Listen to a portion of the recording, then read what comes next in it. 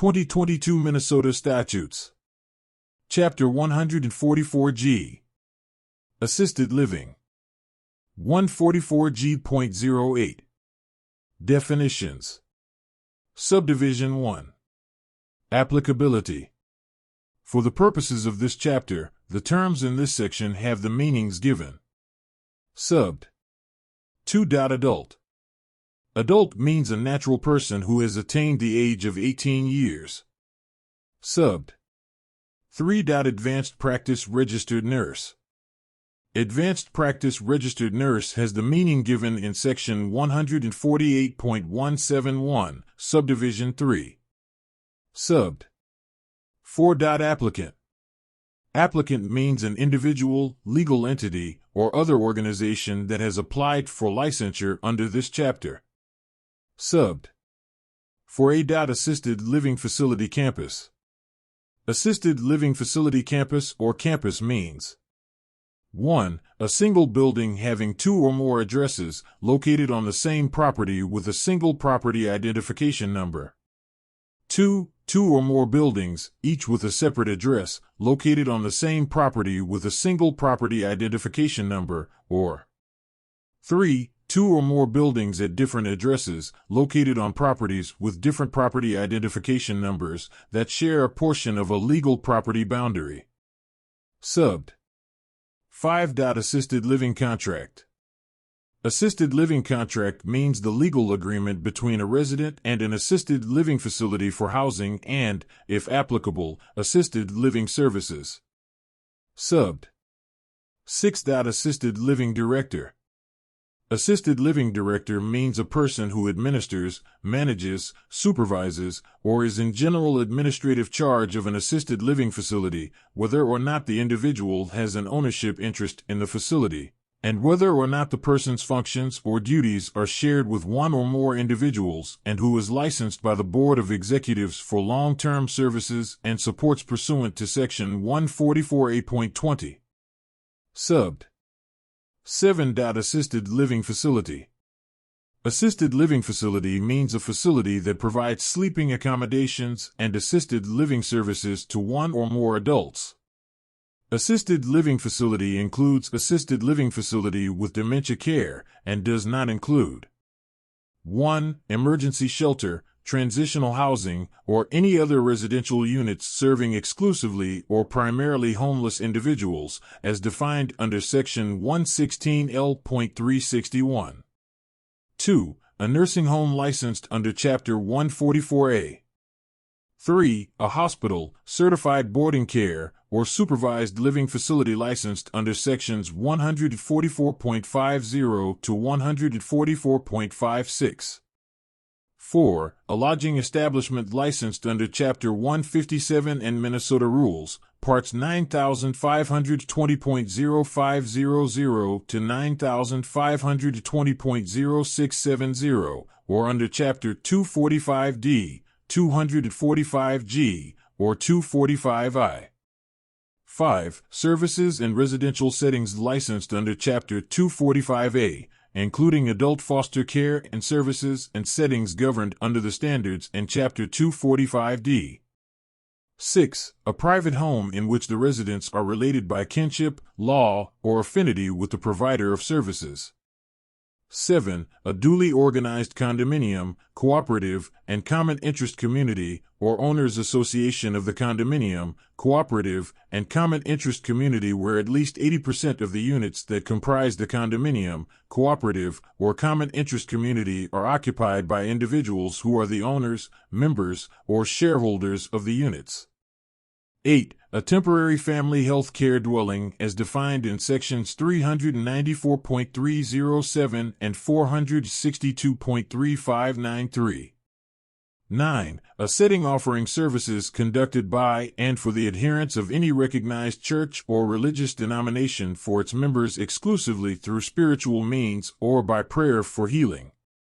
10. Housing financed pursuant to Sections 462A.37 and 462A.375, units financed with low-income housing tax credits pursuant to United States Code, Title 26, Section 42, and units financed by the Minnesota Housing Finance Agency that are intended to serve individuals with disabilities or individuals who are homeless, except for those developments that market or hold themselves out as assisted living facilities and provide assisted living services.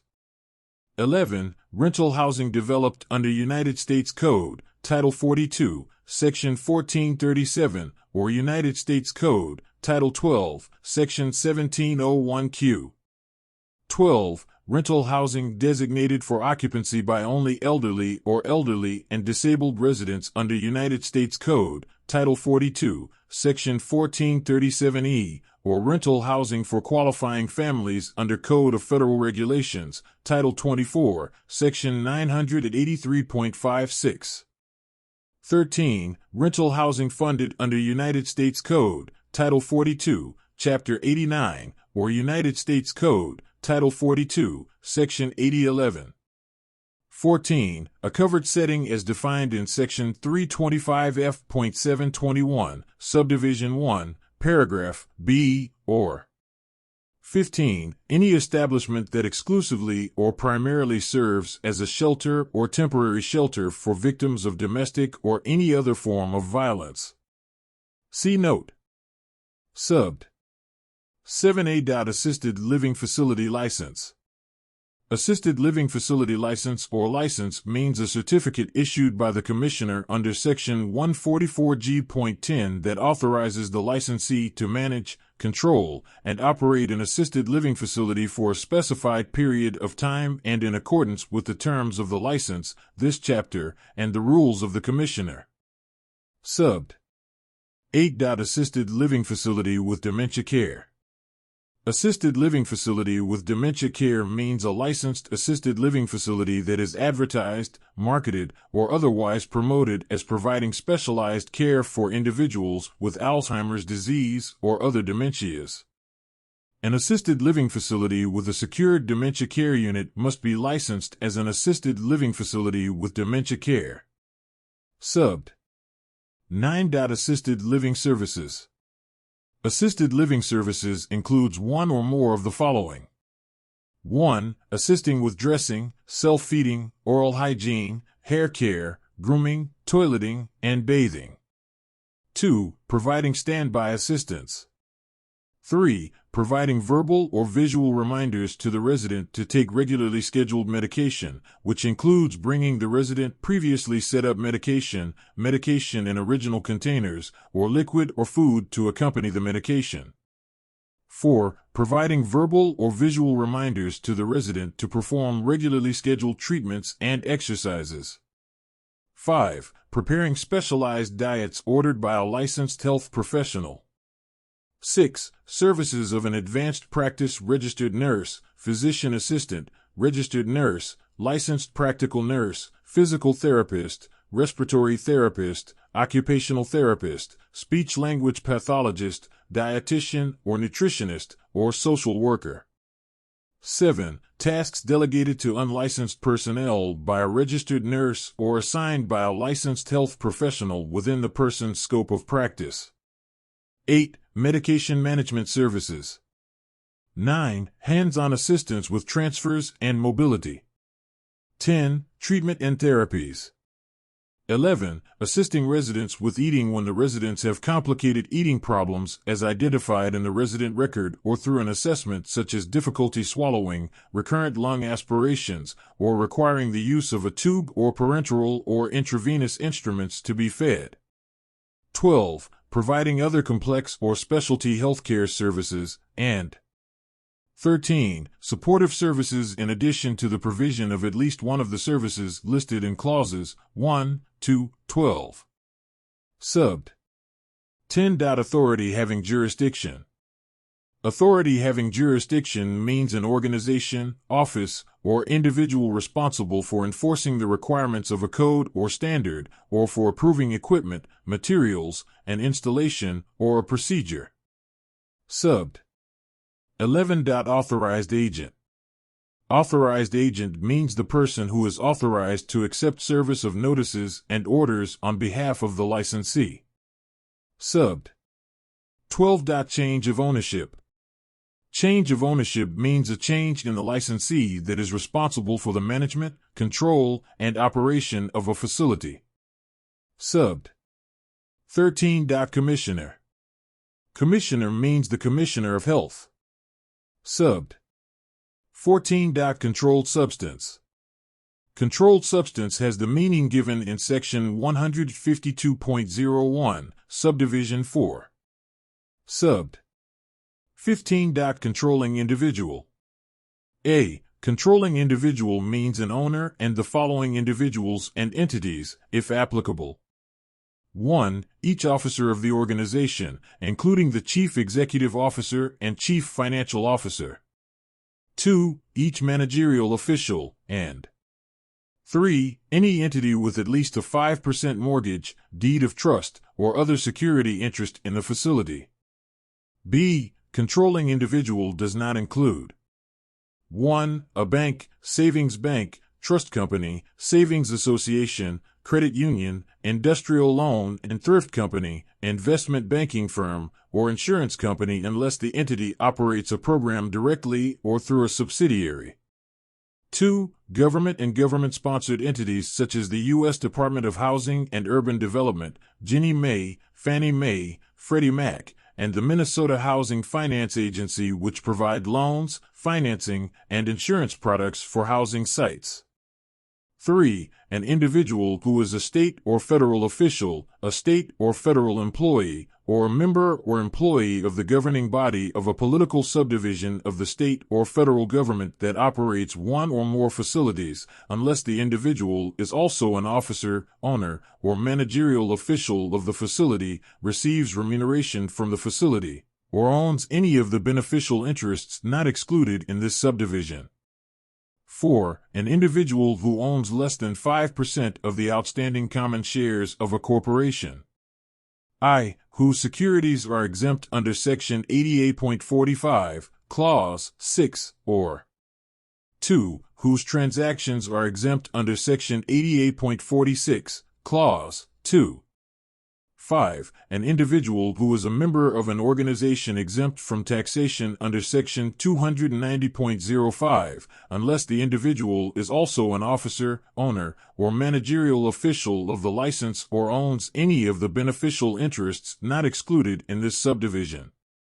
This clause does not exclude from the definition of controlling individual an organization that is exempt from taxation, or 6. An employee stock ownership plan trust, or a participant or board member of an employee stock ownership plan, unless the participant or board member is a controlling individual.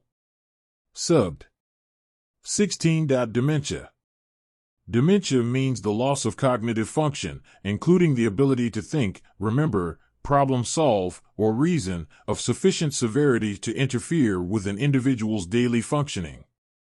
Dementia is caused by different diseases and conditions, including but not limited to Alzheimer's disease, vascular dementia, neurodegenerative conditions, Creutzfeldt-Jakob disease, and Huntington's disease. Subbed.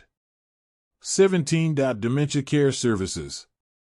Dementia care services means ongoing care for behavioral and psychological symptoms of dementia, including planned group and individual programming and person-centered care practices provided according to Section 144G.84 to support activities of daily living for people living with dementia.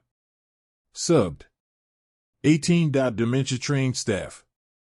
Dementia-trained staff means any employee who has completed the minimum training required under Sections 144G.64 and 144G.83 and has demonstrated knowledge and the ability to support individuals with dementia. Subbed. 19. Designated representative. Designated representative means a person designated under Section 144G.50. Subbed. 20. Dietary supplement. Dietary supplement means a product taken by mouth that contains a dietary ingredient intended to supplement the diet. Dietary ingredients may include vitamins, minerals, herbs or other botanicals, amino acids, and substances such as enzymes, organ tissue, glandulars, or metabolites. Subbed. 21. Dietitian. Dietitian means a person licensed as a dietitian under Section 148.624. Subbed. 22. Direct contact. Direct contact means providing face-to-face care, training, supervision, counseling, consultation, or medication assistance to residents of a facility. Subbed. 23. Direct ownership interest. Direct ownership interest means an individual or legal entity with the possession of at least 5% equity in capital, stock, or profits of the licensee, or who is a member of a limited liability company of the licensee. Subbed. 24. Facility. Facility means an assisted living facility. Subbed. 25. Hands-on assistance. Hands-on assistance means physical help by another person without which the resident is not able to perform the activity. Subbed. 26. I'm OK check services. I'm OK check services means having, maintaining, and documenting a system to, by any means, check on the safety of a resident a minimum of once daily or more frequently according to the assisted living contract. Subbed. 27. Indirect ownership interest. Indirect ownership interest means an individual or legal entity with a direct ownership interest in an entity that has a direct or indirect ownership interest of at least 5% in an entity that is a licensee. Subbed. 28. Legal representative. Legal representative means one of the following in the order of priority listed, to the extent the person may reasonably be identified and located.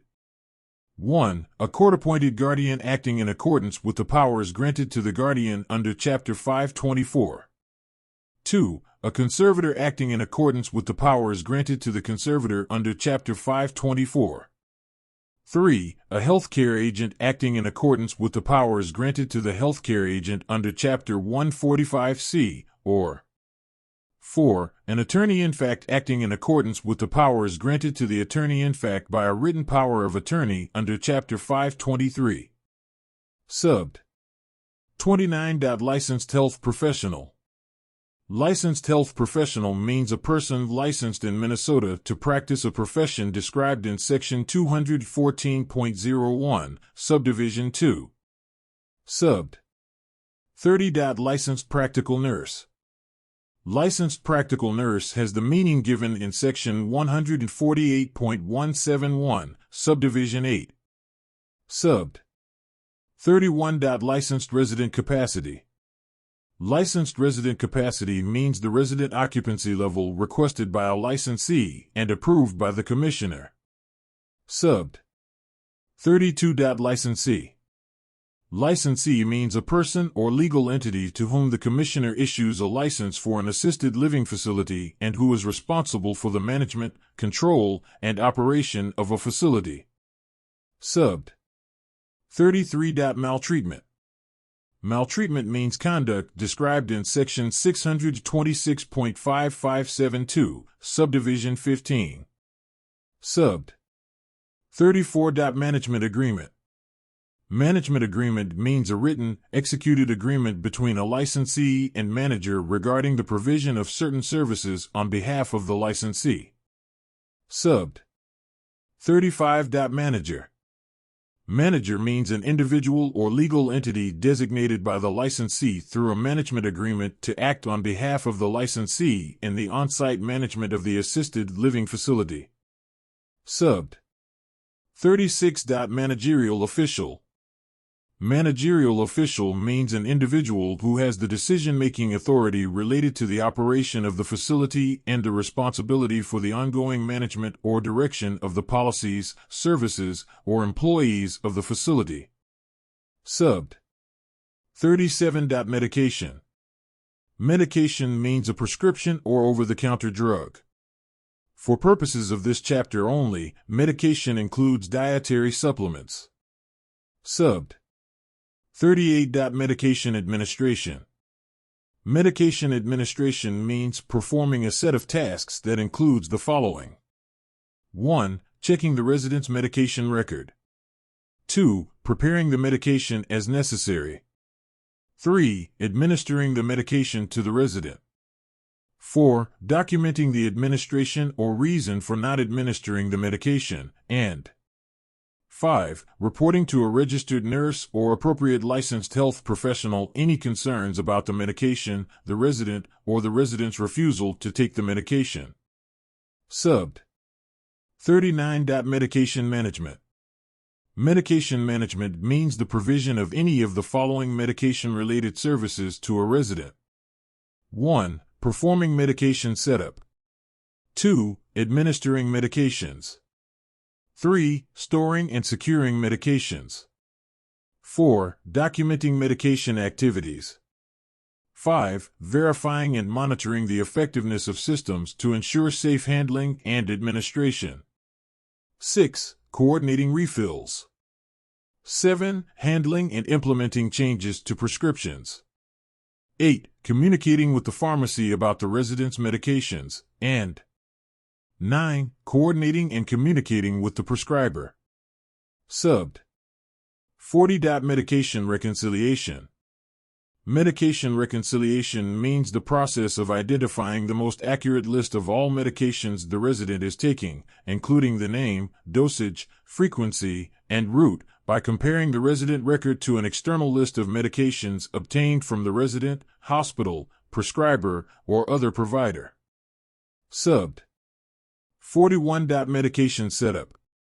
Medication setup means arranging medications by a nurse, pharmacy, or authorized prescriber for later administration by the resident or by facility staff. Subbed. 42. New construction. New construction means a new building, renovation, modification, reconstruction, physical changes altering the use of occupancy, or addition to a building. Subbed. 43. Nurse. Nurse means a person who is licensed under sections 148.171 to 148.285. Subbed. 44. Nutritionist. Nutritionist means a person licensed as a nutritionist under section 148.624. Subbed. 45. Occupational therapist. Occupational therapist means a person who is licensed under sections 148.6401 to 148.6449. Subbed. 46. Ombudsman. Ombudsman means the ombudsman for long-term care. Subbed. 47. Over-the-counter drug. Over-the-counter drug means a drug that is not required by federal law to bear the symbol Rx only. Subbed. 48. Owner.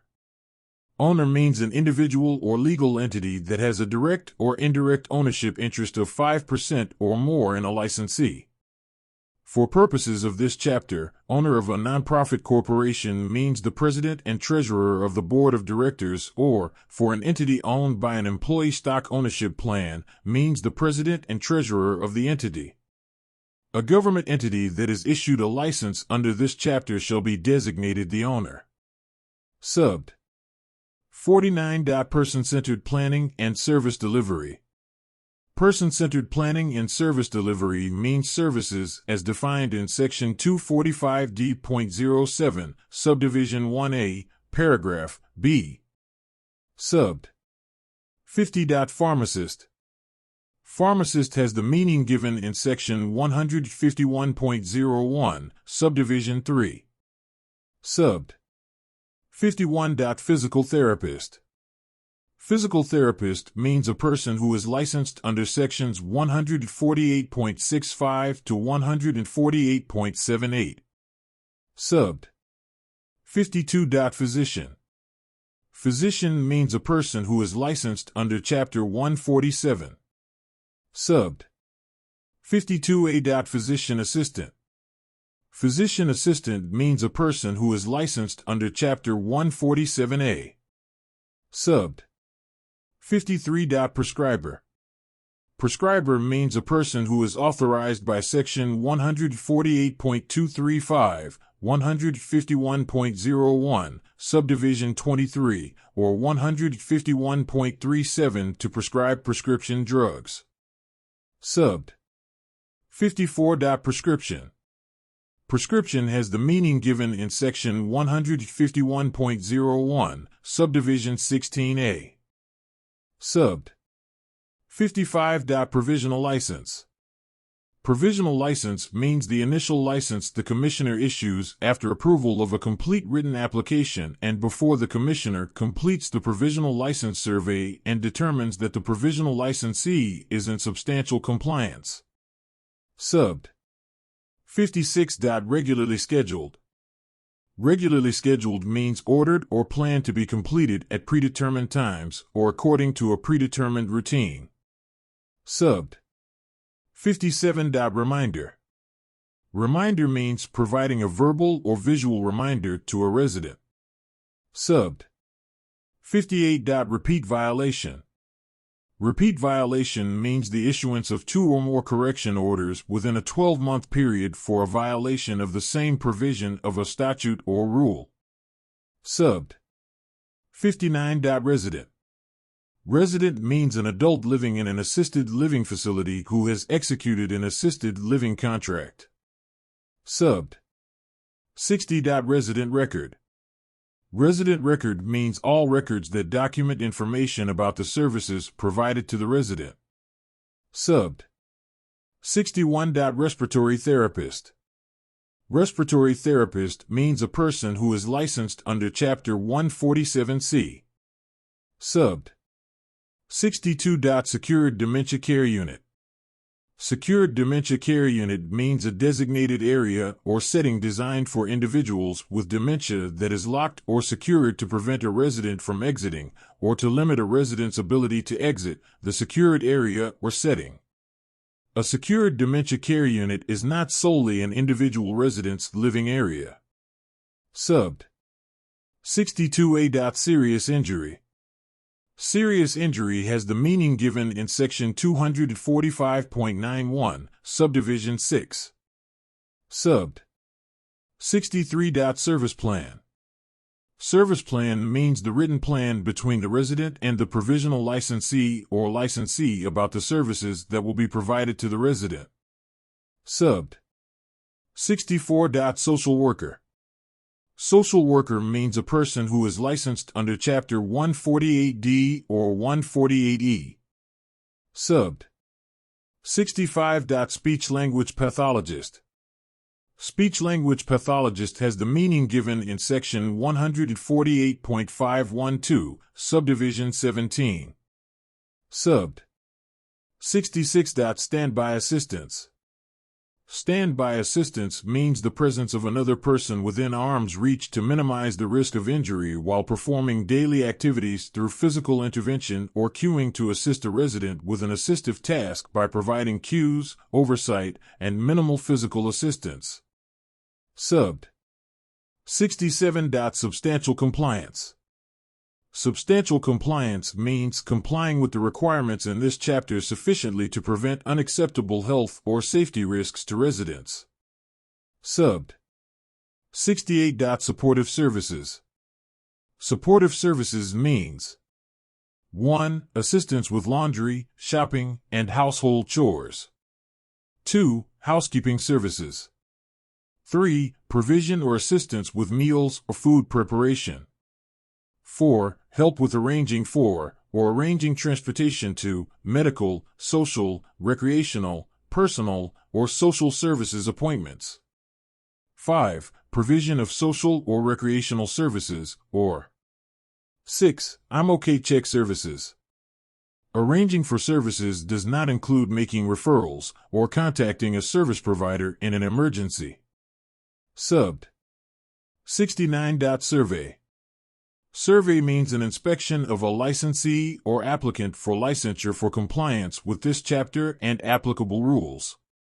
Subbed. 70. Surveyor. Surveyor means a staff person of the department who is authorized to conduct surveys of assisted living facilities. Subbed. 71. Treatment or therapy.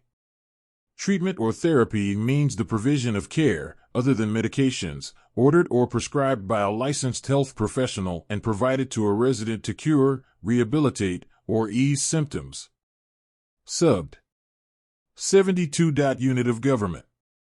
Unit of government means a city, county, town, school district, other political subdivision of the state, or agency of the state or federal government that includes any instrumentality of a unit of government. Subbed. 73. Unlicensed personnel. Unlicensed personnel means individuals not otherwise licensed or certified by a governmental health board or agency who provide services to a resident. Subbed. 74. Verbal. Verbal means oral and not in writing. 144G.09 Commissioner Oversight and Authority over Assisted Living Facilities. Subdivision 1. Regulations. The Commissioner shall regulate assisted living facilities pursuant to this chapter. The regulations shall include the following. 1. Provisions to assure, to the extent possible, the health, safety, well-being, and appropriate treatment of residents while respecting individual autonomy and choice. 2. Requirements that facilities furnish the Commissioner with specified information necessary to implement this chapter. 3. Standards of training of facility personnel. 4. Standards for the provision of assisted living services. 5. Standards for medication management. 6. Standards for supervision of assisted living services. 7. Standards for resident evaluation or assessment. 8. Standards for treatments and therapies. 9. Requirements for the involvement of a resident's healthcare provider, the documentation of the healthcare provider's orders, if required, and the resident's service plan. 10. Standards for the maintenance of accurate, current resident records. 11. The establishment of levels of licenses based on services provided, and 12. Provisions to enforce these regulations and the Assisted Living Bill of Rights. Subbed. 2. Regulatory functions. A. The Commissioner shall 1. License, survey, and monitor without advance notice assisted living facilities in accordance with this chapter and rules. 2. Survey every provisional licensee within 1 year of the provisional license issuance date subject to the provisional licensee providing assisted living services to residents. 3. Survey assisted living facility licensees at least once every 2 years. 4. Investigate complaints of assisted living facilities. 5. Issue correction orders and assess civil penalties under Sections 144G.30 and 144G.31. 6. Take action as authorized in Section 144G.20, and 7. Take other action reasonably required to accomplish the purposes of this chapter. B. The Commissioner shall review blueprints for all new facility construction and must approve the plans before construction may be commenced. C. The Commissioner shall provide on-site review of the construction to ensure that all physical environment standards are met before the facility license is complete. Subbed. 3. Rulemaking authorized. A. The Commissioner shall adopt rules for all assisted living facilities that promote person-centered planning and service delivery and optimal quality of life, and that ensure resident rights are protected, resident choice is allowed, and public health and safety is ensured. B. On July 1, 2019, the Commissioner shall begin rulemaking. C. The Commissioner shall adopt rules that include but are not limited to the following. 1. Staffing appropriate for each licensure category to best protect the health and safety of residents no matter their vulnerability. 2. Training prerequisites and ongoing training, including dementia care training and standards for demonstrating competency. 3. Procedures for discharge planning and ensuring resident appeal rights. 4. Initial assessments, continuing assessments, and a uniform assessment tool. 5. Emergency disaster and preparedness plans. 6. Uniform checklist disclosure of services. 7. A definition of serious injury that results from maltreatment. 8. Conditions and fine amounts for planned closures. 9. Procedures and timelines for the Commissioner regarding termination appeals between facilities and the Office of Administrative Hearings. 10. Establishing base fees and per-resident fees for each category of licensure. 11. Considering the establishment of a maximum amount for any one fee. 12. Procedures for relinquishing an assisted living facility with dementia care license and fine amounts for noncompliance. And 13. Procedures to efficiently transfer existing housing with services registrants and home care licensees to the new assisted living facility licensure structure. D. The Commissioner shall publish the proposed rules by December 31, 2019, and shall publish final rules by December 31, 2020. 144G.10 Assisted Living Facility License. Subdivision 1. License required. A.1. Beginning August 1, 2021, no assisted living facility may operate in Minnesota unless it is licensed under this chapter. 2. No facility or building on a campus may provide assisted living services until obtaining the required license under paragraphs C, 2E. B. The licensee is legally responsible for the management, control, and operation of the facility, regardless of the existence of a management agreement or subcontract. Nothing in this chapter shall in any way affect the rights and remedies available under other law.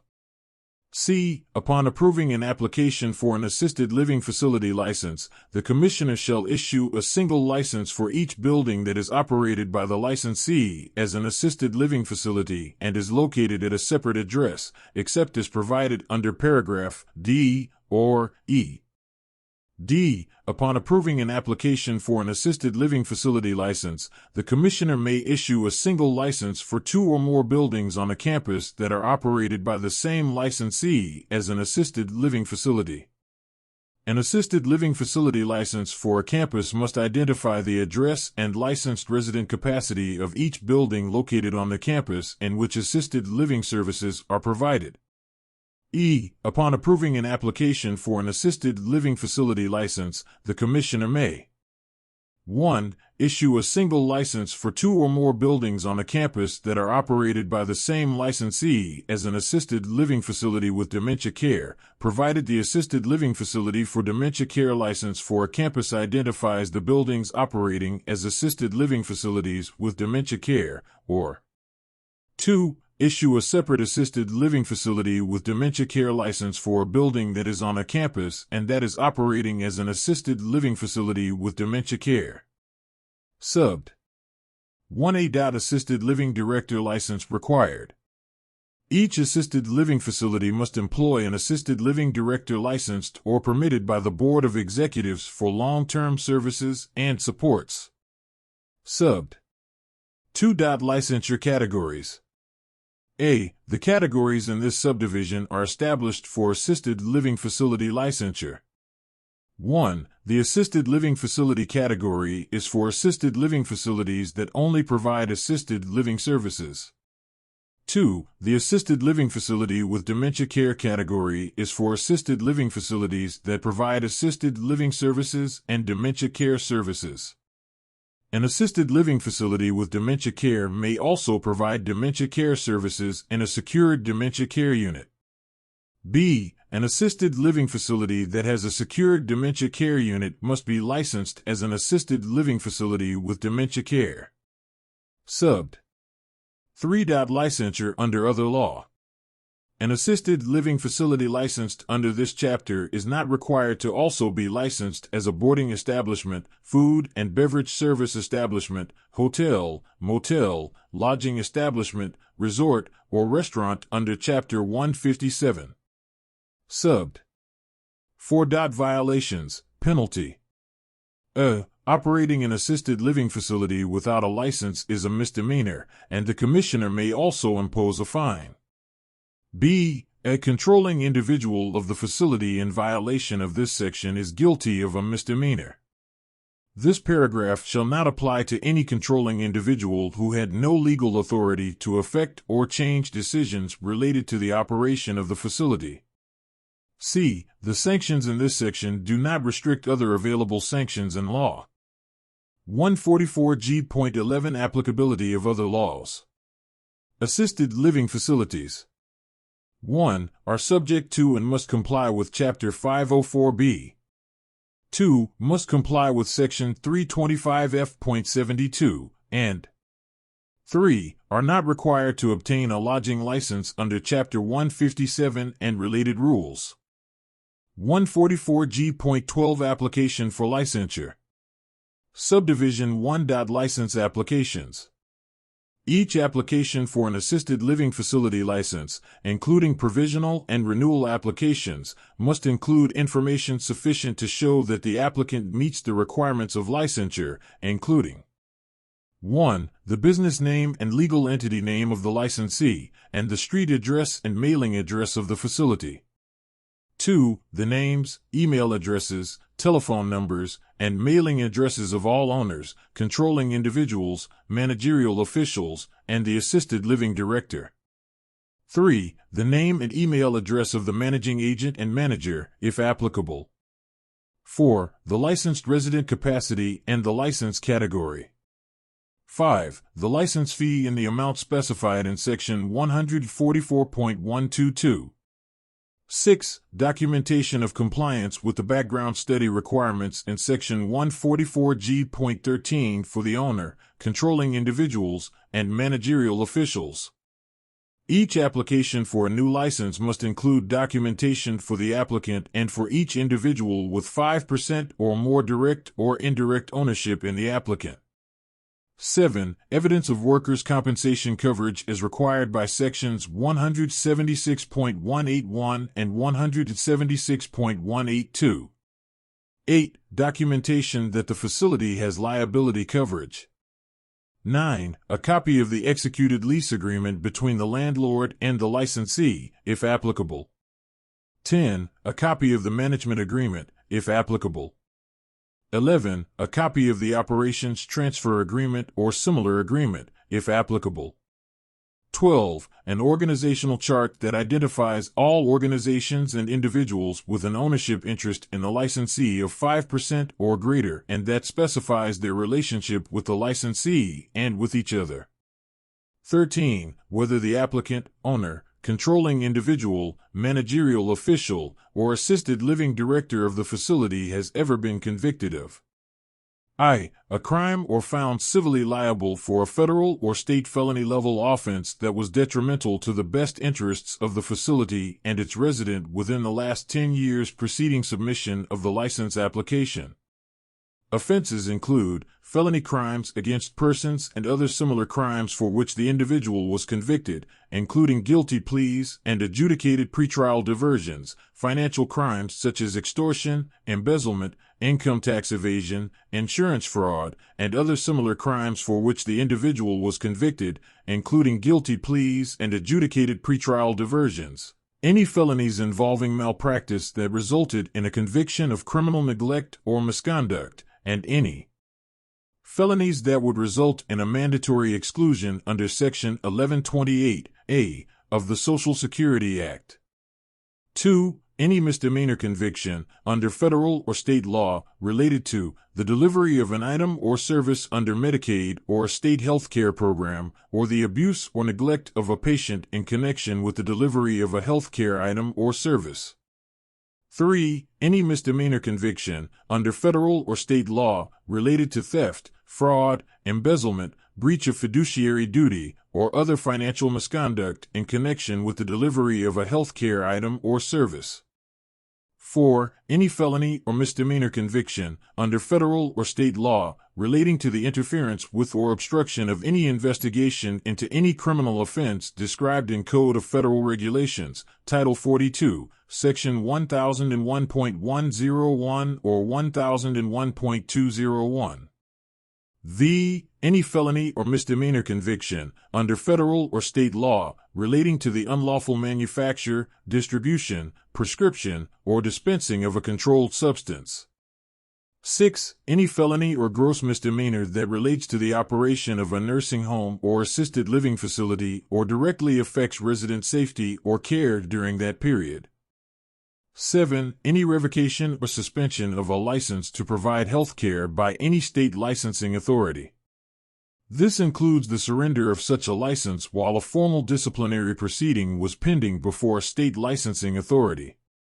8. Any revocation or suspension of accreditation, or 9. Any suspension or exclusion from participation in, or any sanction imposed by, a federal or state health care program, or any debarment from participation in any federal executive branch procurement or non-procurement program.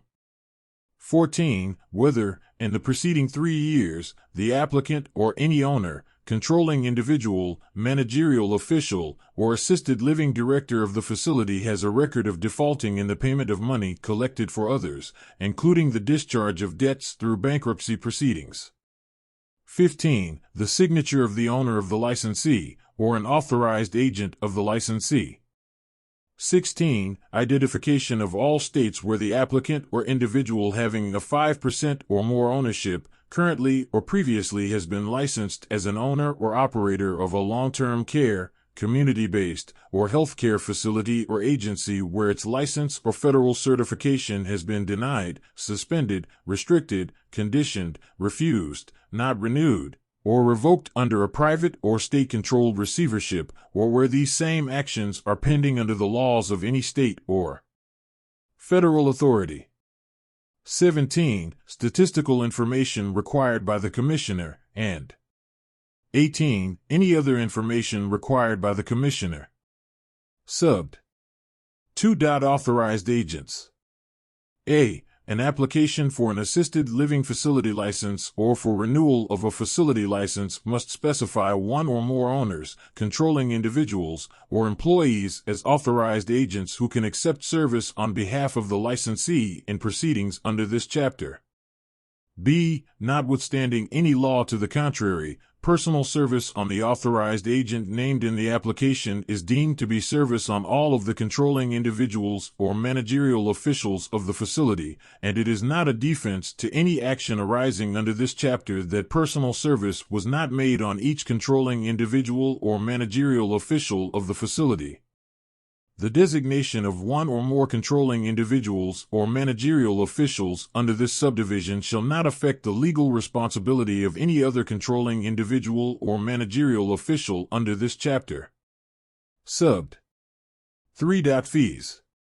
A. An initial applicant, renewal applicant, or applicant filing a change of ownership for assisted living facility licensure must submit the application fee required in Section 144.122 to the Commissioner along with a completed application. B. Fees collected under this section shall be deposited in the State Treasury and credited to the State Government Special Revenue Fund. All fees are non-refundable. Subbed. 4. Fines and penalties. A. The penalty for late submission of the renewal application less than 30 days before the expiration date of the license or after expiration of the license is $200. The penalty for operating a facility after expiration of the license and before a renewal license is issued is $250 each day after expiration of the license until the renewal license issuance date. The facility is still subject to the misdemeanor penalties for operating after license expiration. B. Fines and penalties collected under this subdivision shall be deposited in a dedicated special revenue account. On an annual basis, the balance in the special revenue account shall be appropriated to the Commissioner to implement the recommendations of the Advisory Council established in Section 144A.4799. 144G.13 Background Studies of License Applicants. Subdivision 1. Background studies required. A. Before the Commissioner issues a provisional license, issues a license as a result of an approved change of ownership, or renews a license, a managerial official or a natural person who is an owner with direct ownership interest is required to undergo a background study under Section 144.057. No person may be involved in the management, operation, or control of an assisted living facility if the person has been disqualified under Chapter 245C. For the purposes of this section, managerial officials subject to the background study requirement are individuals who provide direct contact Nothing in this section shall be construed to prohibit the facility from requiring self-disclosure of criminal conviction information. B. The Commissioner shall not issue a license if any controlling individual, including a managerial official, has been unsuccessful in having a background study disqualification set aside under Section 144.057 and Chapter 245C. C. Termination of an employee in good faith reliance on information or records obtained under this section regarding a confirmed conviction does not subject the assisted living facility to civil liability or liability for unemployment benefits. Subbed. 2. Reconsideration. A. If the individual requests reconsideration of a disqualification under Section 144.057 or Chapter 245C and the Commissioner sets aside or rescinds the disqualification, the individual is eligible to be involved in the management, operation, or control of the facility. B. If an individual has a disqualification under Section 245C.15, Subdivision 1, and the disqualification is affirmed, the individual's disqualification is barred from a set-aside, and the individual must not be involved in the management, operation, or control of the facility. Subbed. 3. Data classification. Data collected under this section shall be classified as private data on individuals under Section 13.02, Subdivision 12.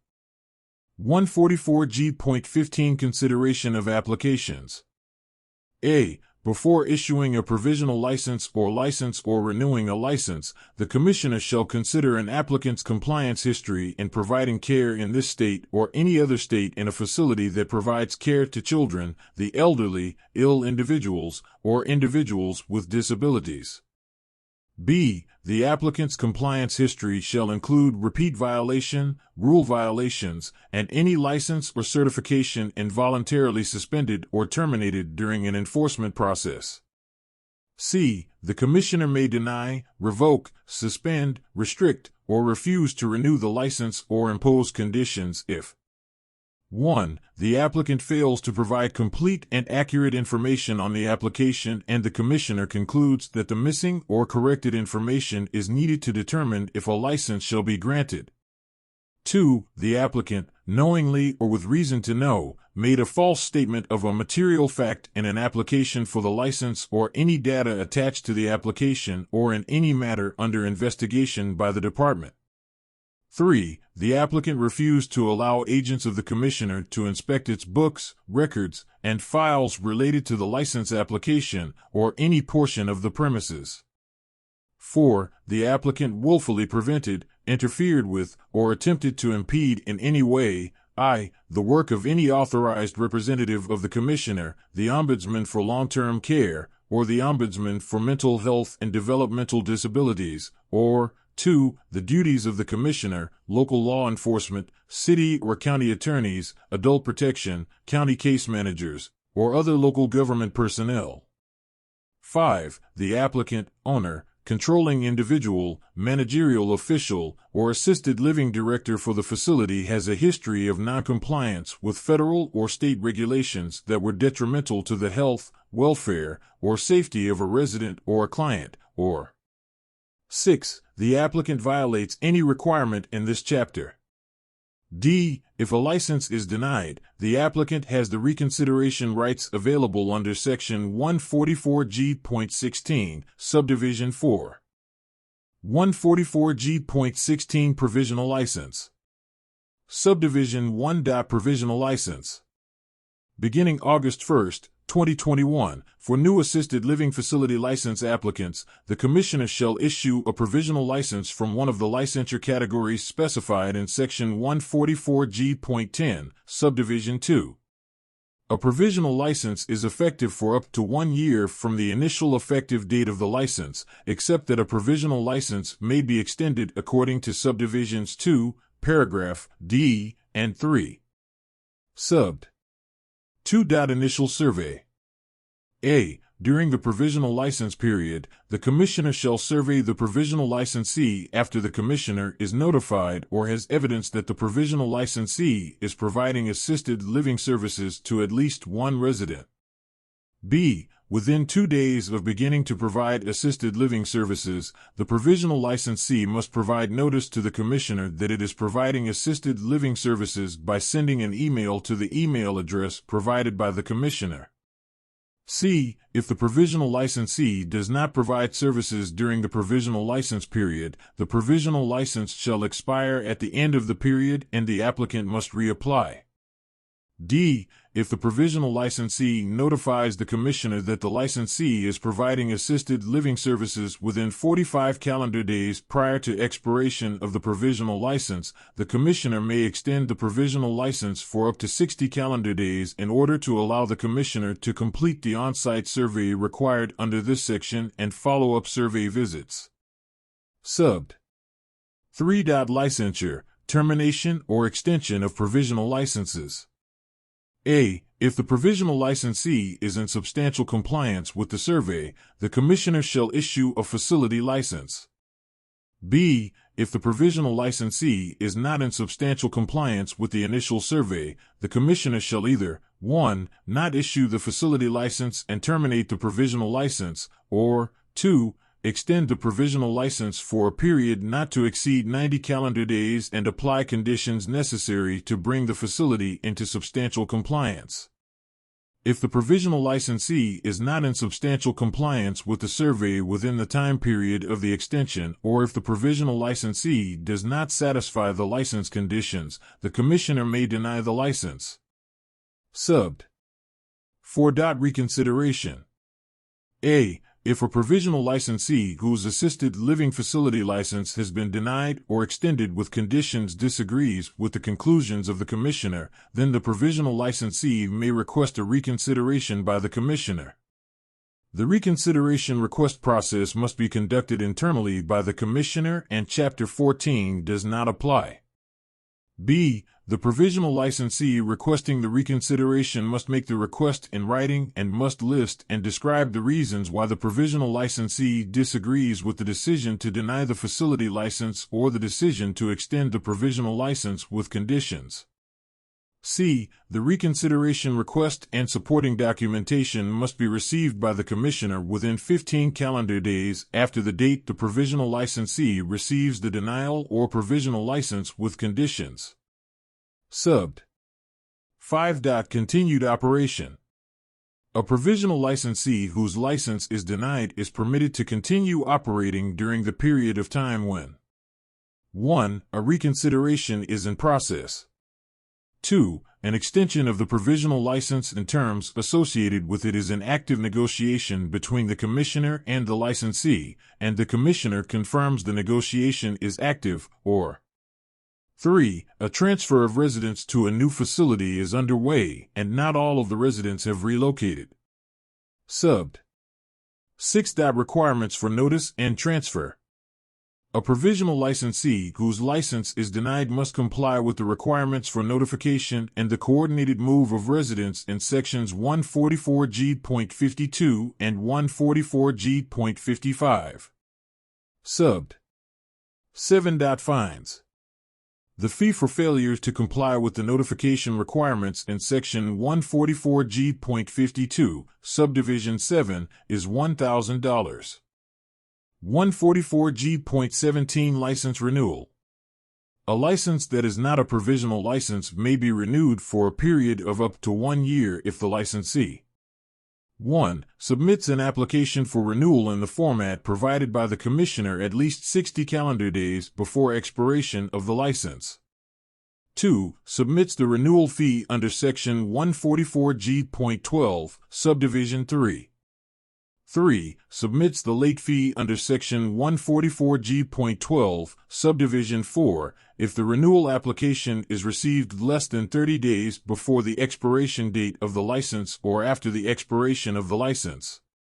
4. Provides information sufficient to show that the applicant meets the requirements of licensure, including items required under Section 144G.12, Subdivision 1.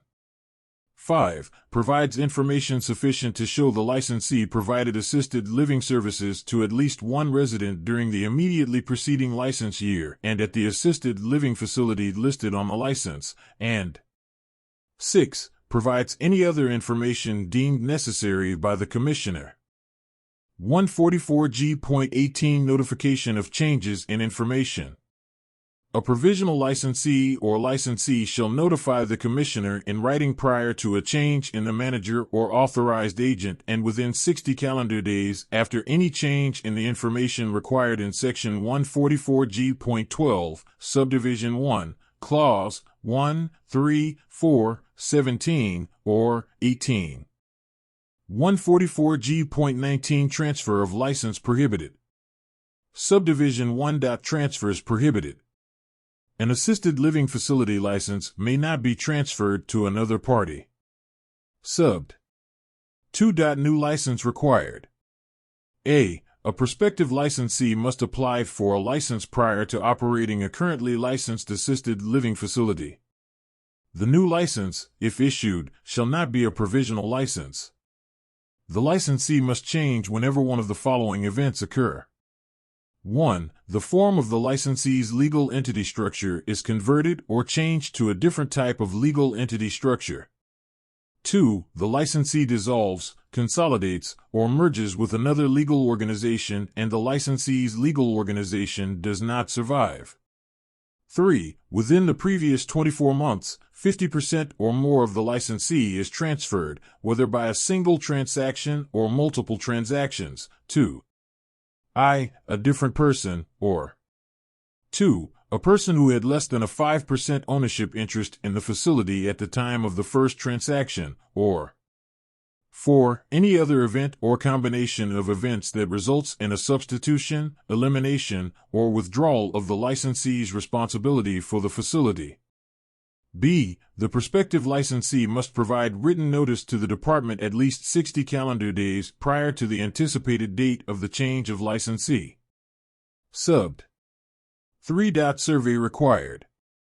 For all new licensees after a change of ownership, the Commissioner shall complete a survey within 6 months after the new license is issued. Subbed. 4. Change of licensee. Notwithstanding any other provision of law, a change of licensee under Subdivision 2 does not require the facility to meet the design requirements of Section 144G.45, Subdivisions 4 to 6, or 144G.81, Subdivision 3. 144G.191 Assisted Living Facility Licensing Implementation, Transition Period for Current Providers. Subdivision 1. Application Limits. A. Beginning June 1, 2021, no initial housing with services establishment registration applications shall be accepted under Chapter 144D. B. Beginning June 1, 2021, no temporary comprehensive home care provider license applications shall be accepted for providers that do not intend to provide home care services under Sections 144A.43 to 144A.484 on or after August 1, 2021. Subbed. 2. New construction, building permit. A. All prospective assisted living facility license applicants seeking a license and having new construction who have submitted a complete building permit application to the appropriate building code jurisdiction on or before July 31, 2021, may meet construction requirements in effect when the building permit application was submitted. B. All prospective assisted living facility license applicants seeking a license for new construction who submit a complete building permit application to the appropriate building code jurisdiction on or after August 1, 2021, must meet the requirements of Section 144G.45. C. For the purposes of paragraph A, in areas of jurisdiction where there is no building code authority, a complete application for an electrical or plumbing permit is acceptable in lieu of the building permit application. D. For the purposes of paragraph A, in jurisdictions where building plan review applications are separated from building permit applications, a submitted complete application for plan review is acceptable in lieu of the building permit application. Subbed. 3. Current comprehensive home care providers, provision of assisted living services. A. Comprehensive home care providers that do not intend to provide home care services under Chapter 144A on or after August 1, 2021, shall be issued a comprehensive home care license for a prorated license period upon renewal, effective for license renewals beginning on or after September 1, 2020. The prorated license period shall be effective from the provider's current comprehensive home care license renewal date through July 31, 2021. B. Comprehensive home care providers with prorated license periods shall pay a prorated fee based on the number of months the comprehensive home care license is in effect. C. A comprehensive home care provider using the prorated license period in paragraph A, or who otherwise does not intend to provide home care services under Chapter 144A on or after August 1, 2021, must notify the recipients of changes to their home care services in writing at least 60 days before the expiration of the provider's comprehensive home care license, or no later than May 31, 2021, whichever is earlier. The notice must 1. State that the provider will no longer be providing home care services under Chapter 144A. 2. Include the date when the provider will no longer be providing these services. 3. Include the name, email address, and phone number of the individual associated with the comprehensive home care provider that the recipient of home care services may contact to discuss the notice. 4. Include the contact information consisting of the phone number, email address, mailing address, and website for the Office of Ombudsman for Long-Term Care and the Office of Ombudsman for Mental Health and Developmental Disabilities, and 5. For recipients of home care services who receive home and community-based waiver services under Section 256B.49 and Chapter 256S, also be provided to the resident's case manager at the same time that it is provided to the resident. D. A comprehensive home care provider that obtains an assisted living facility license but does so under a different business name as a result of reincorporation and continues to provide services to the recipient is not subject to the 60-day notice required under paragraph C. However, the provider must otherwise provide notice to the recipient as required under Sections 144A.44, 144A.441, and 144A.442, as applicable, and Section 144A.4791. Subbed. For housing with services establishment registration, conversion to an assisted living facility license. A. Housing with services establishments registered under Chapter 144D, providing home care services according to Chapter 144A to at least one resident, and intending to provide assisted living services on or after August 1, 2021, must submit an application for an assisted living facility license in accordance with Section 144G.12 no later than June 1, 2021. The Commissioner shall consider the application in accordance with Section 144G.15. B. Notwithstanding the housing with services contract requirements identified in Section 144D.04, any existing housing with services establishment registered under Chapter 144D that does not intend to convert its registration to an assisted living facility license under this chapter must provide written notice to its residents at least 60 days before the expiration of its registration, or no later than May 31, 2021, whichever is earlier. The notice must 1. State that the housing with services establishment does not intend to convert to an assisted living facility. 2. Include the date when the housing with services establishment will no longer provide housing with services. 3. Include the name, email address, and phone number of the individual associated with the housing with services establishment that the recipient of home care services may contact to discuss the notice. 4. Include the contact information consisting of the phone number, email address, mailing address, and website for the Office of Ombudsman for Long-Term Care and the Office of Ombudsman for Mental Health and Developmental Disabilities, and 5. For residents who receive home and community-based waiver services under Section 256B.49 and Chapter 256S, also be provided to the resident's case manager at the same time that it is provided to the resident. C. A housing with services registrant that obtains an assisted living facility license, but does so under a different business name as a result of reincorporation, and continues to provide services to the recipient, is not subject to the 60-day notice required under paragraph B.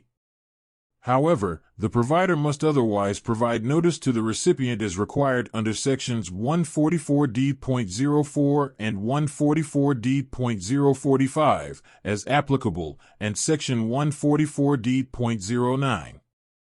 D. All registered housing with services establishments providing assisted living under sections 144G.01 to 144G.07 prior to August 1, 2021, must have an assisted living facility license under this chapter.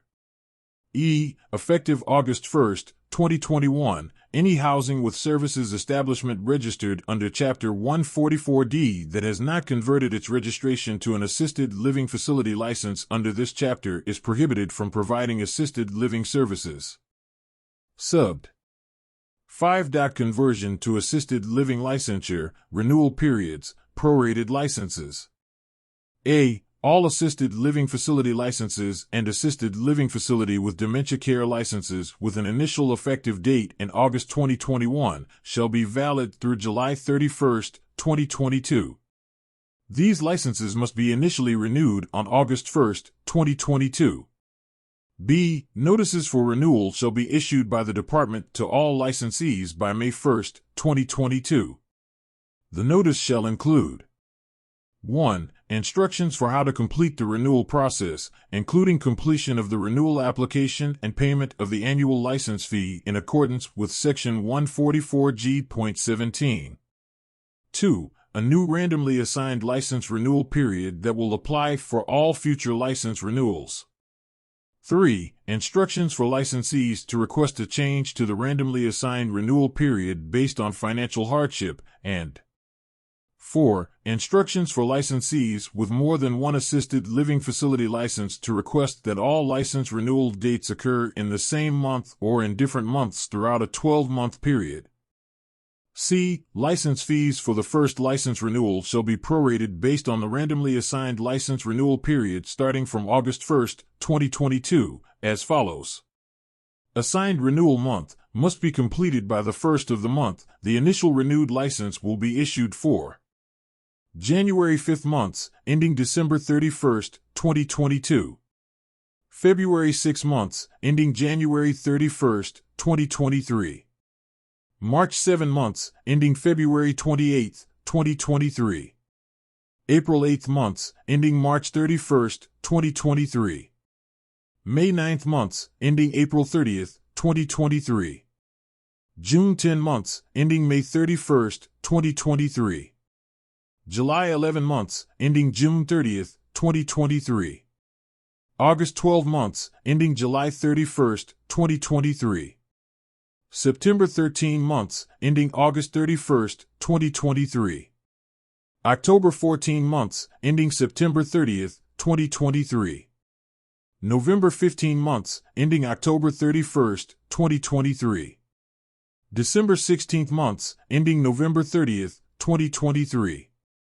D. All prorated license fees shall be established by the Commissioner based on the licensee's annual fee in the fee schedule in Section 144.122, paragraph D. E. The amount of the annual fee shall be divided by 12 to establish the monthly equivalent of that fee, and that amount shall be multiplied by the number of months in the assigned prorated renewal period. This amount must be paid by the date in the renewal instructions to the licensee in order to renew the license. 144G.20 Enforcement. Subdivision 1. Conditions. A. The Commissioner may refuse to grant a provisional license, refuse to grant a license as a result of a change in ownership, refuse to renew a license, suspend or revoke a license, or impose a conditional license if the owner, controlling individual, or employee of an assisted living facility 1. Is in violation of, or during the term of the license has violated, any of the requirements in this chapter or adopted rules. 2. Permits, aids, or abets the commission of any illegal act in the provision of assisted living services. 3. Performs any act detrimental to the health, safety, and welfare of a resident. 4. Obtains the license by fraud or misrepresentation. 5. Knowingly makes a false statement of a material fact in the application for a license or in any other record or report required by this chapter. 6. Denies representatives of the department access to any part of the facility's books, records, files, or employees. 7. Interferes with or impedes a representative of the department in contacting the facility's residents. 8. Interferes with or impedes ombudsman access according to Section 256.9742, Subdivision 4, or interferes with or impedes access by the Office of Ombudsman for Mental Health and Developmental Disabilities according to Section 245.94, Subdivision 1. 9. Interferes with or impedes a representative of the department in the enforcement of this chapter or fails to fully cooperate with an inspection, survey, or investigation by the department. 10. Destroys or makes unavailable any records or other evidence relating to the assisted living facility's compliance with this chapter. 11. Refuses to initiate a background study under Section 144.057 or 245.8.04. 12. Fails to timely pay any fines assessed by the Commissioner. 13. Violates any local, city, or township ordinance relating to housing or assisted living services. 14. Has repeated incidents of personnel performing services beyond their competency level, or 15. Has operated beyond the scope of the assisted living facility's license category. B. A violation by a contractor providing the assisted living services of the facility is a violation by the facility. Subbed. 2. Terms to suspension or conditional license. A. A suspension or conditional license designation may include terms that must be completed or met before a suspension or conditional license designation is lifted. A conditional license designation may include restrictions or conditions that are imposed on the assisted living facility. Terms for a suspension or conditional license may include one or more of the following, and the scope of each will be determined by the Commissioner. 1. Requiring a consultant to review, evaluate, and make recommended changes to the facility's practices and submit reports to the Commissioner at the cost of the facility. 2. Requiring supervision of the facility or staff practices at the cost of the facility by an unrelated person who has sufficient knowledge and qualifications to oversee the practices and who will submit reports to the Commissioner. 3. Requiring the facility or employees to obtain training at the cost of the facility. 4. Requiring the facility to submit reports to the Commissioner. 5. Prohibiting the facility from admitting any new residents for a specified period of time, or 6. Any other action reasonably required to accomplish the purpose of this subdivision and Subdivision 1. B. A facility subject to this subdivision may continue operating during the period of time residents are being transferred to another service provider. Subbed. 3. Immediate temporary suspension. A. In addition to any other remedies provided by law, the Commissioner may, without a prior contested case hearing, immediately temporarily suspend a license or prohibit delivery of housing or services by a facility for not more than 90 calendar days or issue a conditional license if the Commissioner determines that there are 1. Level 4 violations, or 2. Violations that pose an imminent risk of harm to the health or safety of residents. B. For purposes of this subdivision, Level 4 has the meaning given in Section 144G.31. C. A notice stating the reasons for the immediate temporary suspension or conditional license and informing the licensee of the right to an expedited hearing under Subdivision 17 must be delivered by personal service to the address shown on the application or the last known address of the licensee. The licensee may appeal an order immediately temporarily suspending a license or issuing a conditional license. The appeal must be made in writing by certified mail or personal service. If mailed, the appeal must be postmarked and sent to the Commissioner within 5 calendar days after the licensee receives notice. If an appeal is made by personal service, it must be received by the Commissioner within 5 calendar days after the licensee received the order. D. A licensee whose license is immediately temporarily suspended must comply with the requirements for notification and transfer of residence in Subdivision 15. The requirements in Subdivision 9 remain if an appeal is requested. Subbed. 4. Mandatory revocation.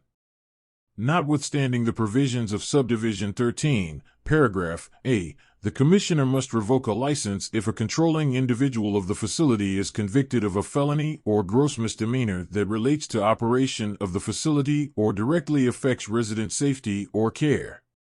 The Commissioner shall notify the facility and the Office of Ombudsman for Long-Term Care and the Office of Ombudsman for Mental Health and Developmental Disabilities 30 calendar days in advance of the date of revocation. Subbed. 5. Owners and managerial officials, refusal to grant license. A. The owners and managerial officials of a facility whose Minnesota license has not been renewed or whose license in this state or any other state has been revoked because of noncompliance with applicable laws or rules shall not be eligible to apply for nor will be granted an assisted living facility license under this chapter or a home care provider license under Chapter 144A, or be given status as an enrolled personal care assistance provider agency or personal care assistant by the Department of Human Services under Section 256B.0659 for 5 years following the effective date of the non-renewal or revocation. If the owners or managerial officials already have enrollment status, the Department of Human Services shall terminate that enrollment. B. The Commissioner shall not issue a license to a facility for 5 years following the effective date of license non-renewal or revocation if the owners or managerial officials, including any individual who was an owner or managerial official of another licensed provider, had a license in this state or any other state that was not renewed or was revoked as described in Paragraph A. C. Notwithstanding Subdivision 1, the Commissioner shall not renew, or shall suspend or revoke, the license of a facility that includes any individual as an owner or managerial official who was an owner or managerial official of a facility whose license in this state or any other state was not renewed or was revoked as described in Paragraph A, for 5 years following the effective date of the non-renewal or revocation. D. The Commissioner shall notify the facility 30 calendar days in advance of the date of non-renewal, suspension, or revocation of the license. Subbed. 6. Requesting a stay of adverse actions required by owners and managerial officials restrictions. Within 10 business days after the receipt of the notification, the facility may request, in writing, that the Commissioner stay the non-renewal, revocation, or suspension of the license. The facility shall specify the reasons for requesting the stay, the steps that will be taken to attain or maintain compliance with the licensure laws and regulations, any limits on the authority or responsibility of the owners or managerial officials whose actions resulted in the notice of non-renewal, revocation, or suspension, and any other information to establish that the continuing affiliation with these individuals will not jeopardize resident health, safety, or well-being. Subbed. 7. Granting a stay of adverse actions required by owners and managerial officials restrictions. The Commissioner shall determine whether the stay will be granted within 30 calendar days of receiving the facility's request. The Commissioner may propose additional restrictions or limitations on the facility's license and require that granting the stay be contingent upon compliance with those provisions. The Commissioner shall take into consideration the following factors when determining whether the stay should be granted. 1. The threat that continued involvement of the owners and managerial officials with the facility poses to resident health, safety, and well-being. 2. The compliance history of the facility, and 3. The appropriateness of any limits suggested by the facility. If the Commissioner grants the stay, the order shall include any restrictions or limitation on the provider's license. The failure of the facility to comply with any restrictions or limitations shall result in the immediate removal of the stay, and the Commissioner shall take immediate action to suspend, revoke, or not renew the license. Subbed. 8. Controlling individual restrictions. A. The Commissioner has discretion to bar any controlling individual of a facility if the person was a controlling individual of any other nursing home, home care provider licensed under Chapter 144A, or given status as an enrolled personal care assistance provider agency or personal care assistant by the Department of Human Services under Section 256B.0659, or assisted living facility in the previous 2-year period, and 1. During that period of time the nursing home, home care provider licensed under Chapter 144A, or given status as an enrolled personal care assistance provider agency or personal care assistant by the Department of Human Services under Section 256B.0659, or assisted living facility incurred the following number of uncorrected or repeated violations. I. 2 or more repeated violations that created an imminent risk to direct resident care or safety, or 2. 4 or more uncorrected violations that created an imminent risk to direct resident care or safety, or 2. During that period of time, was convicted of a felony or gross misdemeanor that related to the operation of the nursing home, home care provider licensed under Chapter 144A, or given status as an enrolled personal care assistance provider agency or personal care assistant by the Department of Human Services under Section 256B.0659, or assisted living facility, or directly affected resident safety or care. B. When the Commissioner bars a controlling individual under this subdivision, the controlling individual may appeal the Commissioner's decision under Chapter 14. Subbed. 9. Exception to controlling individual restrictions. Subdivision 8 does not apply to any controlling individual of the facility who had no legal authority to affect or change decisions related to the operation of the nursing home, assisted living facility, or home care that incurred the uncorrected or repeated violations. Subbed. 10. Stay of adverse action required by controlling individual restrictions. A. In lieu of revoking, suspending, or refusing to renew the license of a facility where a controlling individual was disqualified by Subdivision 8, Paragraph A, Clause 1, the Commissioner may issue an order staying the revocation, suspension, or non-renewal of the facility's license. The order may but need not be contingent upon the facility's compliance with restrictions and conditions imposed on the license to ensure the proper operation of the facility and to protect the health, safety, comfort, treatment, and well-being of the residents in the facility. The decision to issue an order for a stay must be made within 90 calendar days of the Commissioner's determination that a controlling individual of the facility is disqualified by Subdivision 8, Paragraph A, Clause 1, from operating a facility. B. In determining whether to issue a stay and to impose conditions and restrictions, the Commissioner must consider the following factors. 1. The ability of the controlling individual to operate other facilities in accordance with the licensure rules and laws. 2. The conditions in the nursing home or assisted living facility that received the number and type of uncorrected or repeated violations described in Subdivision 8, Paragraph A, Clause 1, and 3. The conditions and compliance history of each of the nursing homes and assisted living facilities owned or operated by the controlling individual. C. The Commissioner's decision to exercise the authority under this subdivision in lieu of revoking, suspending, or refusing to renew the license of the facility is not subject to administrative or judicial review. D. The order for the stay of revocation, suspension, or non-renewal of the facility license must include any conditions and restrictions on the license that the Commissioner deems necessary based on the factors listed in Paragraph B. E. Prior to issuing an order for stay of revocation, suspension, or non-renewal, the Commissioner shall inform the licensee and the controlling individual in writing of any conditions and restrictions that will be imposed. The controlling individual shall, within 10 working days, notify the Commissioner in writing of a decision to accept or reject the conditions and restrictions. If any of the conditions or restrictions are rejected, the Commissioner must either modify the conditions and restrictions or take action to suspend, revoke, or not renew the facility's license.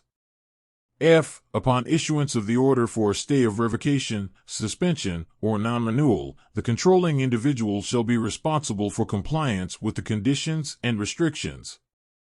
Any time after the conditions and restrictions have been in place for 180 days, the controlling individual may petition the Commissioner for removal or modification of the conditions and restrictions.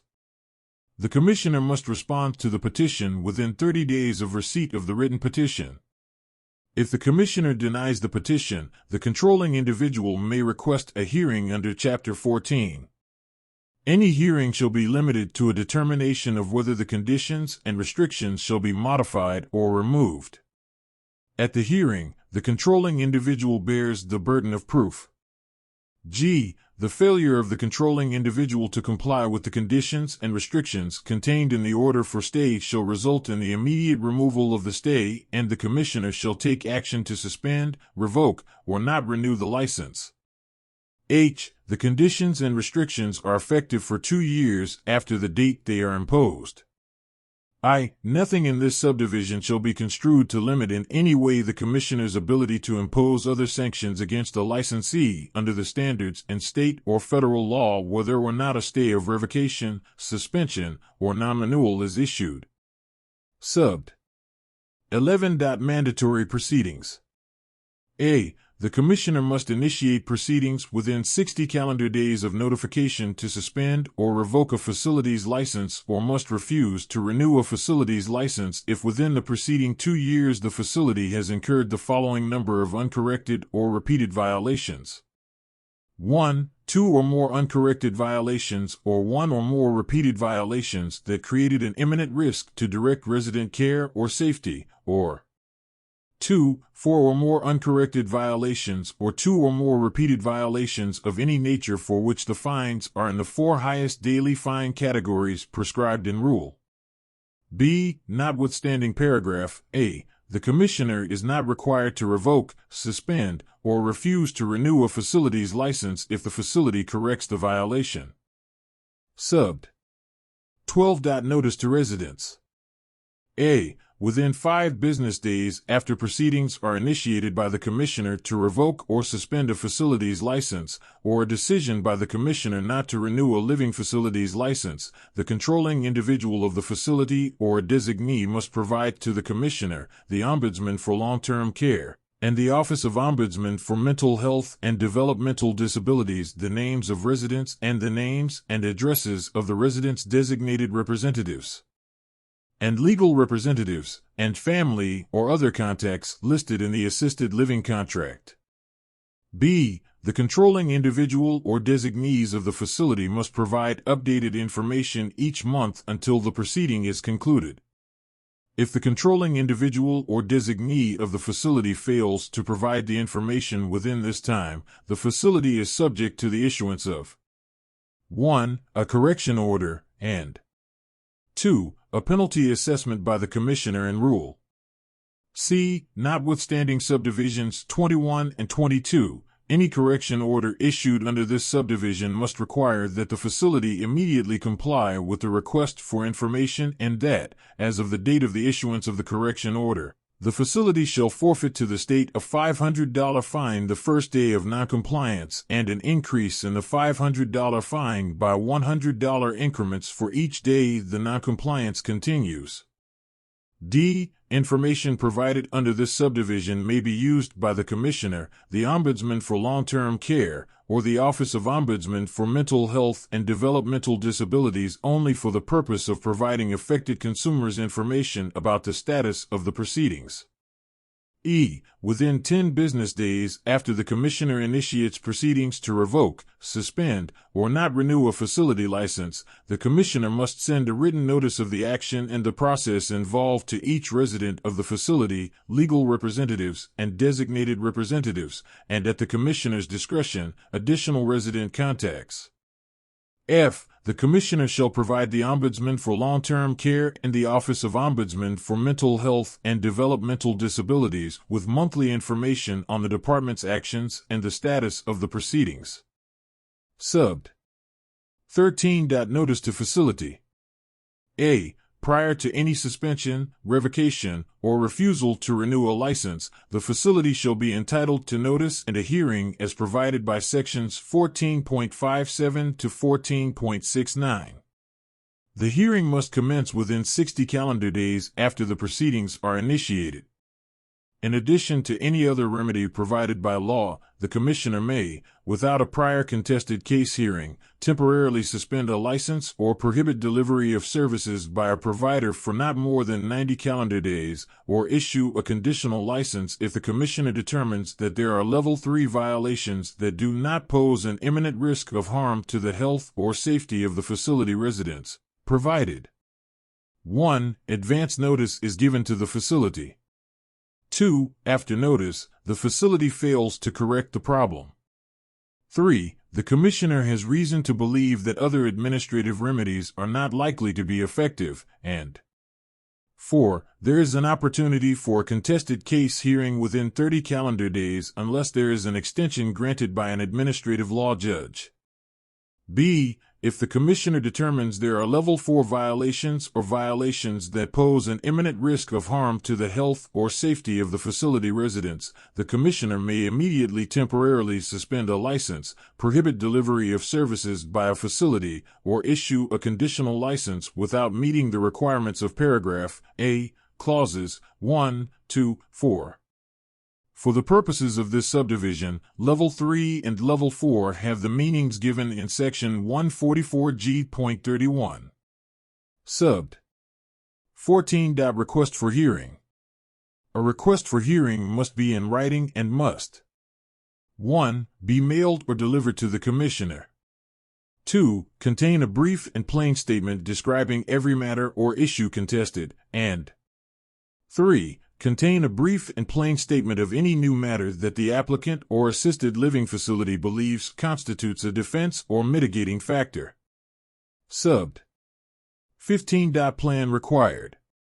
A. The process of suspending, revoking, or refusing to renew a license must include a plan for transferring affected residents' cares to other providers by the facility. The Commissioner shall monitor the transfer plan. Within 3 calendar days of being notified of the final revocation, refusal to renew, or suspension, the licensee shall provide the Commissioner, the lead agencies as defined in Section 256B.0911, County Adult Protection and Case Managers, the Ombudsman for Long-Term Care, and the Office of Ombudsman for Mental Health and Developmental Disabilities with the following information. 1. A list of all residents, including full names and all contact information on file.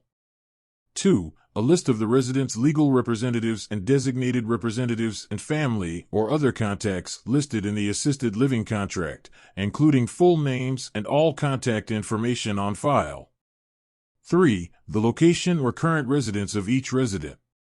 4. The payer sources for each resident, including payer source identification numbers, and 5. For each resident, a copy of the resident's service plan and a list of the types of services being provided.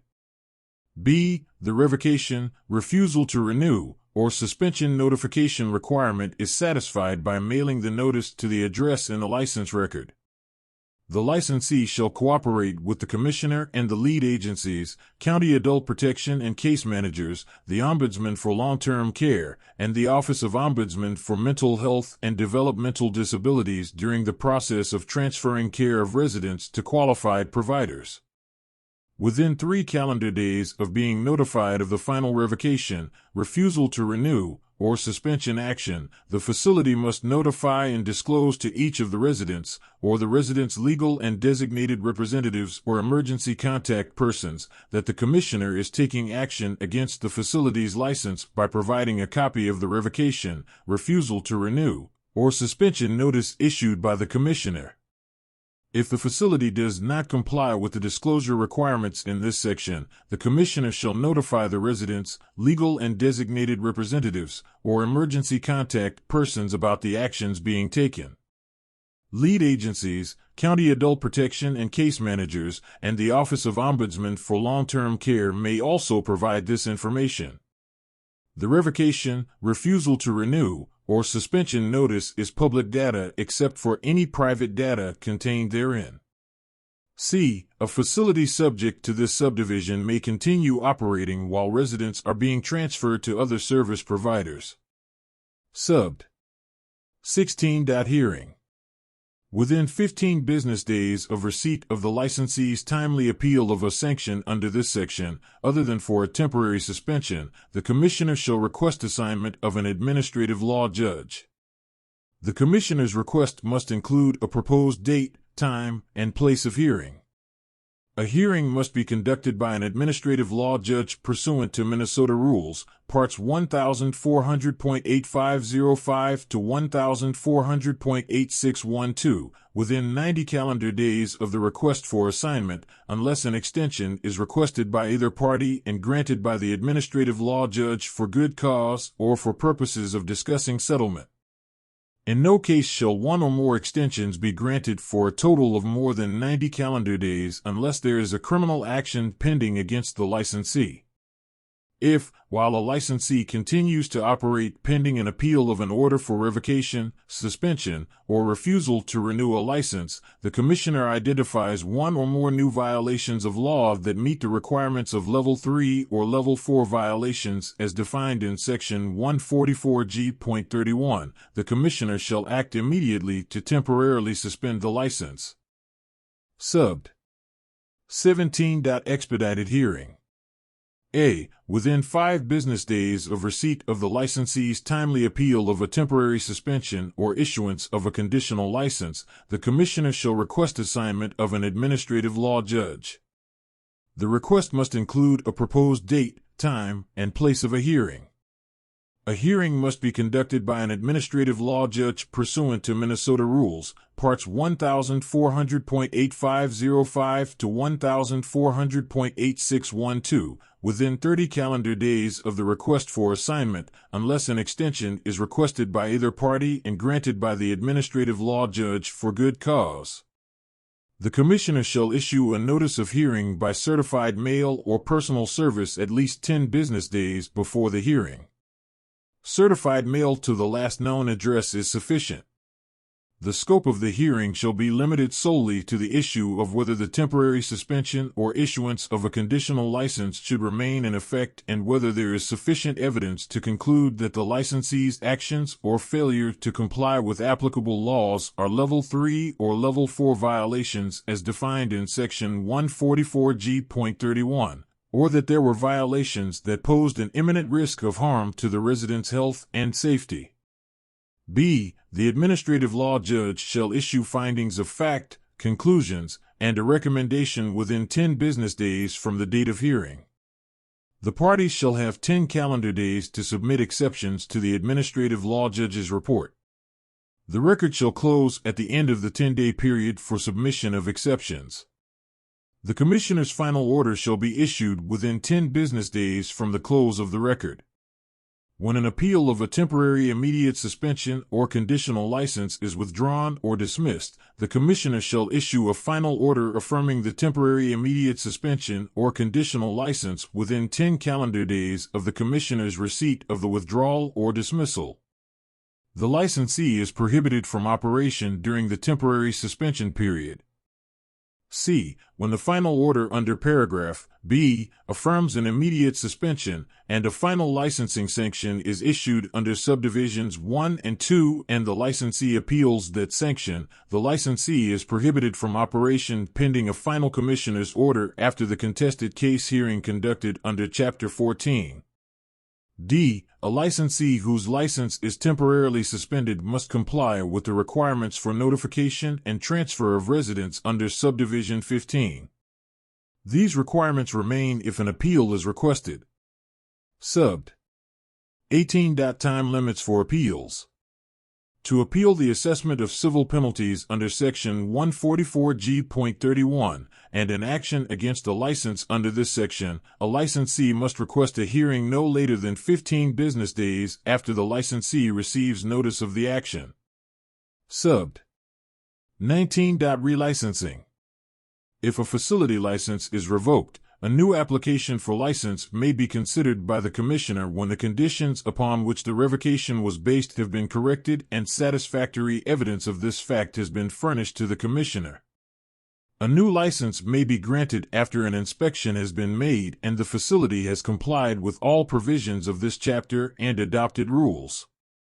Subbed. 20. Informal conference. At any time, the Commissioner and the applicant, licensee, manager if applicable, or facility may hold an informal conference to exchange information, clarify issues, or resolve issues. Subbed. 21. Injunctive relief. In addition to any other remedy provided by law, the Commissioner may bring an action in district court to enjoin a person who is involved in the management, operation, or control of a facility or an employee of the facility from illegally engaging in activities regulated by this chapter. The Commissioner may bring an action under this subdivision in the district court in Ramsey County or in the district in which the facility is located. The court may grant a temporary restraining order in the proceeding if continued activity by the person who is involved in the management, operation, or control of a facility, or by an employee of the facility, would create an imminent risk of harm to a resident. Subbed. 22. Subpoena. In matters pending before the Commissioner under this chapter, the Commissioner may issue subpoenas and compel the attendance of witnesses and the production of all necessary papers, books, records, documents, and other evidentiary material.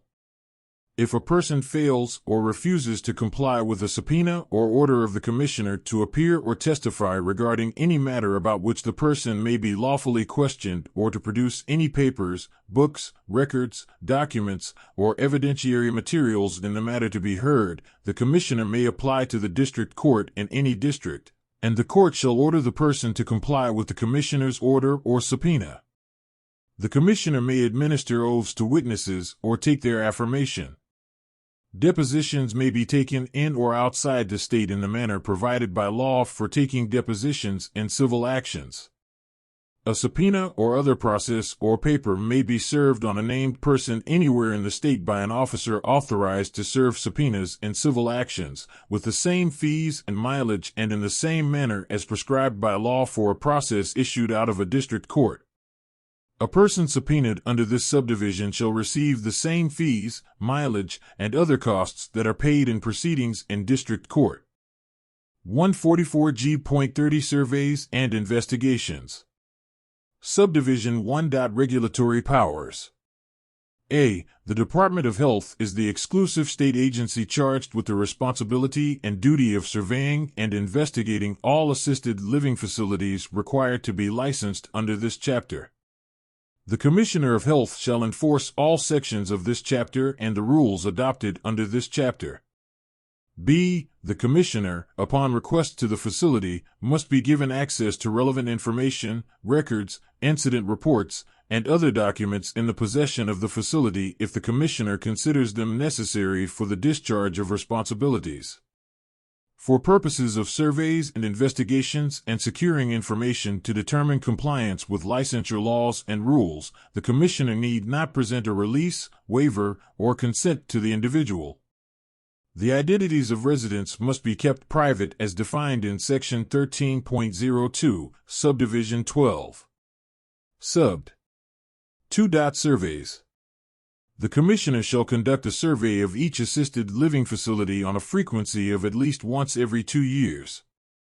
The Commissioner may conduct surveys more frequently than every 2 years based on the license category, the facility's compliance history, the number of residents served, or other factors as determined by the Commissioner deemed necessary to ensure the health, safety, and welfare of residents in compliance with the law.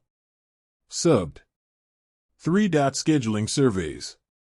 Surveys and investigations shall be conducted without advance notice to the facilities. Surveyors may contact the facility on the day of a survey to arrange for someone to be available at the survey site. The contact does not constitute advance notice. The surveyor must provide pre-survey notification to the Office of Ombudsman for Long-Term Care.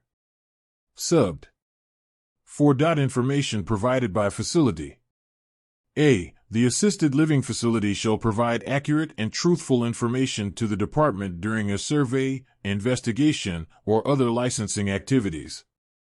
B. Upon request of a surveyor, assisted living facilities shall within a reasonable period of time provide a list of current and past residents and their legal representatives and designated representatives that includes addresses and telephone numbers and any other information requested about the services to residents. Subbed. 5. Correction orders.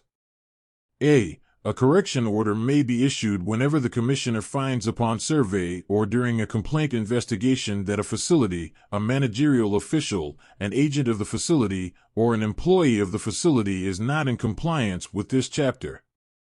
The correction order shall cite the specific statute and document areas of noncompliance and the time allowed for correction. B. The Commissioner shall mail or email copies of any correction order to the facility within 30 calendar days after the survey exit date. A copy of each correction order and copies of any documentation supplied to the Commissioner shall be kept on file by the facility, and public documents shall be made available for viewing by any person upon request. Copies may be kept electronically. C. By the correction order date, the facility must document in the facility's records any action taken to comply with the correction order. The Commissioner may request a copy of this documentation and the facility's action to respond to the correction order in future surveys, upon a complaint investigation, and as otherwise needed. Subbed. 6. Follow-up surveys. The Commissioner may conduct follow-up surveys to determine if the facility has corrected deficient issues and systems identified during a survey or complaint investigation. Follow-up surveys may be conducted via phone, email, fax, mail, or on-site reviews. Follow-up surveys, other than complaint investigations, shall be concluded with an exit conference and written information provided on the process for requesting a reconsideration of the survey results. Subbed. 7. Required follow-up surveys. For assisted living facilities that have Level 3 or Level 4 violations under Section 144G.31, the Commissioner shall conduct a follow-up survey within 90 calendar days of the survey. When conducting a follow-up survey, the surveyor shall focus on whether the previous violations have been corrected and may also address any new violations that are observed while evaluating the corrections that have been made.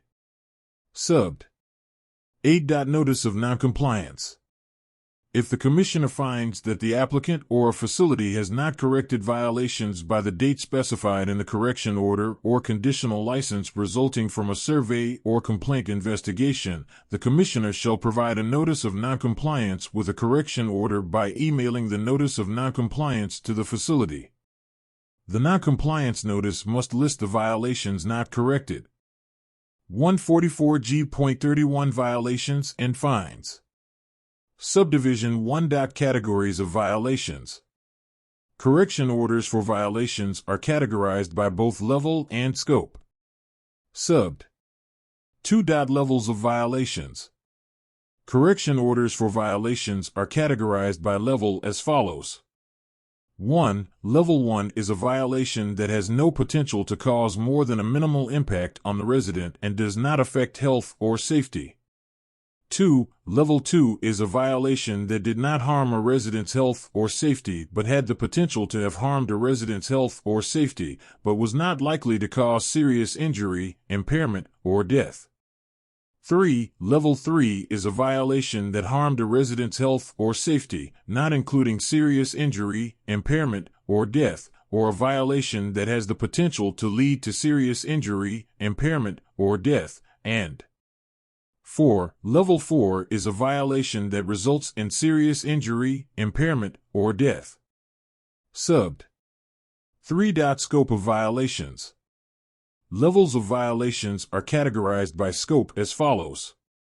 1. Isolated, when one or a limited number of residents are affected or one or a limited number of staff are involved or the situation has occurred only occasionally. 2. Pattern, when more than a limited number of residents are affected, more than a limited number of staff are involved, or the situation has occurred repeatedly but is not found to be pervasive, and 3. Widespread, when problems are pervasive or represent a systemic failure that has affected or has the potential to affect a large portion or all of the residents. Subbed. 4. Fine amounts.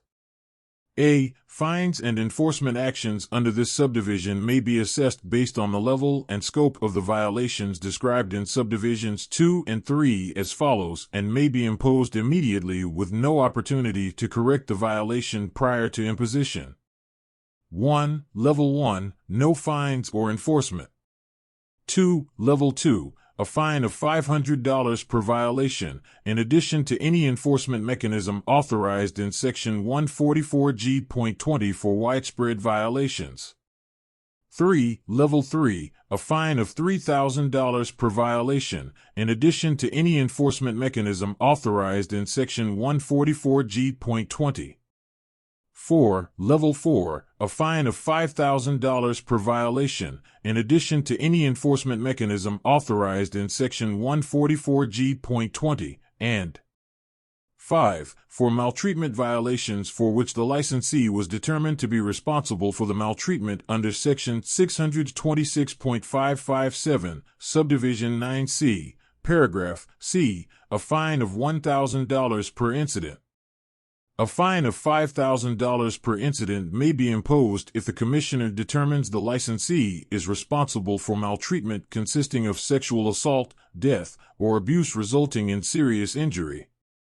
B. When a fine is assessed against a facility for substantiated maltreatment, the Commissioner shall not also impose an immediate fine under this chapter for the same circumstance. Subbed.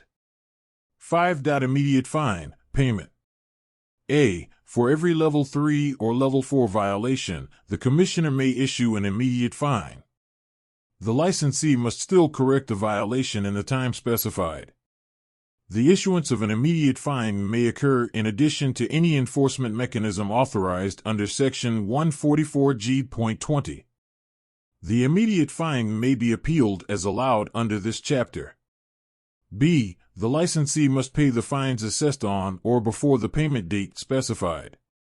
If the licensee fails to fully comply with the order, the Commissioner may issue a second fine or suspend the license until the licensee complies by paying the fine. A timely appeal shall stay payment of the fine until the Commissioner issues a final order. C. A licensee shall promptly notify the Commissioner in writing when a violation specified in the order is corrected. If upon re-inspection the Commissioner determines that a violation has not been corrected as indicated by the order, the Commissioner may issue an additional fine.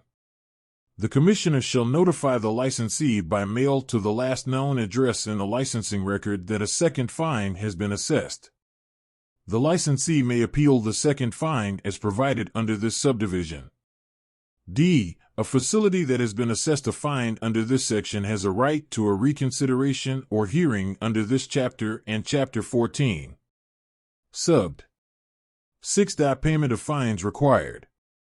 When a fine has been assessed, the licensee may not avoid payment by closing, selling, or otherwise transferring the license to a third party.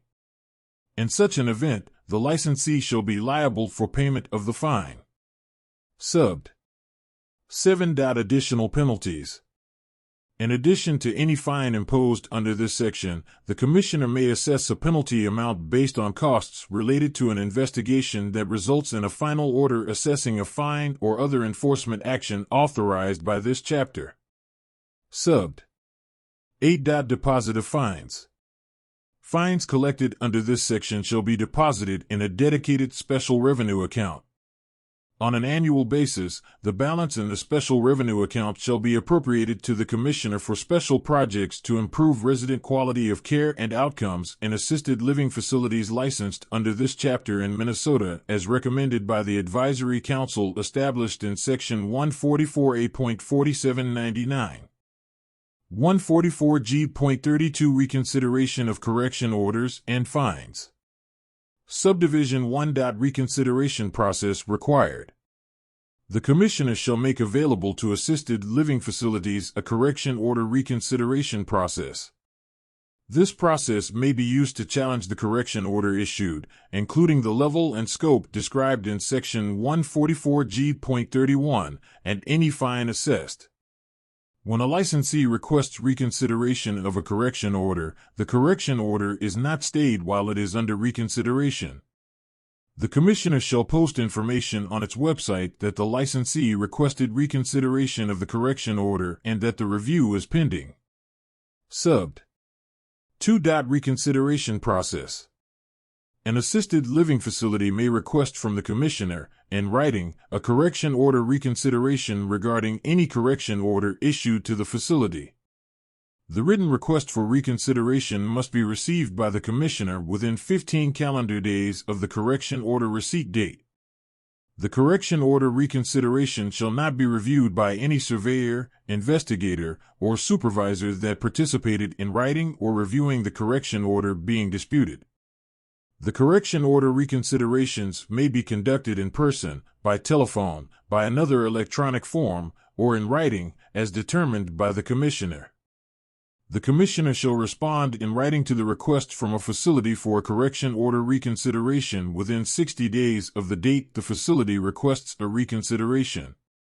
The Commissioner's response shall identify the Commissioner's decision regarding each citation challenged by the facility. Subbed. 3. Findings. The findings of a correction order reconsideration process shall be one or more of the following. 1. Supported in full. The correction order is supported in full, with no deletion of findings to the citation.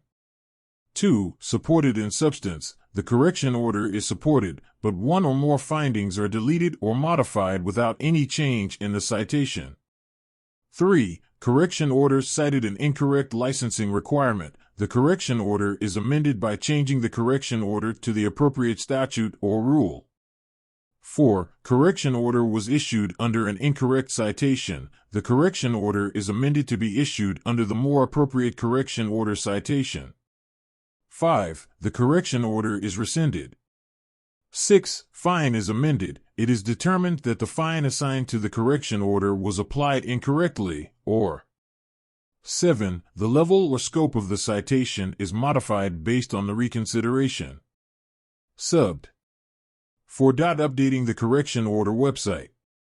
If the correction order findings are changed by the Commissioner shall update the correction order website. Subbed. 5. Exception. Provisional licensees. This section does not apply to provisional licensees. 144G.33 Innovation Variance. Subdivision 1. Definition, granting variances. A. For purposes of this section, innovation variance means a specified alternative to a requirement of this chapter.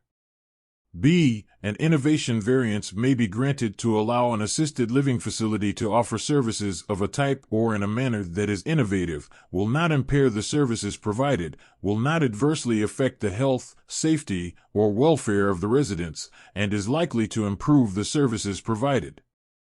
The innovative variance cannot change any of the residents' rights under the Assisted Living Bill of Rights. Subbed. 2. Conditions. The Commissioner may impose conditions on granting an innovation variance that the Commissioner considers necessary. Subbed. 3. Duration and renewal. The Commissioner may limit the duration of any innovation variance and may renew a limited innovation variance. Subbed. 4. Applications, innovation variance. An application for innovation variance from the requirements of this chapter may be made at any time, must be made in writing to the Commissioner, and must specify the following. 1. The statute or rule from which the innovation variance is requested. 2. The time period for which the innovation variance is requested. 3. The specific alternative action that the licensee proposes. 4. The reasons for the request, and 5. Justification that an innovation variance will not impair the services provided, will not adversely affect the health, safety, or welfare of residents, and is likely to improve the services provided. The Commissioner may require additional information from the facility before acting on the request. Subbed. 5. Grants and denials. The Commissioner shall grant or deny each request for an innovation variance in writing within 45 days of receipt of a complete request. Notice of a denial shall contain the reasons for the denial. The terms of a requested innovation variance may be modified upon agreement between the Commissioner and the facility. Subbed. 6. Violation of innovation variances. A failure to comply with the terms of an innovation variance shall be deemed to be a violation of this chapter. Subbed. 7. Revocation or denial of renewal. The Commissioner shall revoke or deny renewal of an innovation variance if 1. It is determined that the innovation variance is adversely affecting the health, safety, or welfare of the residents. 2. The facility has failed to comply with the terms of the innovation variance. 3. The facility notifies the Commissioner in writing that it wishes to relinquish the innovation variance and be subject to the statute previously varied, or 4. The revocation or denial is required by a change in law. 144G.40 Housing and Services. Subdivision 1. Responsibility for housing and services. The facility is directly responsible to the resident for all housing and service-related matters provided, irrespective of a management contract. Housing and service-related matters include but are not limited to the handling of complaints, the provision of notices, and the initiation of any adverse action against the resident involving housing or services provided by the facility. Subbed. 2. Uniform checklist disclosure of services. A. All assisted living facilities must provide to prospective residents 1. A disclosure of the categories of assisted living licenses available and the category of license held by the facility. 2. A written checklist listing all services permitted under the facility's license, identifying all services the facility offers to provide under the assisted living facility contract, and identifying all services allowed under the license that the facility does not provide, and 3. An oral explanation of the services offered under the contract. B. The requirements of paragraph A must be completed prior to the execution of the assisted living contract. C. The Commissioner must, in consultation with all interested stakeholders, design the uniform checklist disclosure form for use as provided under paragraph A. Subbed. 3. Reservation of rights. Nothing in this chapter 1. Requires a resident to utilize any service provided by or through, or made available in, a facility. 2. Prevents a facility from requiring, as a condition of the contract, that the resident pay for a package of services even if the resident does not choose to use all or some of the services in the package. For residents who are eligible for home and community-based waiver services under Chapter 256S and Section 256B.49, payment for services will follow the policies of those programs. 3. Requires a facility to fundamentally alter the nature of the operations of the facility in order to accommodate a resident's request, or 4. Affects the duty of a facility to grant a resident's request for reasonable accommodations. 144G.401 Payment for services under disability waivers. For new assisted living facilities that did not operate as registered housing with services establishments prior to August 1, 2021, home and community-based services under Section 256B.49 are not available when the new facility setting is adjoined to, or on the same property as, an institution as defined in Code of Federal Regulations, Title 42, Section 441.301, c. 144G.41 Minimum Assisted Living Facility Requirements. Subdivision 1. Minimum Requirements. All assisted living facilities shall 1. Distribute to residents the Assisted Living Bill of Rights. 2. Provide services in a manner that complies with the Nurse Practice Act in sections 148.171 to 148.285. 3. Utilize a person-centered planning and service delivery process.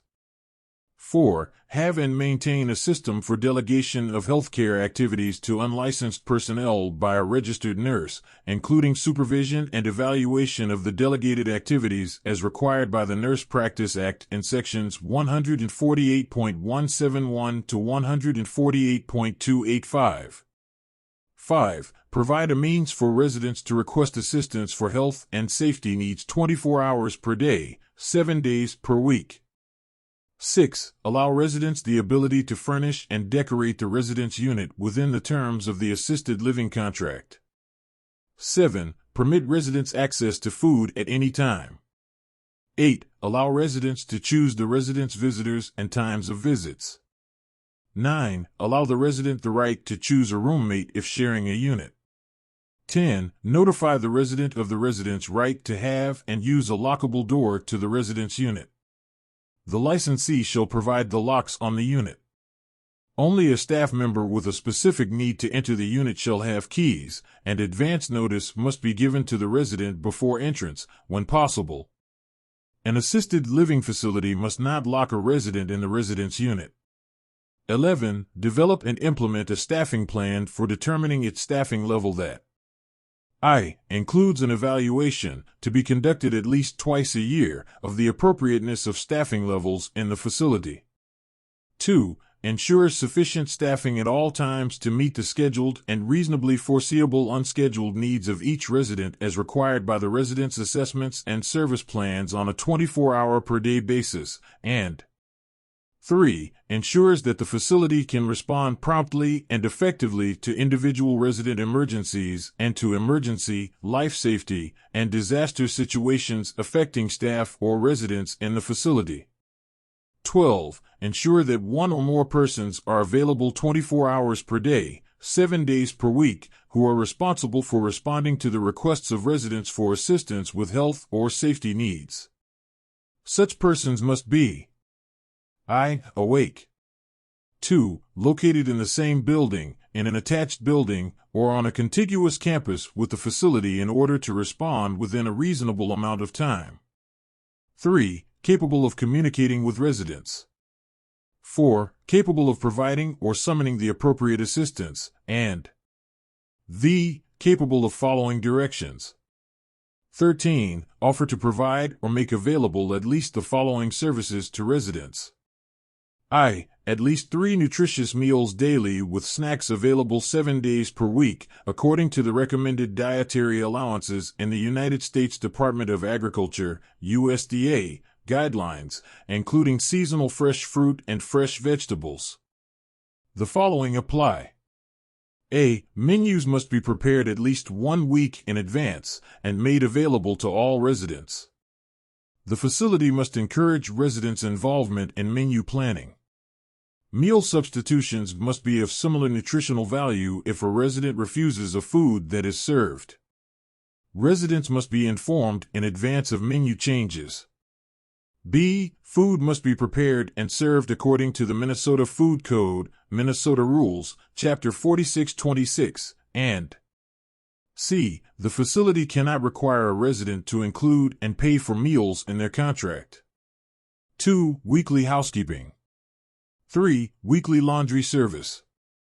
4. Upon the request of the resident, provide direct or reasonable assistance with arranging for transportation to medical and social services appointments, shopping, and other recreation, and provide the name of or other identifying information about the persons responsible for providing this assistance. Upon the request of the resident, provide reasonable assistance with accessing community resources and social services available in the community, and provide the name of or other identifying information about persons responsible for providing this assistance. 6. Provide culturally sensitive programs, and 7. Have a daily program of social and recreational activities that are based upon individual and group interests, physical, mental, and psychosocial needs, and that creates opportunities for active participation in the community at large, and 14. Provide staff access to an on-call registered nurse 24 hours per day, 7 days per week. Subbed. 2. Policies and procedures. Each assisted living facility must have policies and procedures in place to address the following and keep them current. 1. Requirements in Section 626.557, reporting of maltreatment of vulnerable adults. 2. Conducting and handling background studies on employees. 3. Orientation, training, and competency evaluations of staff, and a process for evaluating staff performance. 4. Handling complaints regarding staff or services provided by staff. 5. Conducting initial evaluations of residents' needs and the provider's ability to provide those services. 6. Conducting initial and ongoing resident evaluations and assessments of resident needs, including assessments by a registered nurse or appropriate licensed health professional, and how changes in a resident's condition are identified, managed, and communicated to staff and other healthcare providers as appropriate. 7. Orientation to and implementation of the Assisted Living Bill of Rights. 8. Infection control practices. 9. Reminders for medications, treatments, or exercises, if provided.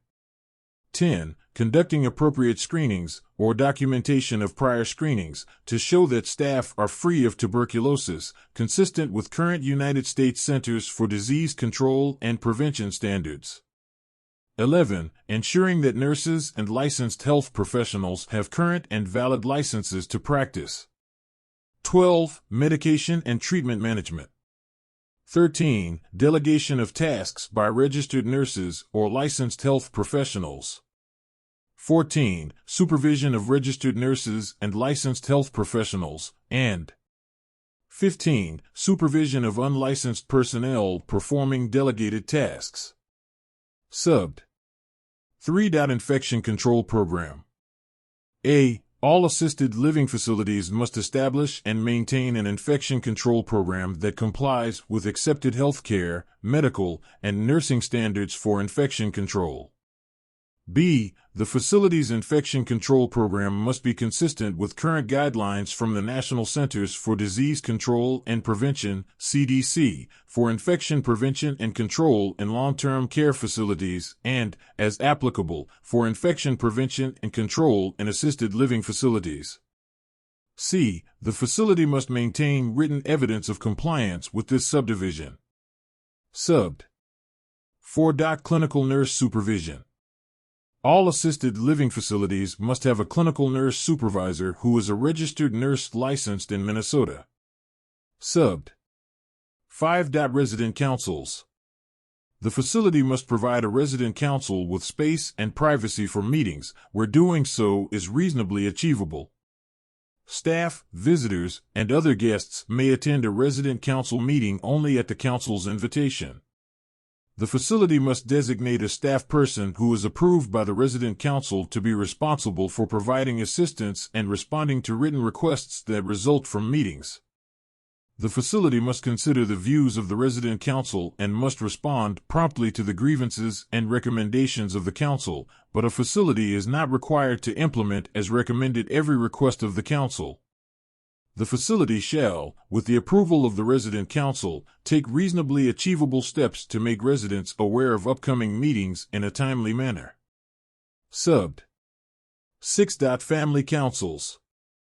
The facility must provide a family council with space and privacy for meetings, where doing so is reasonably achievable. The facility must designate a staff person who is approved by the Family Council to be responsible for providing assistance and responding to written requests that result from meetings. The facility must consider the views of the Family Council and must respond promptly to the grievances and recommendations of the Council, but a facility is not required to implement as recommended every request of the Council. The facility shall, with the approval of the Family Council, take reasonably achievable steps to make residents and family members aware of upcoming meetings in a timely manner. Subbed. 7. Resident grievances, reporting maltreatment. All facilities must post in a conspicuous place information about the facility's grievance procedure and the name, telephone number, and email contact information for the individuals who are responsible for handling resident grievances. The notice must also have the contact information for the Office of Ombudsman for Long-Term Care and the Office of Ombudsman for Mental Health and Developmental Disabilities, and must have information for reporting suspected maltreatment to the Minnesota Adult Abuse Reporting Center. The notice must also state that if an individual has a complaint about the facility or person providing services, the individual may contact the Office of Health Facility Complaints at the Minnesota Department of Health. Subbed. 8. Protecting resident rights. All facilities shall ensure that every resident has access to consumer advocacy or legal services by 1. Providing names and contact information, including telephone numbers and email addresses of at least 3 organizations that provide advocacy or legal services to residents, one of which must include the designated protection and advocacy organization in Minnesota that provides advice and representation to individuals with disabilities. 2. Providing the name and contact information for the Minnesota Office of Ombudsman for Long-Term Care and the Office of Ombudsman for Mental Health and Developmental Disabilities. 3. Assisting residents in obtaining information on whether Medicare or medical assistance under Chapter 256B will pay for services. 4. Making reasonable accommodations for people who have communication disabilities and those who speak a language other than English, and 5. Providing all information and notices in plain language and in terms the residents can understand. 144G.42 Business Operation. Subdivision 1. Display of license. The original current license must be displayed at the main entrance of each assisted living facility. The facility must provide a copy of the license to any person who requests it. Subbed. 2. Quality management. The facility shall engage in quality management appropriate to the size of the facility and relevant to the type of services provided. Quality management activity means evaluating the quality of care by periodically reviewing resident services, complaints made, and other issues that have occurred and determining whether changes in services, staffing, or other procedures need to be made in order to ensure safe and competent services to residents. Documentation about quality management activity must be available for 2 years. Information about quality management must be available to the Commissioner at the time of the survey, investigation, or renewal. Subbed. 3. Facility restrictions.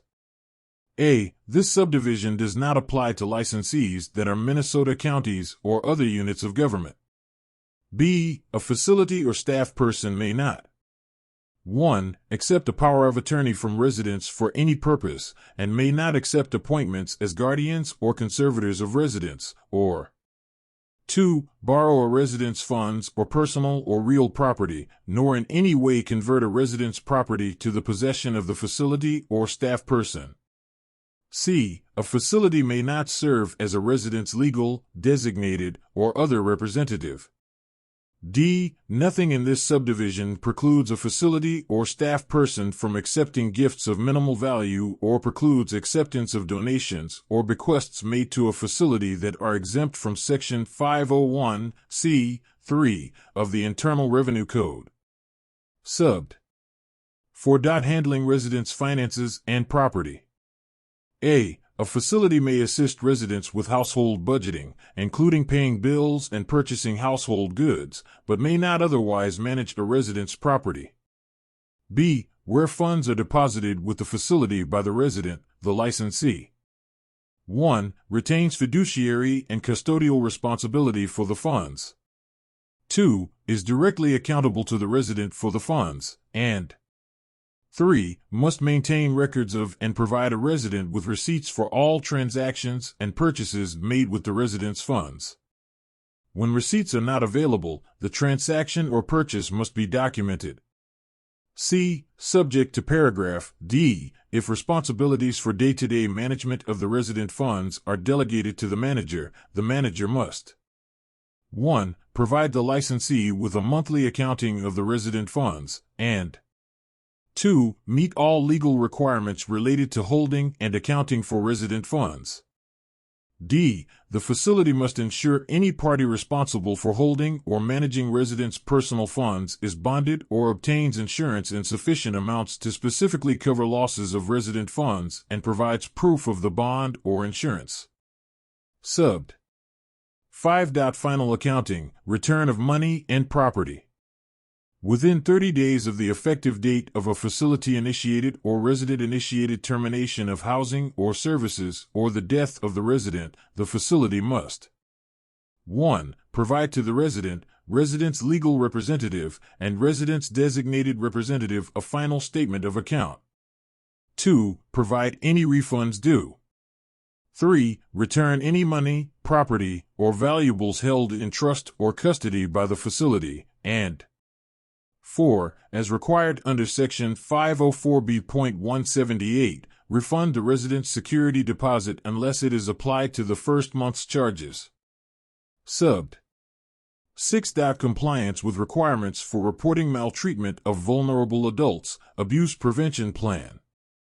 A. The assisted living facility must comply with the requirements for the reporting of maltreatment of vulnerable adults in Section 626.557. The facility must establish and implement a written procedure to ensure that all cases of suspected maltreatment are reported.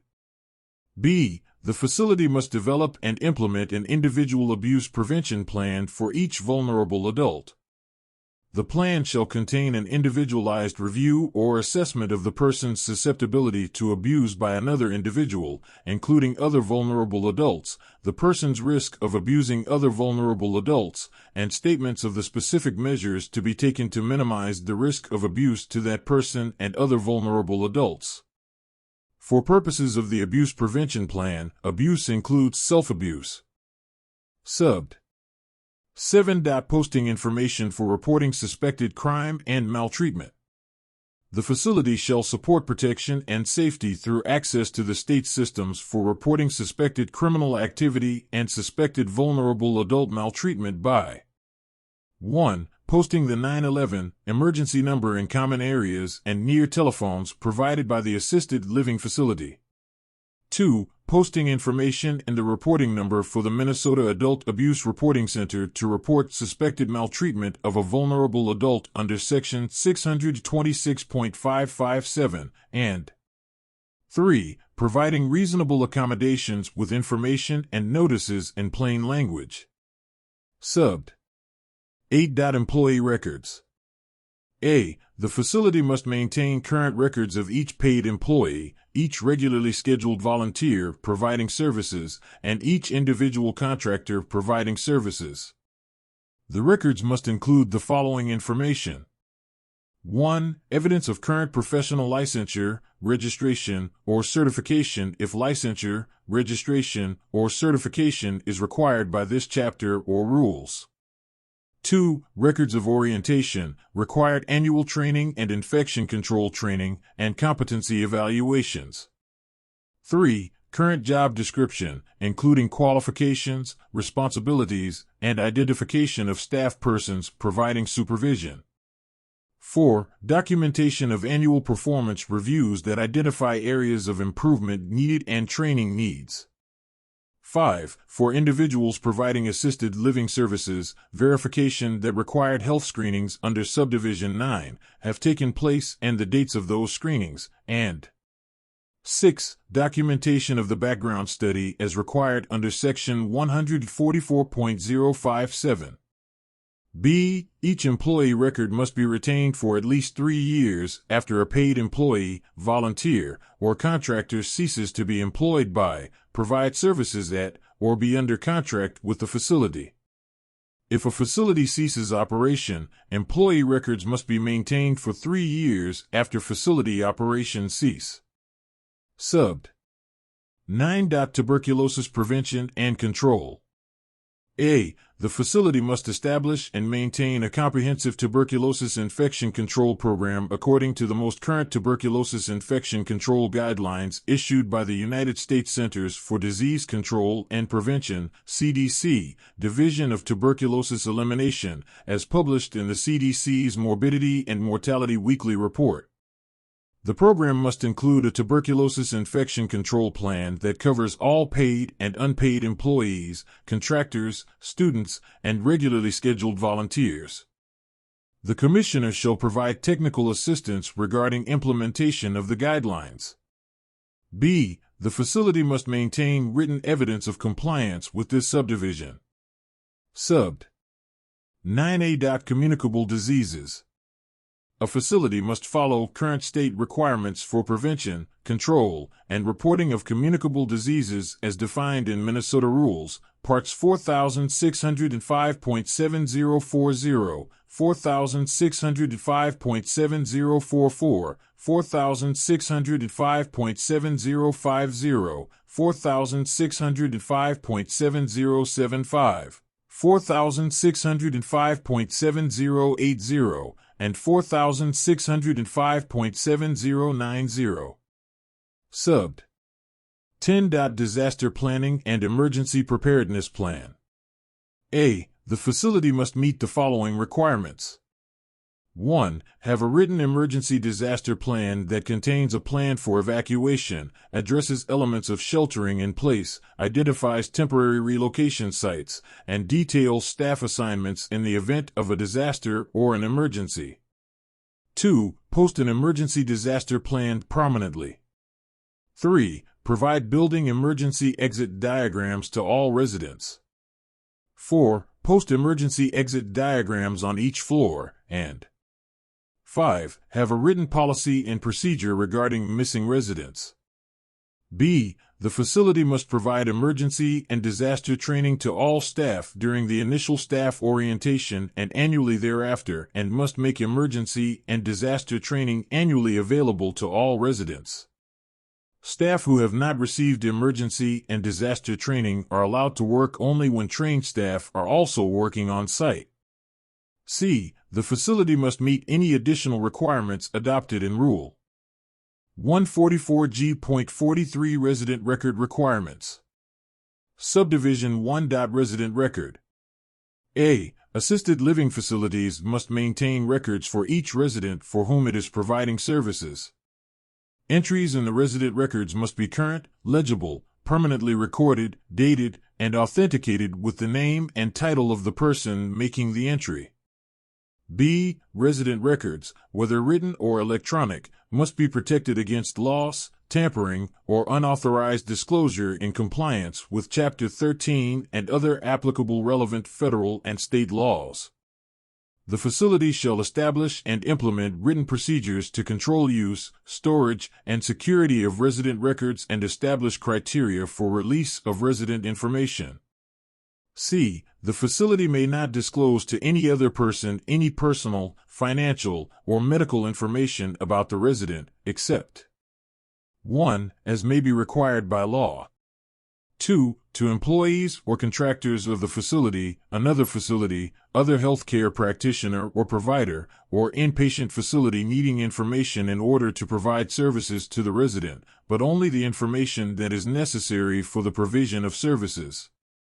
3. To persons authorized in writing by the resident, including third-party payers, and 4. To representatives of the Commissioner authorized to survey or investigate facilities under this chapter or federal laws.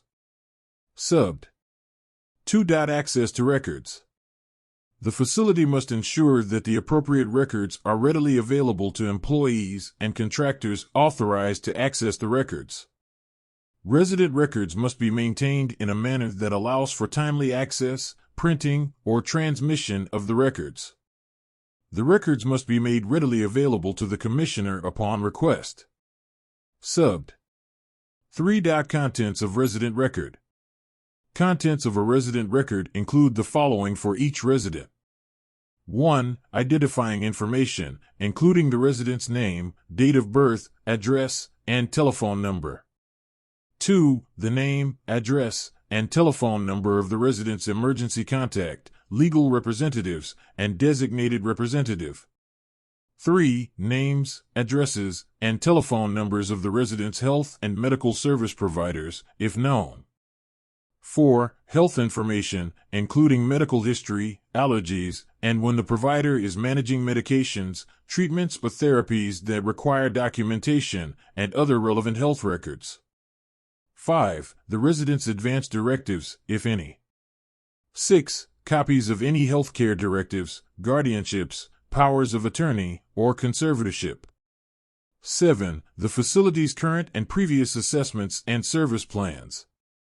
8. All records of communications pertinent to the resident's services.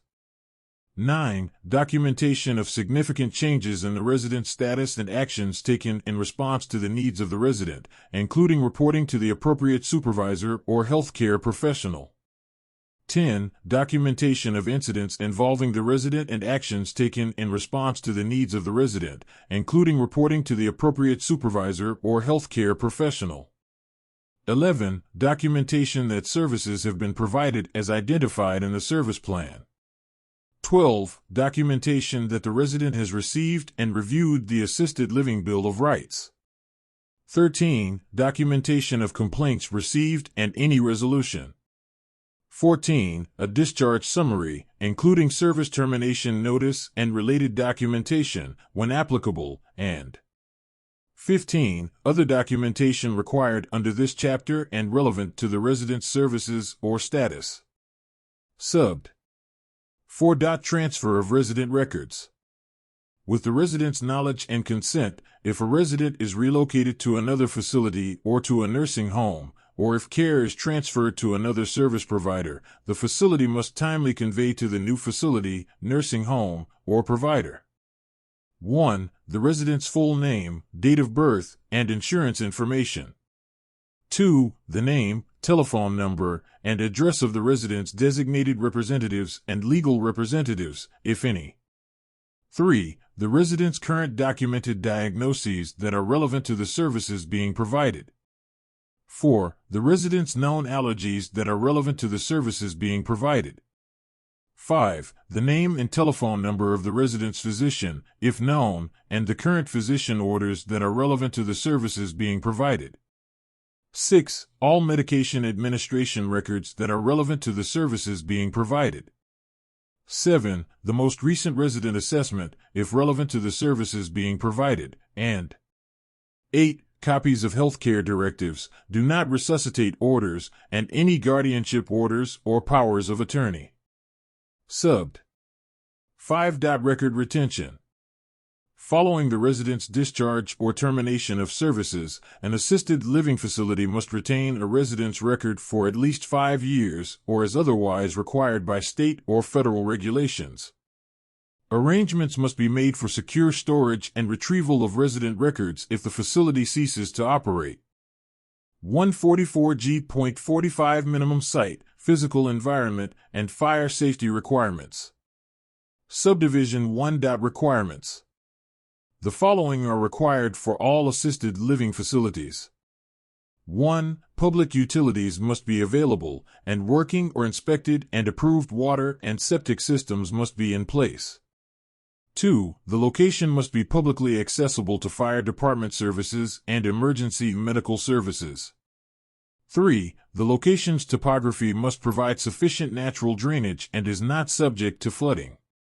4. All weather roads and walks must be provided within the lot lines to the primary entrance and the service entrance, including employees and visitors parking at the site, and 5. The location must include space for outdoor activities for residents. Subbed. 2. Fire protection and physical environment. A. Each assisted living facility must comply with the State Fire Code and Minnesota Rules, Chapter 7511, and 1. For dwellings or sleeping units, as defined in the State Fire Code. I. Provide smoke alarms in each room used for sleeping purposes. 2. Provide smoke alarms outside each separate sleeping area in the immediate vicinity of bedrooms. 3. Provide smoke alarms on each story within a dwelling unit, including basements, but not including crawl spaces and unoccupied attics. 4. Where more than one smoke alarm is required within an individual dwelling unit or sleeping unit, interconnect all smoke alarms so that actuation of one alarm causes all alarms in the individual dwelling unit or sleeping unit to operate, and v. Ensure the power supply for existing smoke alarms complies with the state fire code, except that newly introduced smoke alarms in existing buildings may be battery operated. 2. Install and maintain portable fire extinguishers in accordance with the state fire code. 3. Install portable fire extinguishers having a minimum 2A 10 BC rating within group or 3 occupancies, as defined by the state fire code, located so that the travel distance to the nearest fire extinguisher does not exceed 75 feet, and maintained in accordance with the state fire code, and 4. Keep the physical environment, including walls, floors, ceiling, all furnishings, grounds, systems, and equipment in a continuous state of good repair and operation with regard to the health, safety, comfort, and well-being of the residents in accordance with a maintenance and repair program. B. Each assisted living facility shall develop and maintain fire safety and evacuation plans. The plans shall include, but are not limited to: 1. Location and number of resident sleeping rooms. 2. Employee actions to be taken in the event of a fire or similar emergency. 3. Fire protection procedures necessary for residents, and 4. Procedures for resident movement, evacuation, or relocation during a fire or similar emergency, including the identification of unique or unusual resident needs for movement or evacuation. C. Employees of assisted living facilities shall receive training on the fire safety and evacuation plans upon hiring and at least twice per year thereafter. D. Fire safety and evacuation plans shall be readily available at all times within the facility.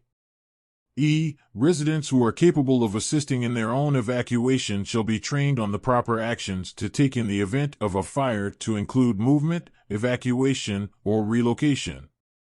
The training shall be made available to residents at least once per year. F. Evacuation drills are required for employees twice per year per shift, with at least one evacuation drill every other month. Evacuation of the residents is not required. Fire alarm system activation is not required to initiate the evacuation drill. G. Existing construction or elements, including assisted living facilities that were registered as housing with services establishments under Chapter 144D prior to August 1, 2021, shall be permitted to continue in use provided such use does not constitute a distinct hazard to life. Any existing elements that an authority having jurisdiction deems a distinct hazard to life must be corrected. The facility must document in the facility's records any actions taken to comply with a correction order, and must submit to the Commissioner for review and approval prior to correction. Subbed. 3. Local laws apply. Assisted living facilities shall comply with all applicable state and local governing laws, regulations, standards, ordinances, and codes for fire safety, building, and zoning requirements. Subbed. 4. Design requirements. A. All assisted living facilities with 6 or more residents must meet the provisions relevant to assisted living facilities in the 2018 edition of the Facility Guidelines Institute Guidelines for Design and Construction of Residential Health, Care and Support Facilities and of Adopted Rules. This minimum design standard must be met for all new licenses or new construction. In addition to the guidelines, assisted living facilities shall provide the option of a bath in addition to a shower for all residents. B. If the Commissioner decides to update the addition of the guidelines specified in paragraph A, for purposes of this subdivision, the Commissioner must notify the chairs and ranking minority members of the legislative committees and divisions with jurisdiction over healthcare and public safety of the planned update by January 15th of the year in which the new edition will become effective. Following notice from the Commissioner, the new edition shall become effective for assisted living facilities beginning August 1st of that year, unless provided otherwise in law. The Commissioner shall, by publication in the State Register, specify a date by which facilities must comply with the updated edition. The date by which facilities must comply shall not be sooner than 6 months after publication of the Commissioner's notice in the State Register. Subbed. 5. Assisted Living Facilities, Life Safety Code. A. All assisted living facilities with 6 or more residents must meet the applicable provisions of the 2018 edition of the NFPA Standard 101, Life Safety Code, Residential Board and Care Occupancies Chapter. The minimum design standard shall be met for all new licenses or new construction. B. If the Commissioner decides to update the Life Safety Code for purposes of this subdivision, the Commissioner must notify the chairs and ranking minority members of the legislative committees and divisions with jurisdiction over health care and public safety of the planned update by January 15th of the year in which the new Life Safety Code will become effective. Following notice from the Commissioner, the new edition shall become effective for assisted living facilities beginning August 1st of that year, unless provided otherwise in law. The Commissioner shall, by publication in the State Register, specify a date by which facilities must comply with the updated Life Safety Code. The date by which facilities must comply shall not be sooner than 6 months after publication of the Commissioner's notice in the State Register. Subbed. 6. New construction, plans. A. For all new licensure and construction beginning on or after August 1, 2021, the following must be provided to the Commissioner. 1. Architectural and engineering plans and specifications for new construction must be prepared and signed by architects and engineers who are registered in Minnesota. Final working drawings and specifications for proposed construction must be submitted to the Commissioner for review and approval. 2. Final architectural plans and specifications must include elevations and sections through the building showing types of construction, and must indicate dimensions and assignments of rooms and areas, room finishes, door types and hardware, elevations and details of nurses' work areas, utility rooms, toilet and bathing areas, and large-scale layouts of dietary and laundry areas. Plans must show the location of fixed equipment and sections and details of elevators, chutes, and other conveying systems. Firewalls and smoke partitions must be indicated. The roof plan must show all mechanical installations. The site plan must indicate the proposed and existing buildings, topography, roadways, walks, and utility service lines, and 3. Final mechanical and electrical plans and specifications must address the complete layout and type of all installations, systems, and equipment to be provided. Heating plans must include heating elements, piping, thermostatic controls, pumps, tanks, heat exchangers, boilers, breaching, and accessories. Ventilation plans must include room air quantities, ducts, fire and smoke dampers, exhaust fans, humidifiers, and air handling units. Plumbing plans must include the fixtures and equipment fixture schedule, water supply and circulating piping, pumps, tanks, riser diagrams, and building drains, the size, location, and elevation of water and sewer services, and the building fire protection systems. Electrical plans must include fixtures and equipment, receptacles, switches, power outlets, circuits, power and light panels, transformers, and service feeders. Plans must show location of nurse call signals, cable lines, fire alarm stations, and fire detectors and emergency lighting. B. Unless construction is begun within 1 year after approval of the final working drawing and specifications, the drawings must be resubmitted for review and approval. C. The Commissioner must be notified within 30 days before completion of construction so that the Commissioner can make arrangements for a final inspection by the Commissioner. D. At least one set of complete life safety plans, including changes resulting from remodeling or alterations, must be kept on file in the facility. Subbed. 7. Variance or waiver. A. A facility may request that the Commissioner grant a variance or waiver from the provisions of this section or Section 144G.81, Subdivision 5. A request for a waiver must be submitted to the Commissioner in writing. Each request must contain 1. The specific requirement for which the variance or waiver is requested. 2. The reasons for the request. 3. The alternative measures that will be taken if a variance or waiver is granted. 4. The length of time for which the variance or waiver is requested, and 5. Other relevant information deemed necessary by the Commissioner to properly evaluate the request for the waiver. B. The decision to grant or deny a variance or waiver must be based on the Commissioner's evaluation of the following criteria. 1. Whether the waiver will adversely affect the health, treatment, comfort, safety, or well-being of a resident. 2. Whether the alternative measures to be taken, if any, are equivalent to or superior to those permitted under Section 144G.81, Subdivision 5. 3. Whether compliance with the requirements would impose an undue burden on the facility, and 4. Notwithstanding Clause 1, for construction existing as of August 1, 2021, the Commissioner's evaluation of a variance from the requirement to provide an option for a bath under Subdivision 4, Paragraph A, must be based on Clauses 2 and 3, and whether the variance will adversely affect the health, treatment, or safety of a resident. C. The Commissioner must notify the facility in writing of the decision. If a variance or waiver is granted, the notification must specify the period of time for which the variance or waiver is effective and the alternative measures or conditions, if any, to be met by the facility.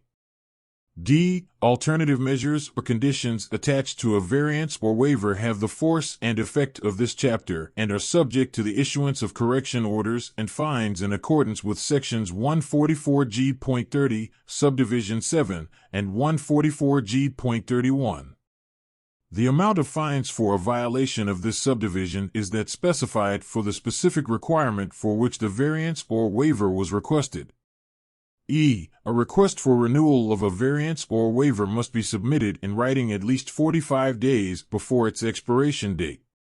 Renewal requests must contain the information specified in paragraph B. A variance or waiver must be renewed by the Commissioner if the facility continues to satisfy the criteria in paragraph A and demonstrates compliance with the alternative measures or conditions imposed at the time the original variance or waiver was granted.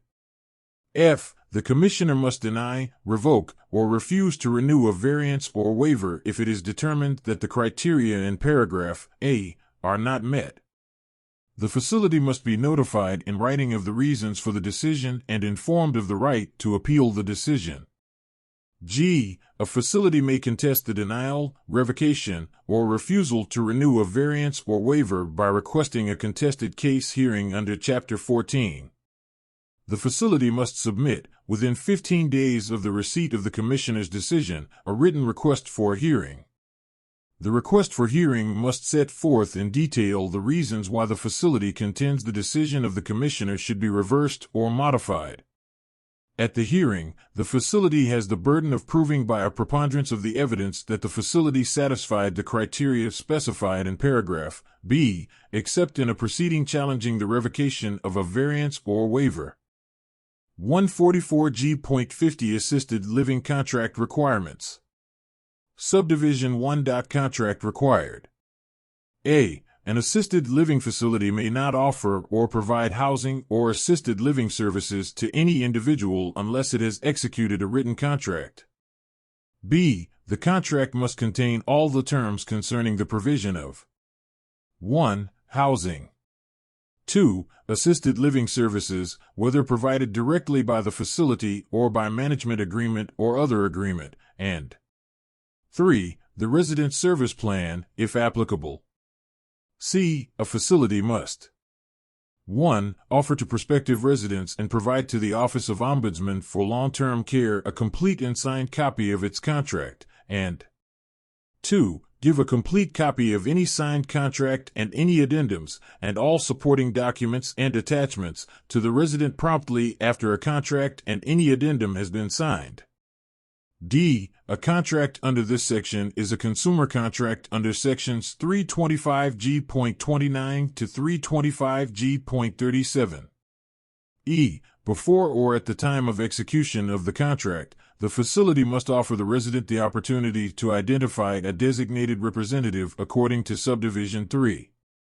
F. The resident must agree in writing to any additions or amendments to the contract.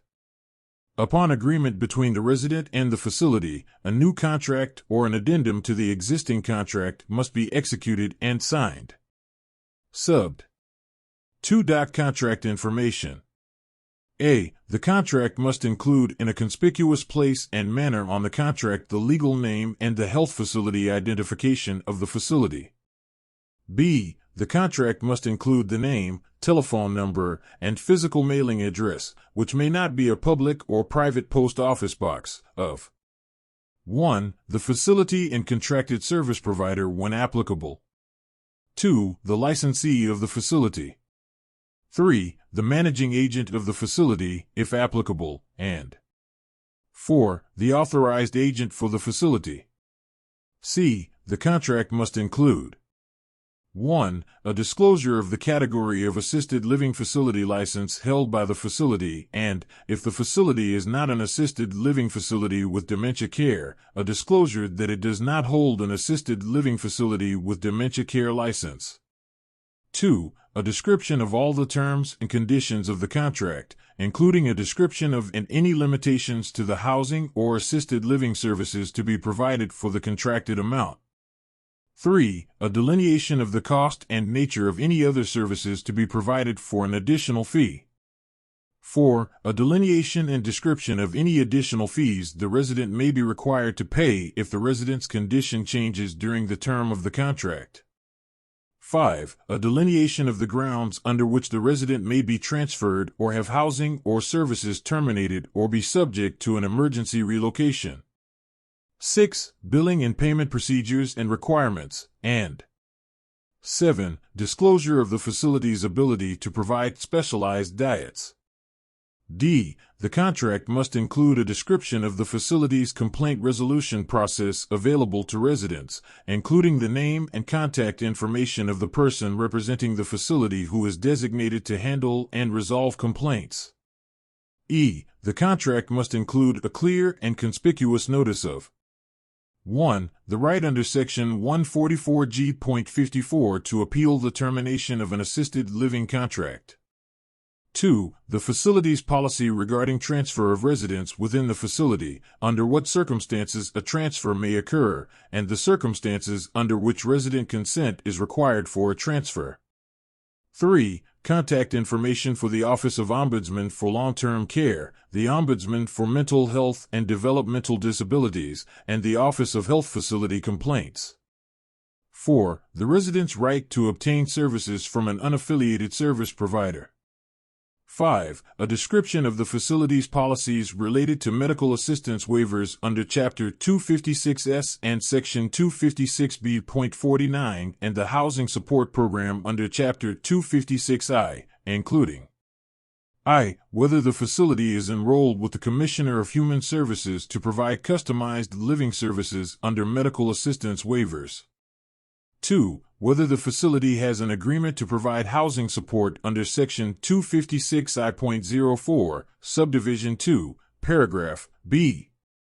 3. Whether there is a limit on the number of people residing at the facility who can receive customized living services or participate in the housing support program at any point in time.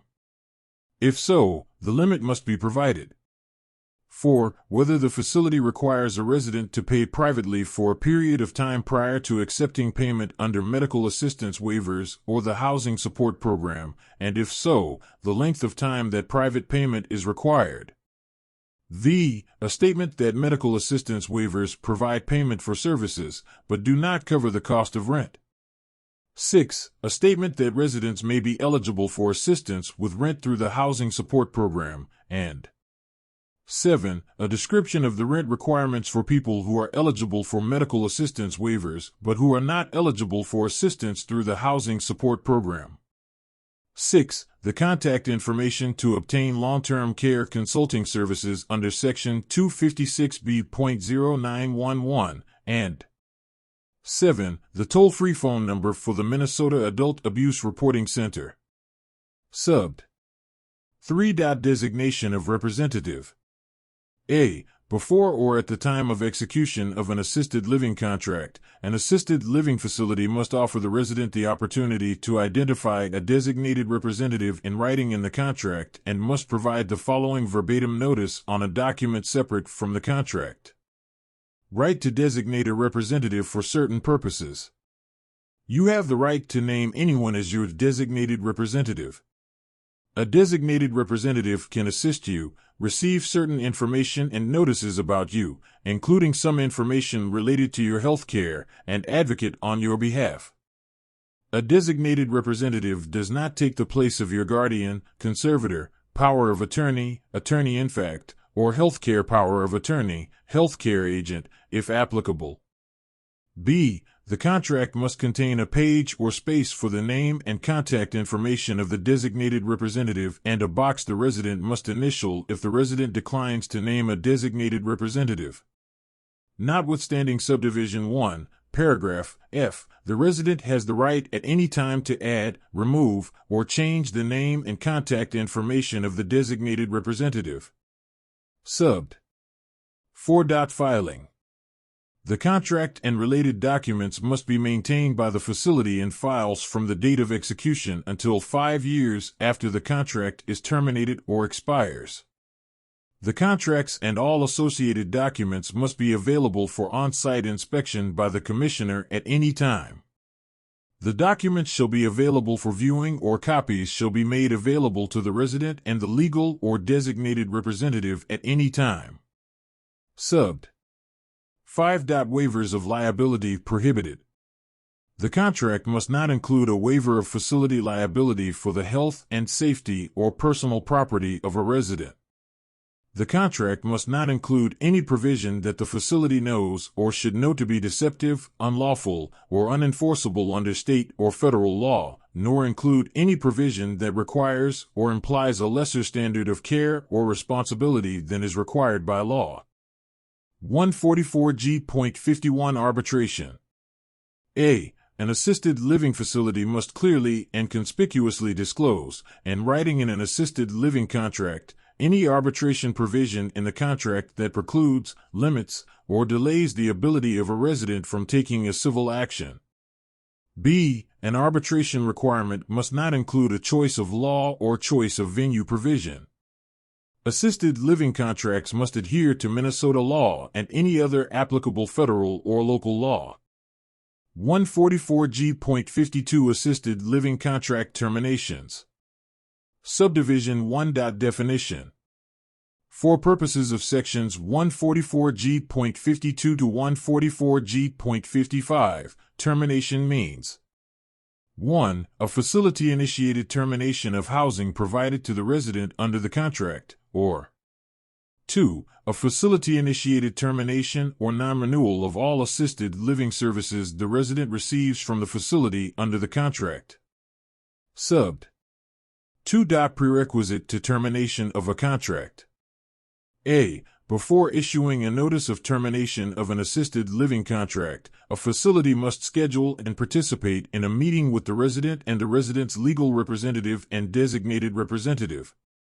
The purposes of the meeting are to 1. Explain in detail the reasons for the proposed termination, and 2. Identify and offer reasonable accommodations or modifications, interventions, or alternatives to avoid the termination or enable the resident to remain in the facility, including but not limited to securing services from another provider of the resident's choosing that may allow the resident to avoid the termination. A facility is not required to offer accommodations, modifications, interventions, or alternatives that fundamentally alter the nature of the operation of the facility. B. The meeting must be scheduled to take place at least 7 days before a notice of termination is issued. The facility must make reasonable efforts to ensure that the resident, legal representative, and designated representative are able to attend the meeting.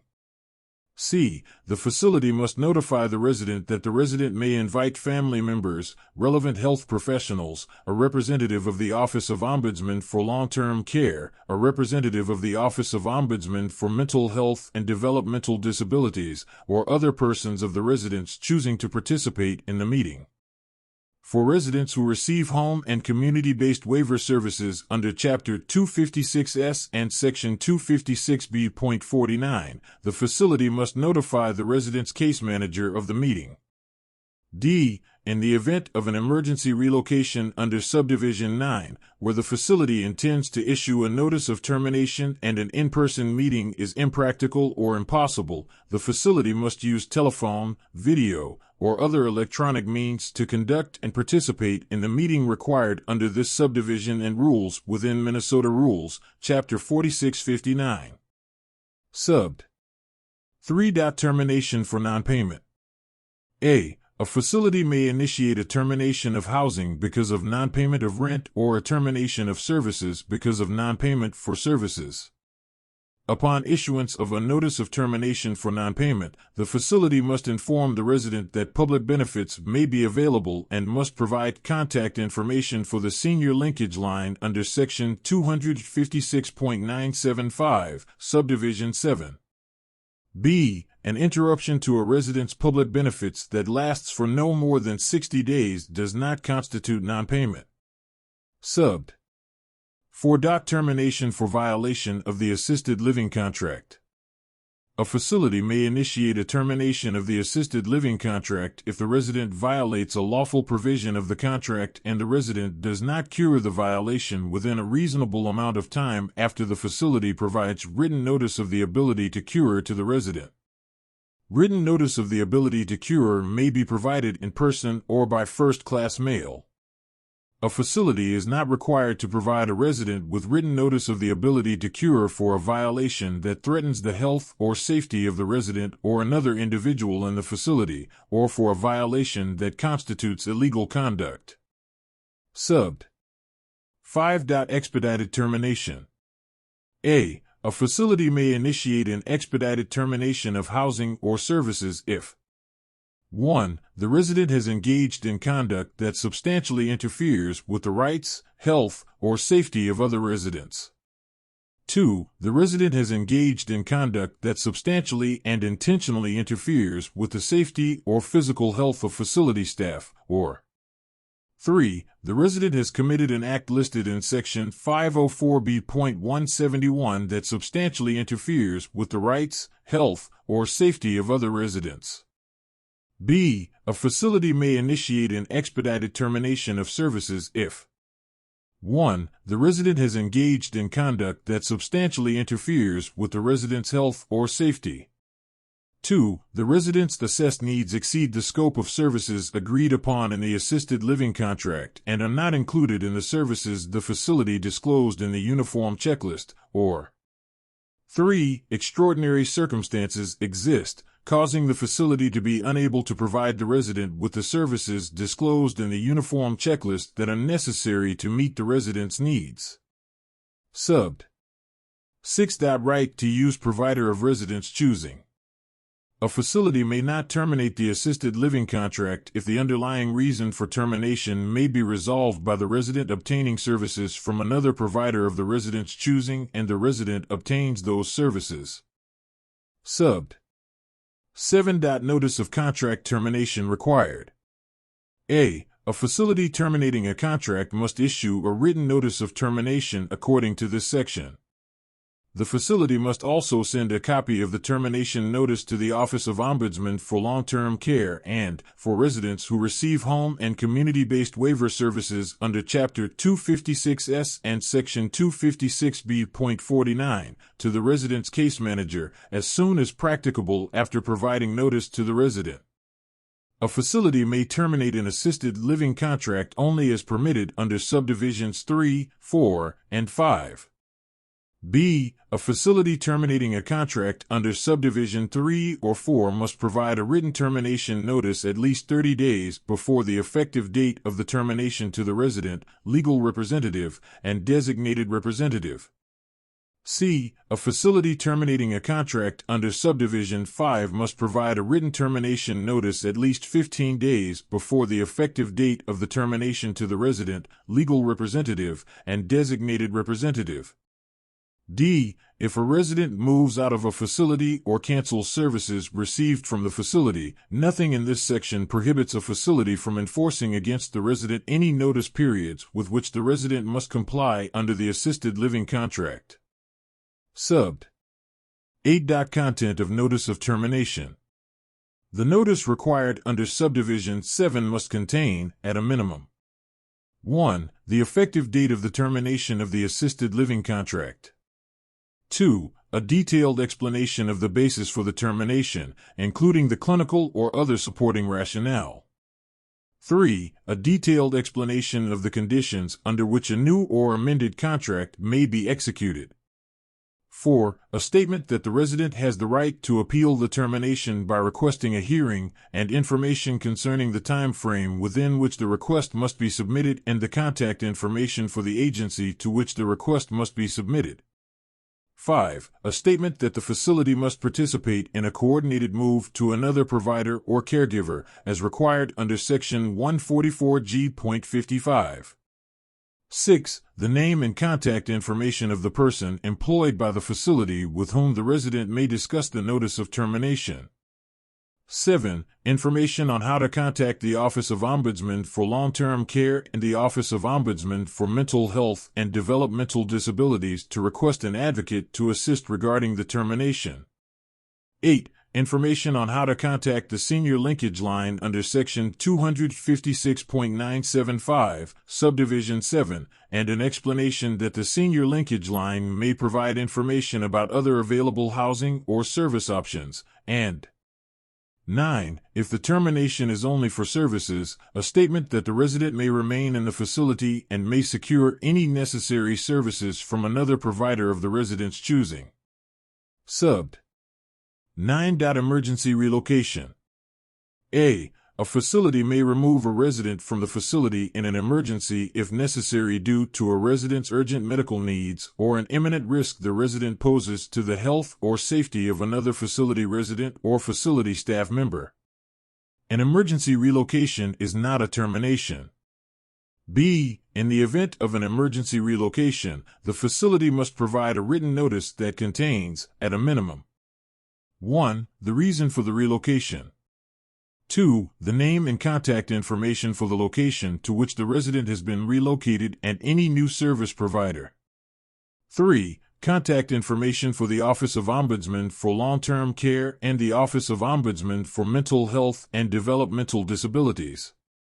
4. If known and applicable, the approximate date or range of dates within which the resident is expected to return to the facility, or a statement that a return date is not currently known, and 5. A statement that, if the facility refuses to provide housing or services after a relocation, the resident has the right to appeal under Section 144G.54.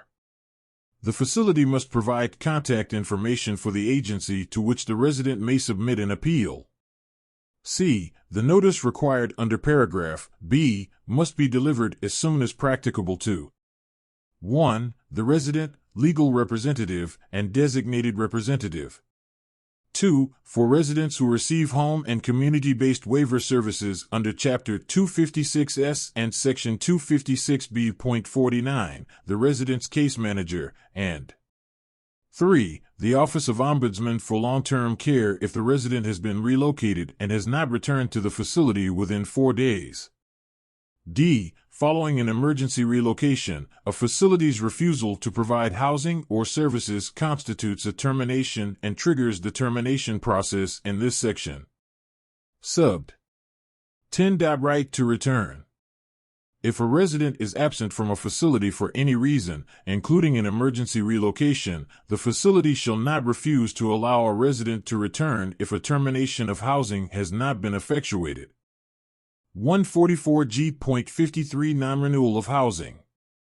A. If a facility decides to not renew a resident's housing under a contract, the facility must either 1. Provide the resident with 60 calendar days notice of the non-renewal and assistance with relocation planning, or 2. Follow the termination procedure under Section 144G.52.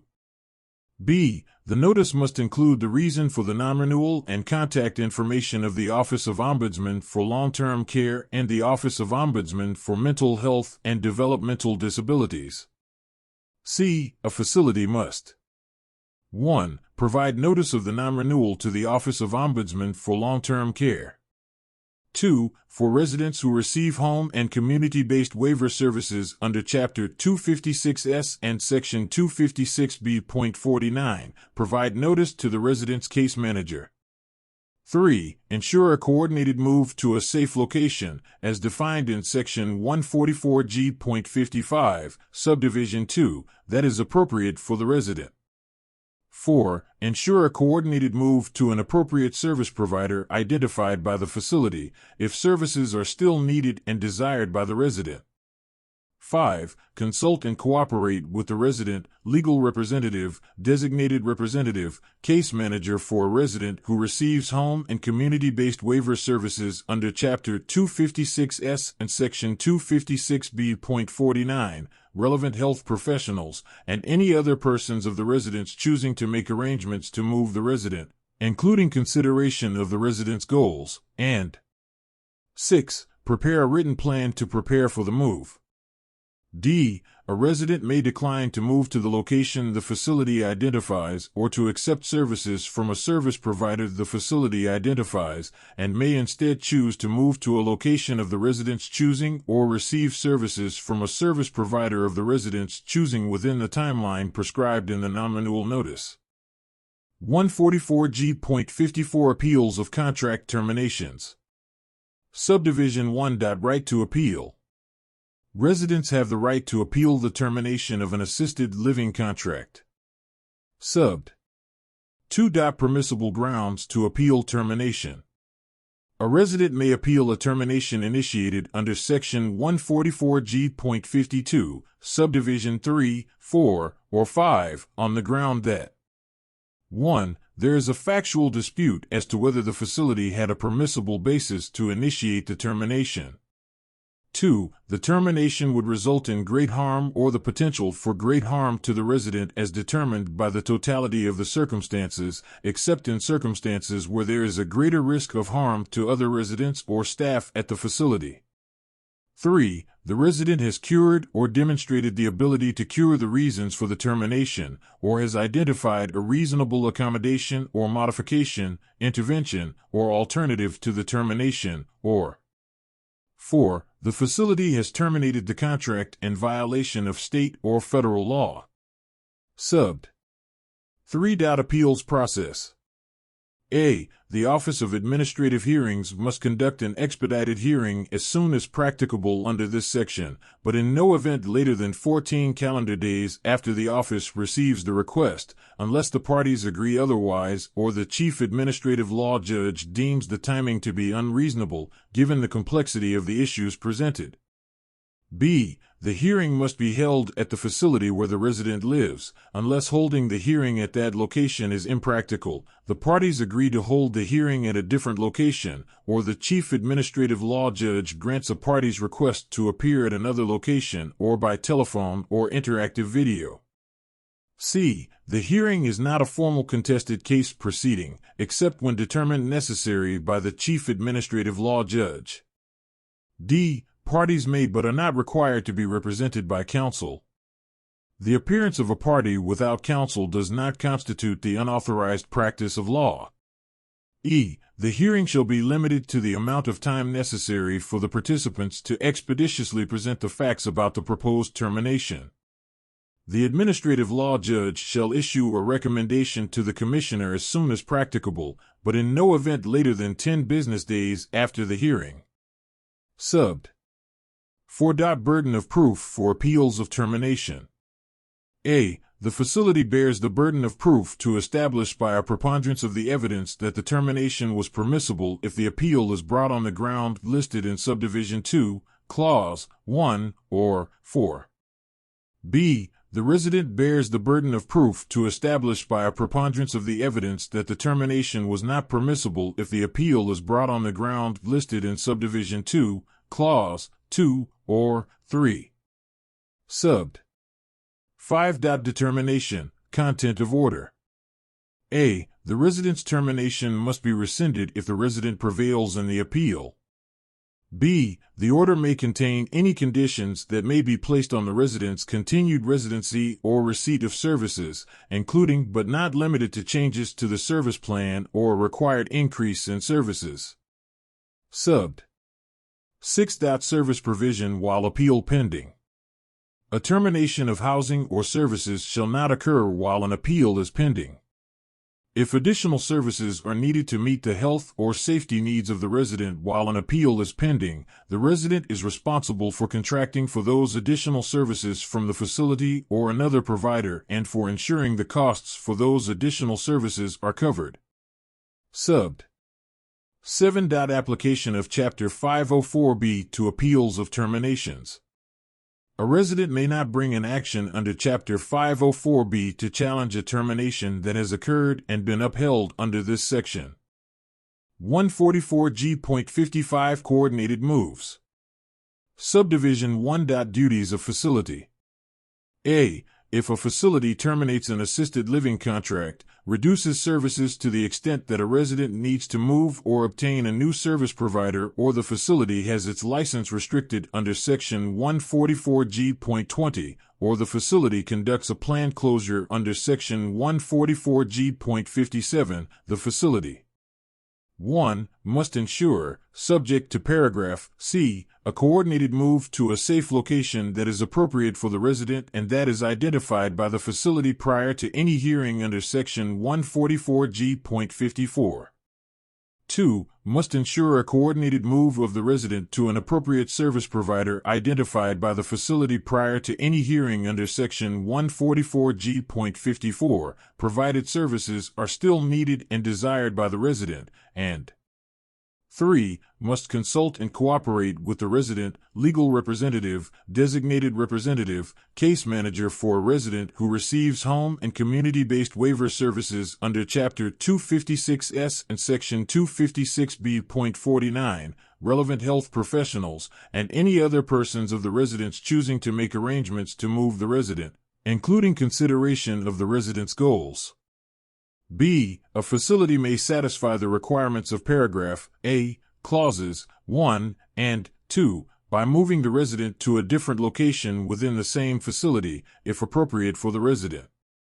C. A resident may decline to move to the location the facility identifies or to accept services from a service provider the facility identifies, and may choose instead to move to a location of the resident's choosing or receive services from a service provider of the resident's choosing within the timeline prescribed in the termination notice.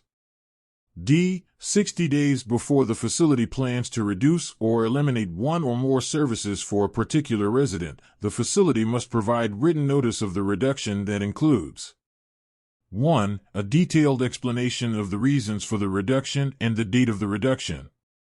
2. The contact information for the Office of Ombudsman for Long-Term Care, the Office of Ombudsman for Mental Health and Developmental Disabilities, and the name and contact information of the person employed by the facility with whom the resident may discuss the reduction of services.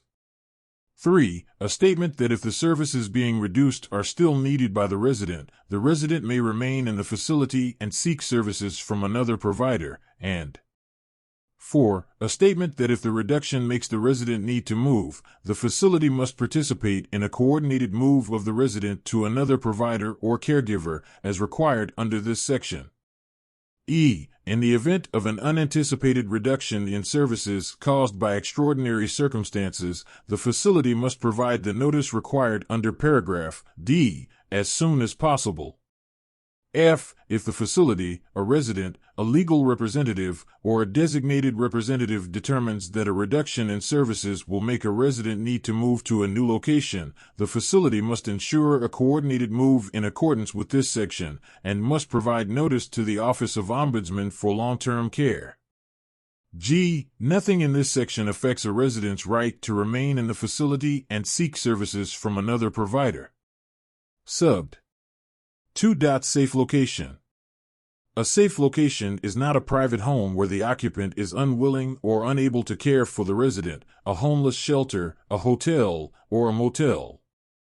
A facility may not terminate a resident's housing or services if the resident will, as the result of the termination, become homeless, as that term is defined in Section 116L.361, Subdivision 5, or if an adequate and safe discharge location or adequate and needed service provider has not been identified. This subdivision does not preclude a resident from declining to move to the location the facility identifies. Subbed. 3. Relocation plan required. The facility must prepare a relocation plan to prepare for the move to a new safe location or appropriate service provider, as required by this section. Subbed. 4. License restrictions. Unless otherwise ordered by the Commissioner, if a facility's license is restricted by the Commissioner under Section 144G.20 such that a resident must move or obtain a new service provider, the facility must comply with this section. Subbed. 5. No waiver. The rights established under this section for the benefit of residents do not limit any other rights available under other law. No facility may request or require that any resident waive the resident's rights at any time for any reason, including as a condition of admission to the facility. 144G.56 Transfer of residents within facility. Subdivision 1. Definition. For the purposes of this section, transfer means a move of a resident within the facility to a different room or other private living unit. Subbed. 2. Orderly transfer. A facility must provide for the safe, orderly, coordinated, and appropriate transfer of residents within the facility. Subbed.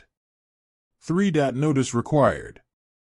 A. A facility must provide at least 30 calendar days advance written notice to the resident and the resident's legal and designated representative of a facility-initiated transfer.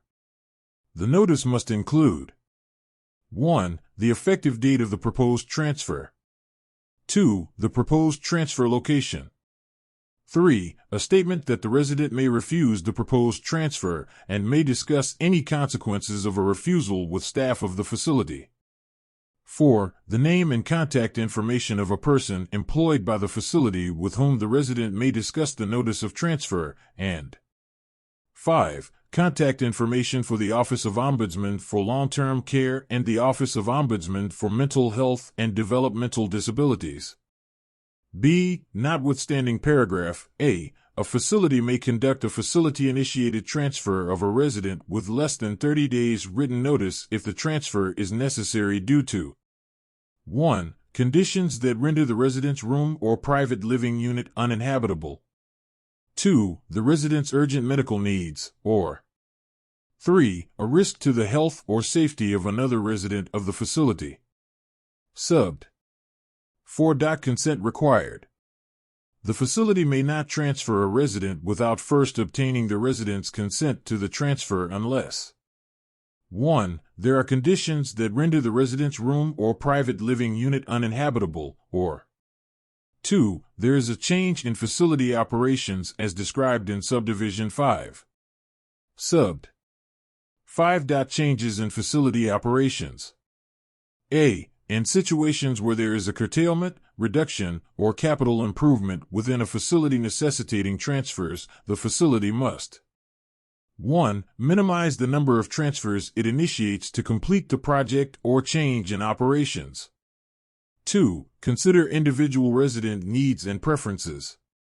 3. Provide reasonable accommodations for individual resident requests regarding the transfers, and 4. In advance of any notice to any residents, legal representatives, or designated representatives, provide notice to the Office of Ombudsman for Long-Term Care and the Office of Ombudsman for Mental Health and Developmental Disabilities of the curtailment, reduction, or capital improvement and the corresponding needed transfers. Subbed. 6. Evaluation. If a resident consents to a transfer, reasonable modifications must be made to the new room or private living unit that are necessary to accommodate the resident's disabilities.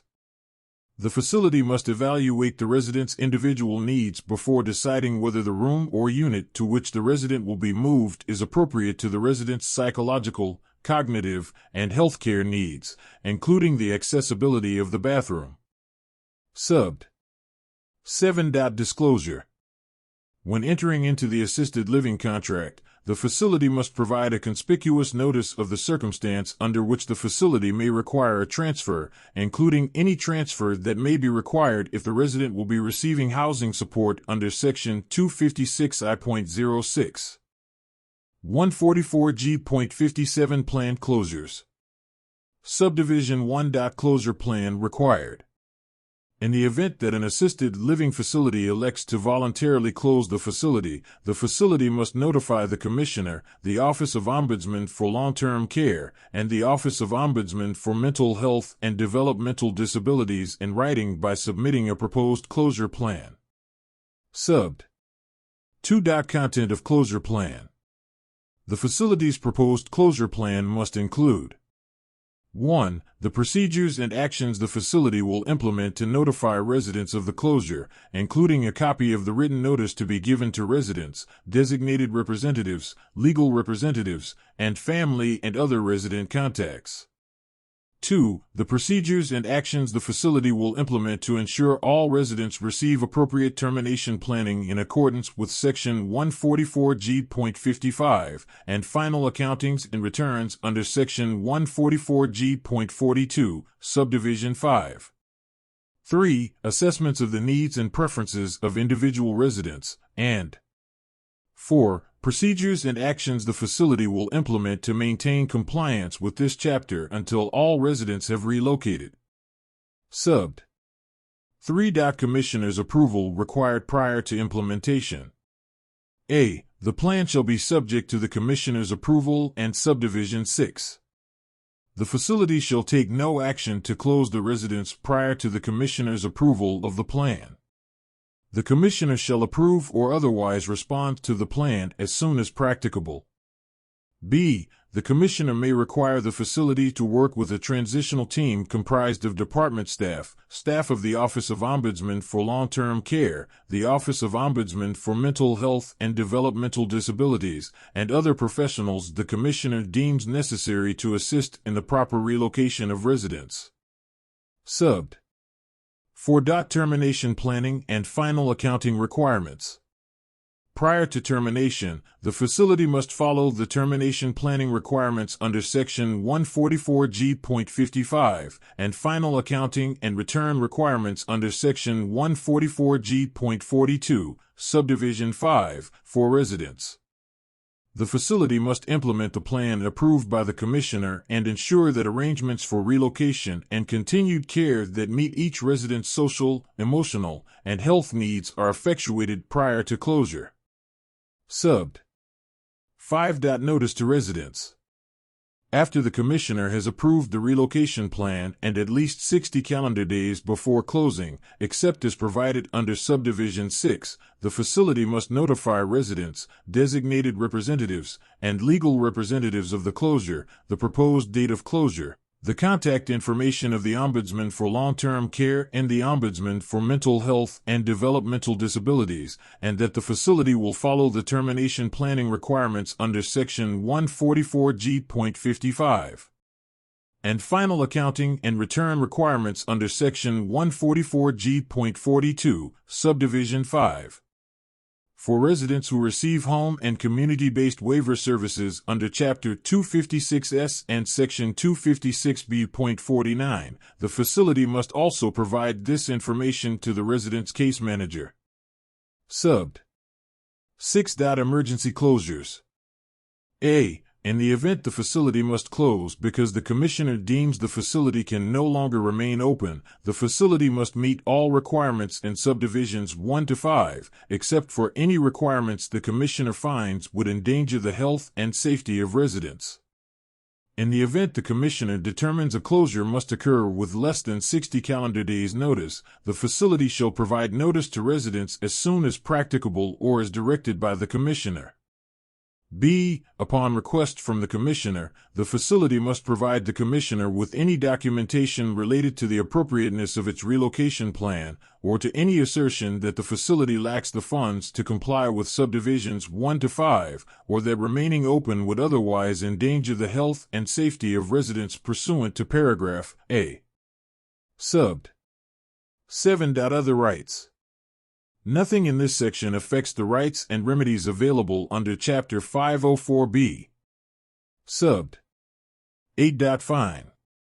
The Commissioner may impose a fine for failure to follow the requirements of this section. 144G.60 Staffing requirements. Subdivision 1. Background studies required.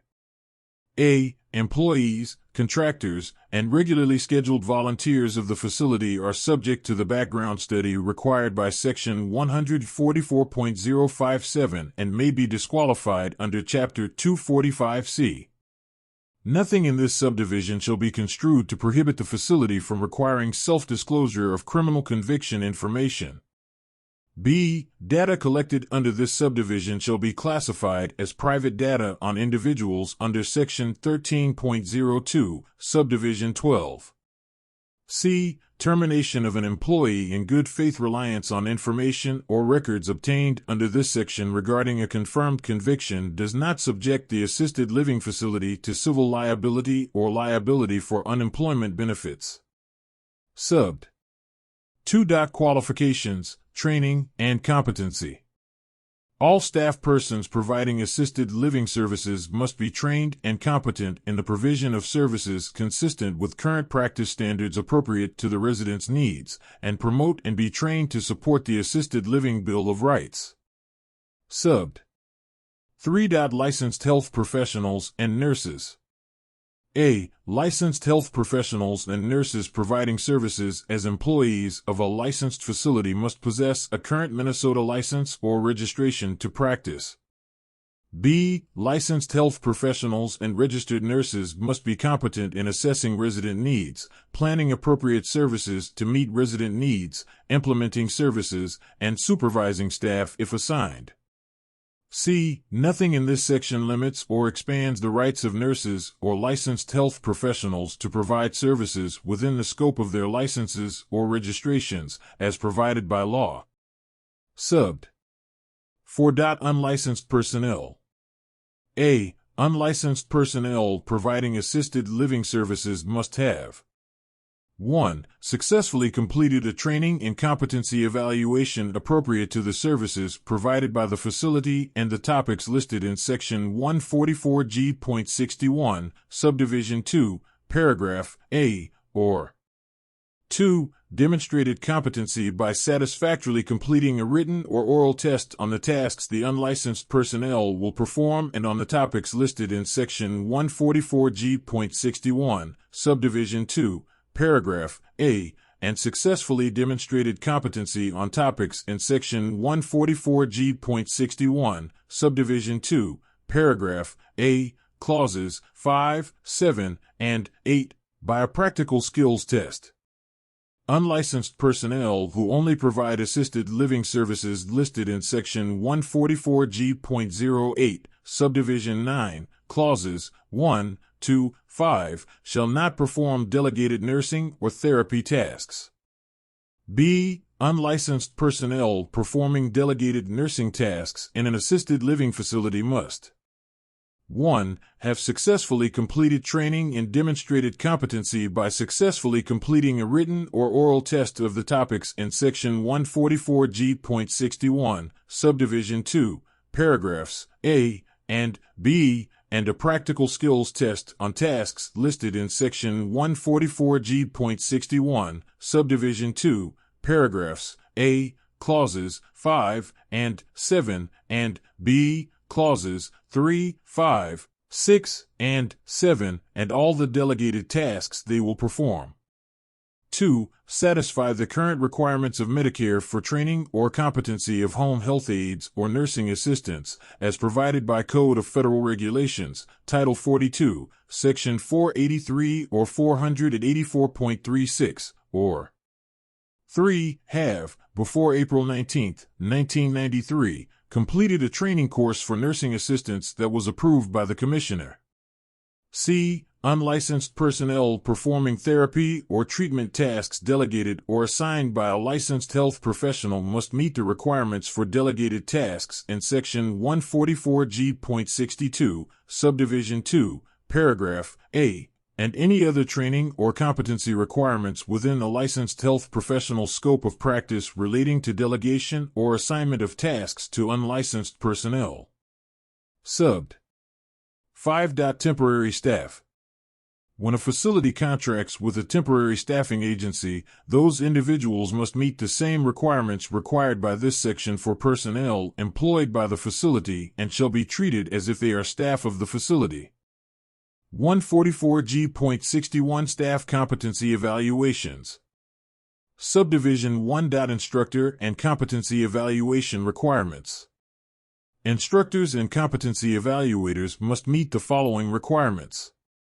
1. Training and competency evaluations of unlicensed personnel who only provide assisted living services specified in Section 144G.08, Subdivision 9, Clauses 1, 2, 5, must be conducted by individuals with work experience and training in providing these services, and 2. Training and competency evaluations of unlicensed personnel providing assisted living services must be conducted by a registered nurse, or another instructor may provide training in conjunction with the registered nurse. Subbed. 2. Training and evaluation of unlicensed personnel. A. Training and competency evaluations for all unlicensed personnel must include the following. 1. Documentation requirements for all services provided. 2. Reports of changes in the resident's condition to the supervisor designated by the facility. 3. Basic infection control, including blood-borne pathogens. 4. Maintenance of a clean and safe environment. 5. Appropriate and safe techniques in personal hygiene and grooming, including eye, hair care and bathing. 2. Care of teeth, gums, and oral prosthetic devices. 3. Care and use of hearing aids, and 4. Dressing and assisting with toileting. 6. Training on the prevention of falls. 7. Standby assistance techniques and how to perform them. 8. Medication, exercise, and treatment reminders. 9. Basic nutrition, meal preparation, food safety, and assistance with eating. 10. Preparation of modified diets as ordered by a licensed health professional. 11. Communication skills that include preserving the dignity of the resident and showing respect for the resident and the resident's preferences, cultural background, and family. 12. Awareness of confidentiality and privacy. 13. Understanding appropriate boundaries between staff and residents and the resident's family. 14. Procedures to use in handling various emergency situations, and 15. Awareness of commonly used health technology equipment and assistive devices. B. In addition to paragraph A, training and competency evaluation for unlicensed personnel providing assisted living services must include 1. Observing, reporting, and documenting resident status. 2. Basic knowledge of body functioning and changes in body functioning, injuries, or other observed changes that must be reported to appropriate personnel. 3. Reading and recording temperature, pulse, and respirations of the resident. 4. Recognizing physical, emotional, cognitive, and developmental needs of the resident. 5. Safe transfer techniques and ambulation. 6. Range of motioning and positioning, and 7. Administering medications or treatments as required. 144G.62 Delegation and Supervision. Subdivision 1. Availability of contact person to staff. A. Assisted living facilities must have a registered nurse available for consultation by staff performing delegated nursing tasks and must have an appropriate licensed health professional available if performing other delegated services such as therapies. B. The appropriate contact person must be readily available either in person, by telephone, or by other means to the staff at times when the staff is providing services. Subbed. 2. Delegation of assisted living services. A. A registered nurse or licensed health professional may delegate tasks only to staff who are competent and possess the knowledge and skills consistent with the complexity of the tasks and according to the appropriate Minnesota Practice Act. The assisted living facility must establish and implement a system to communicate up-to-date information to the registered nurse or licensed health professional regarding the current available staff and their competency, so the registered nurse or licensed health professional has sufficient information to determine the appropriateness of delegating tasks to meet individual resident needs and preferences. B. When the registered nurse or licensed health professional delegates tasks to unlicensed personnel, that person must ensure that prior to the delegation the unlicensed personnel is trained in the proper methods to perform the tasks or procedures for each resident and is able to demonstrate the ability to competently follow the procedures and perform the tasks. If an unlicensed personnel has not regularly performed the delegated assisted living task for a period of 24 consecutive months, the unlicensed personnel must demonstrate competency in the task to the registered nurse or appropriate licensed health professional. The registered nurse or licensed health professional must document instructions for the delegated tasks in the resident's record. Subbed. 3. Supervision of staff. A. Staff who only provide assisted living services specified in Section 144G.08, Subdivision 9, Clauses 1, 2, 5, must be supervised periodically where the services are being provided to verify that the work is being performed competently and to identify problems and solutions to address issues relating to the staff's ability to provide the services. The supervision of the unlicensed personnel must be done by staff of the facility having the authority, skills, and ability to provide the supervision of unlicensed personnel and who can implement changes as needed and train staff. B. Supervision includes direct observation of unlicensed personnel while the unlicensed personnel are providing the services and may also include indirect methods of gaining input such as gathering feedback from the resident.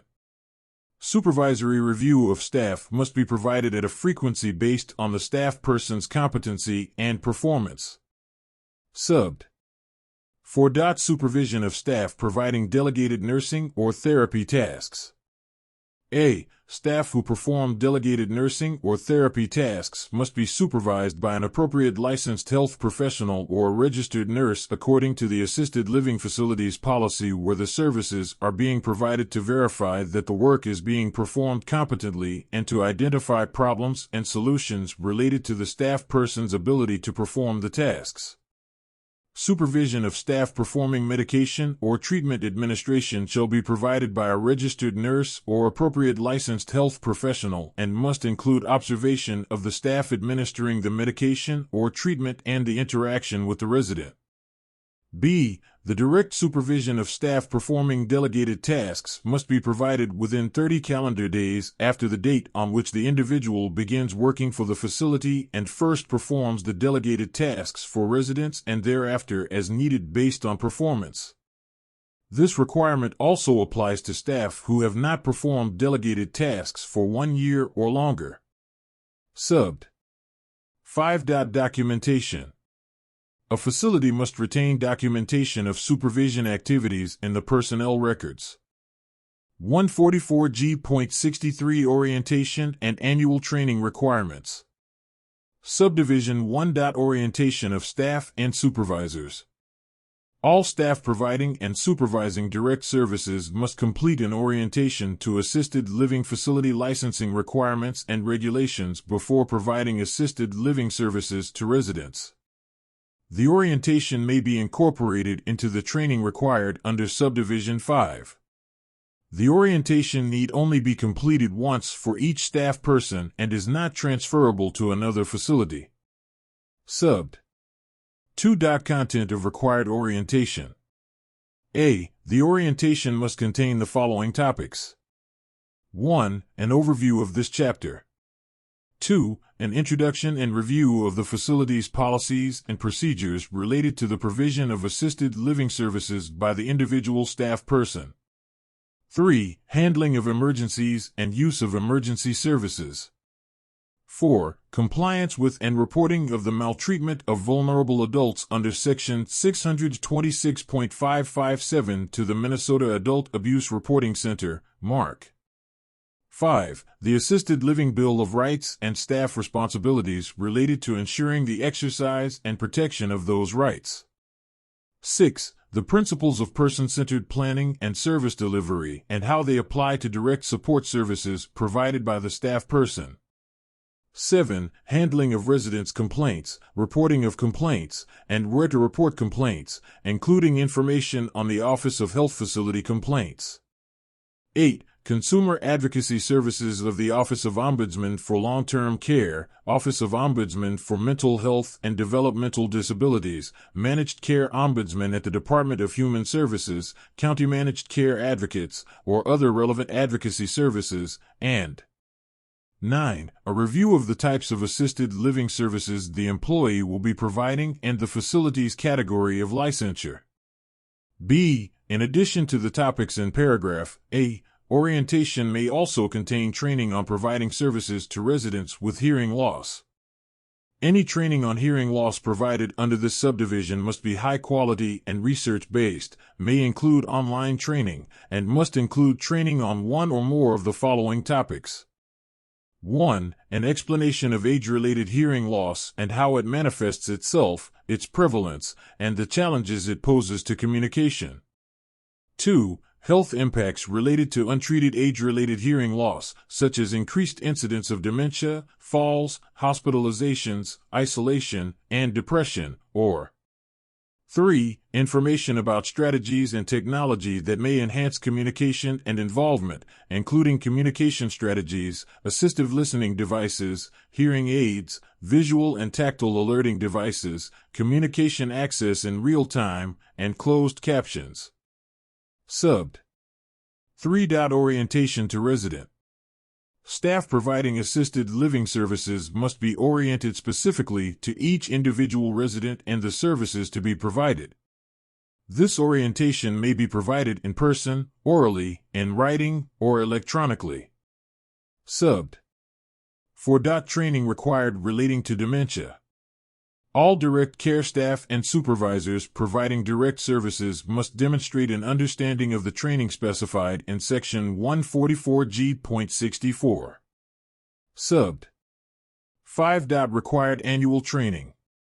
A. All staff that perform direct services must complete at least 8 hours of annual training for each 12 months of employment. The training may be obtained from the facility or another source and must include topics relevant to the provision of assisted living services. The annual training must include 1. Training on reporting of maltreatment of vulnerable adults under Section 626.557. 2. Review of the Assisted Living Bill of Rights and staff responsibilities related to ensuring the exercise and protection of those rights. 3. Review of infection control techniques used in the home and implementation of infection control standards, including a review of hand washing techniques, the need for and use of protective gloves, gowns, and masks, appropriate disposal of contaminated materials and equipment, such as dressings, needles, syringes, and razor blades, disinfecting reusable equipment, disinfecting environmental surfaces, and reporting communicable diseases.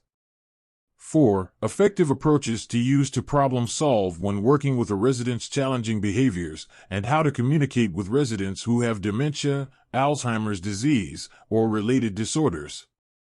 5. Review of the facility's policies and procedures relating to the provision of assisted living services and how to implement those policies and procedures, and 6. The principles of person-centered planning and service delivery and how they apply to direct support services provided by the staff person. B. In addition to the topics in paragraph A, annual training may also contain training on providing services to residents with hearing loss. Any training on hearing loss provided under this subdivision must be high quality and research-based, may include online training, and must include training on one or more of the following topics. 1. An explanation of age-related hearing loss and how it manifests itself, its prevalence, and challenges it poses to communication. 2. The health impacts related to untreated age-related hearing loss, such as increased incidence of dementia, falls, hospitalizations, isolation, and depression, or 3. Information about strategies and technology that may enhance communication and involvement, including communication strategies, assistive listening devices, hearing aids, visual and tactile alerting devices, communication access in real time, and closed captions. Subbed. 6. Implementation. The assisted living facility must implement all orientation and training topics covered in this section. Subbed. 7. Verification and documentation of orientation and training. The assisted living facility shall retain evidence in the employee record of each staff person having completed the orientation and training required by this section. 144G.64 Training in Dementia Care required. A. All assisted living facilities must meet the following training requirements. 1. Supervisors of direct care staff must have at least 8 hours of initial training on topics specified under paragraph B within 120 working hours of the employment start date and must have at least 2 hours of training on topics related to dementia care for each 12 months of employment thereafter. 2. Direct care employees must have completed at least 8 hours of initial training on topics specified under paragraph B within 160 working hours of the employment start date. Until this initial training is complete, an employee must not provide direct care unless there is another employee on site who has completed the initial 8 hours of training on topics related to dementia care and who can act as a resource and assist if issues arise. A trainer of the requirements under paragraph B or a supervisor meeting the requirements in clause 1 must be available for consultation with the new employee until the training requirement is complete. Direct care employees must have at least 2 hours of training on topics related to dementia for each 12 months of employment thereafter. 3. For assisted living facilities with dementia care, direct care employees must have completed at least 8 hours of initial training on topics specified under paragraph B within 80 working hours of the employment start date. Until this initial training is complete, an employee must not provide direct care unless there is another employee on site who has completed the initial 8 hours of training on topics related to dementia care and who can act as a resource and assist if issues arise. A trainer of the requirements under paragraph B or a supervisor meeting the requirements in clause 1 must be available for consultation with the new employee until the training requirement is complete. Direct care employees must have at least 2 hours of training on topics related to dementia for each 12 months of employment thereafter.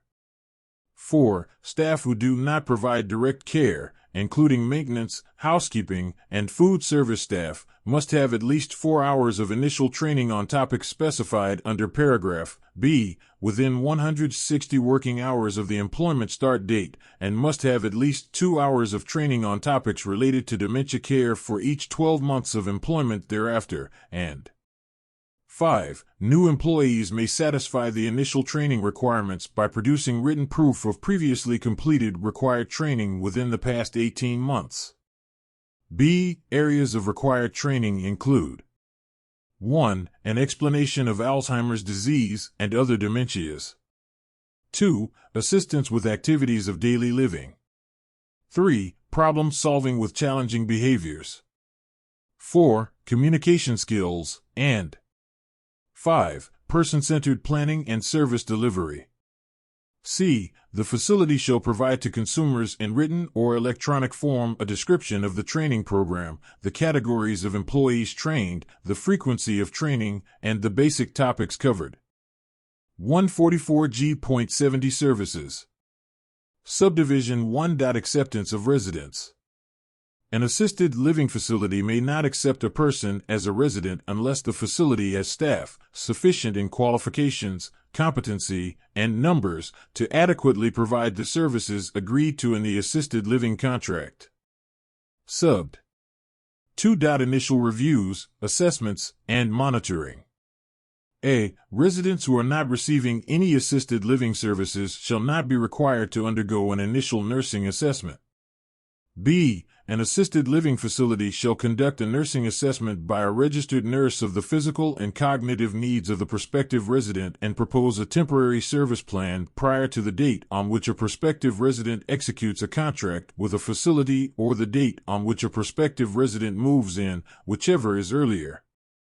If necessitated by either the geographic distance between the prospective resident and the facility, or urgent or unexpected circumstances, the assessment may be conducted using telecommunication methods based on practice standards that meet the resident's needs and reflect person-centered planning and care delivery. C. Resident reassessment and monitoring must be conducted no more than 14 calendar days after initiation of services. Ongoing resident reassessment and monitoring must be conducted as needed based on changes in the needs of the resident and cannot exceed 90 calendar days from the last date of the assessment. D. For residents only receiving assisted living services specified in Section 144G.08, Subdivision 9, Clauses 1, 2, 5, the facility shall complete an individualized initial review of the resident's needs and preferences. The initial review must be completed within 30 calendar days of the start of services. Resident monitoring and review must be conducted as needed based on changes in the needs of the resident and cannot exceed 90 calendar days from the date of the last review. E. A facility must inform the prospective resident of the availability of in-contact information for long-term care consultation services under Section 256B.0911 prior to the date on which a prospective resident executes a contract with a facility or the date on which a prospective resident moves in, whichever is earlier. Subbed. 3. Temporary service plan. When a facility initiates services and the individualized assessment required in Subdivision 2 has not been completed, the facility must complete a temporary plan and agreement with the resident for services. A temporary service plan shall not be effective for more than 72 hours. Subbed. 4. Service plan, implementation, and revisions to service plan.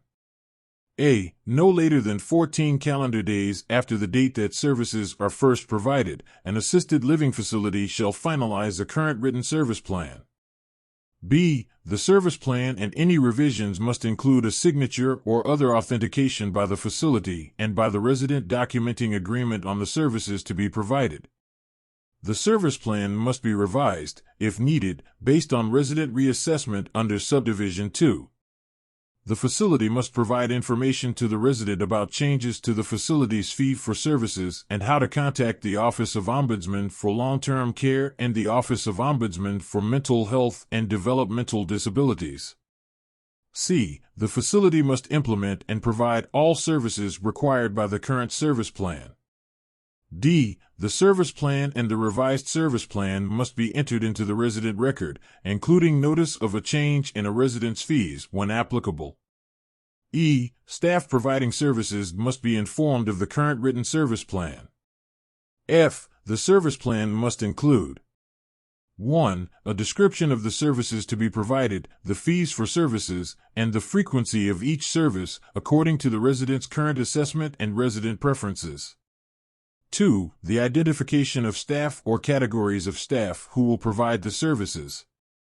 3. The schedule and methods of monitoring assessments of the resident. 4. The schedule and methods of monitoring staff providing services, and 5. A contingency plan that includes I. The action to be taken if the scheduled service cannot be provided. 2. Information and a method to contact the facility.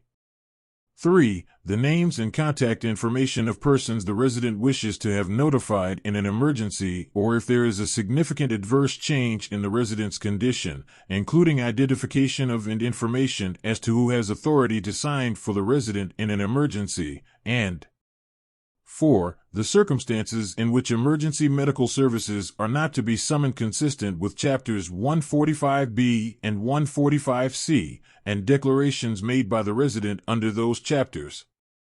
Subbed. 5. Referrals.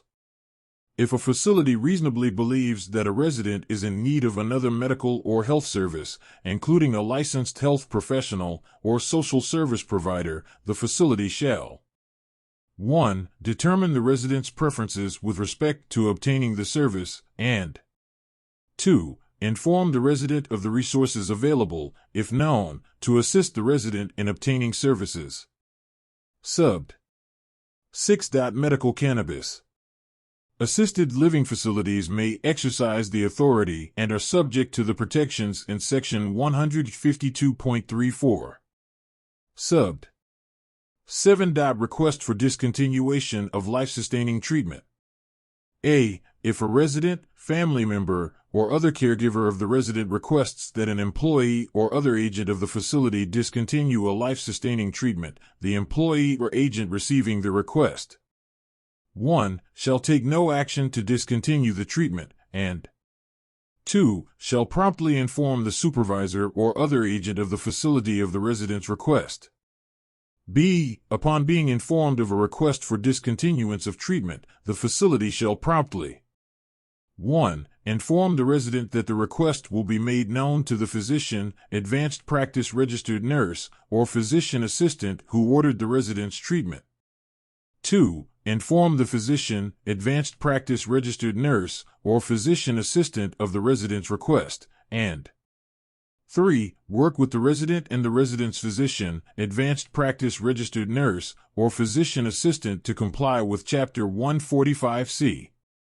C. This section does not require the facility to discontinue treatment, except as may be required by law or court order.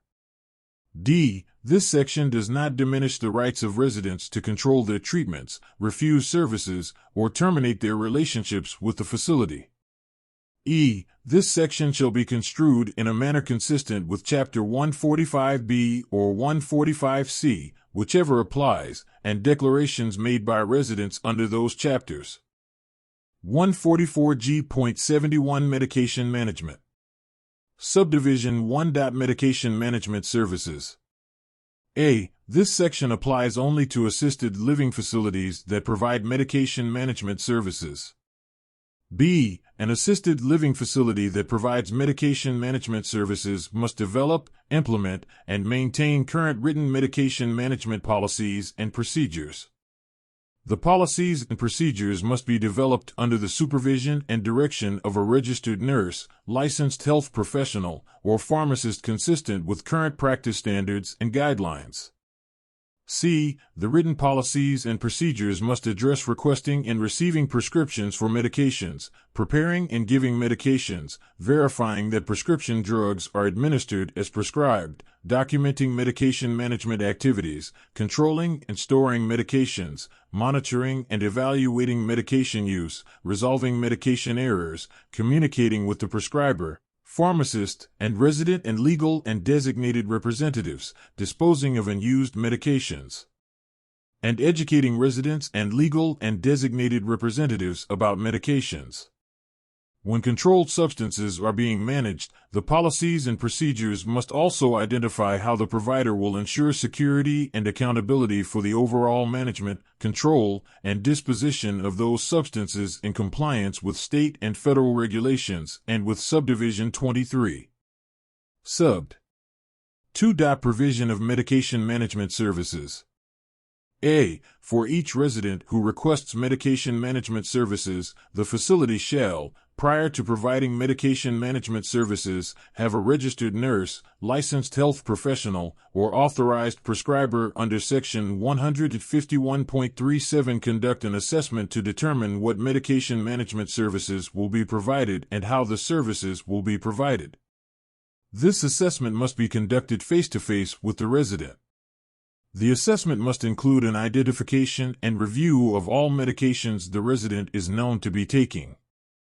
The review and identification must include indications for medications, side effects, contraindications, allergic or adverse reactions, and actions to address these issues. B. The assessment must identify interventions needed in management of medications to prevent diversion of medication by the resident or others who may have access to the medications and provide instructions to the resident and legal or designated representatives on interventions to manage the resident's medications and prevent diversion of medications. For purposes of this section, diversion of medication means misuse, theft, or illegal or improper disposition of medications. Subbed. 3. Individualized medication monitoring and reassessment. The assisted living facility must monitor and reassess the resident's medication management services as needed under Subdivision 2 when the resident presents with symptoms or other issues that may be medication-related and, at a minimum, annually. Subbed. 4. Resident refusal. The assisted living facility must document in the resident's record any refusal for an assessment for medication management by the resident. The facility must discuss with the resident the possible consequences of the resident's refusal and document the discussion in the resident's record. Subbed. 5. Individualized medication management plan. A. For each resident receiving medication management services, the assisted living facility must prepare and include in the service plan a written statement of the medication management services that will be provided to the resident. The facility must develop and maintain a current individualized medication management record for each resident based on the resident's assessment that must contain the following.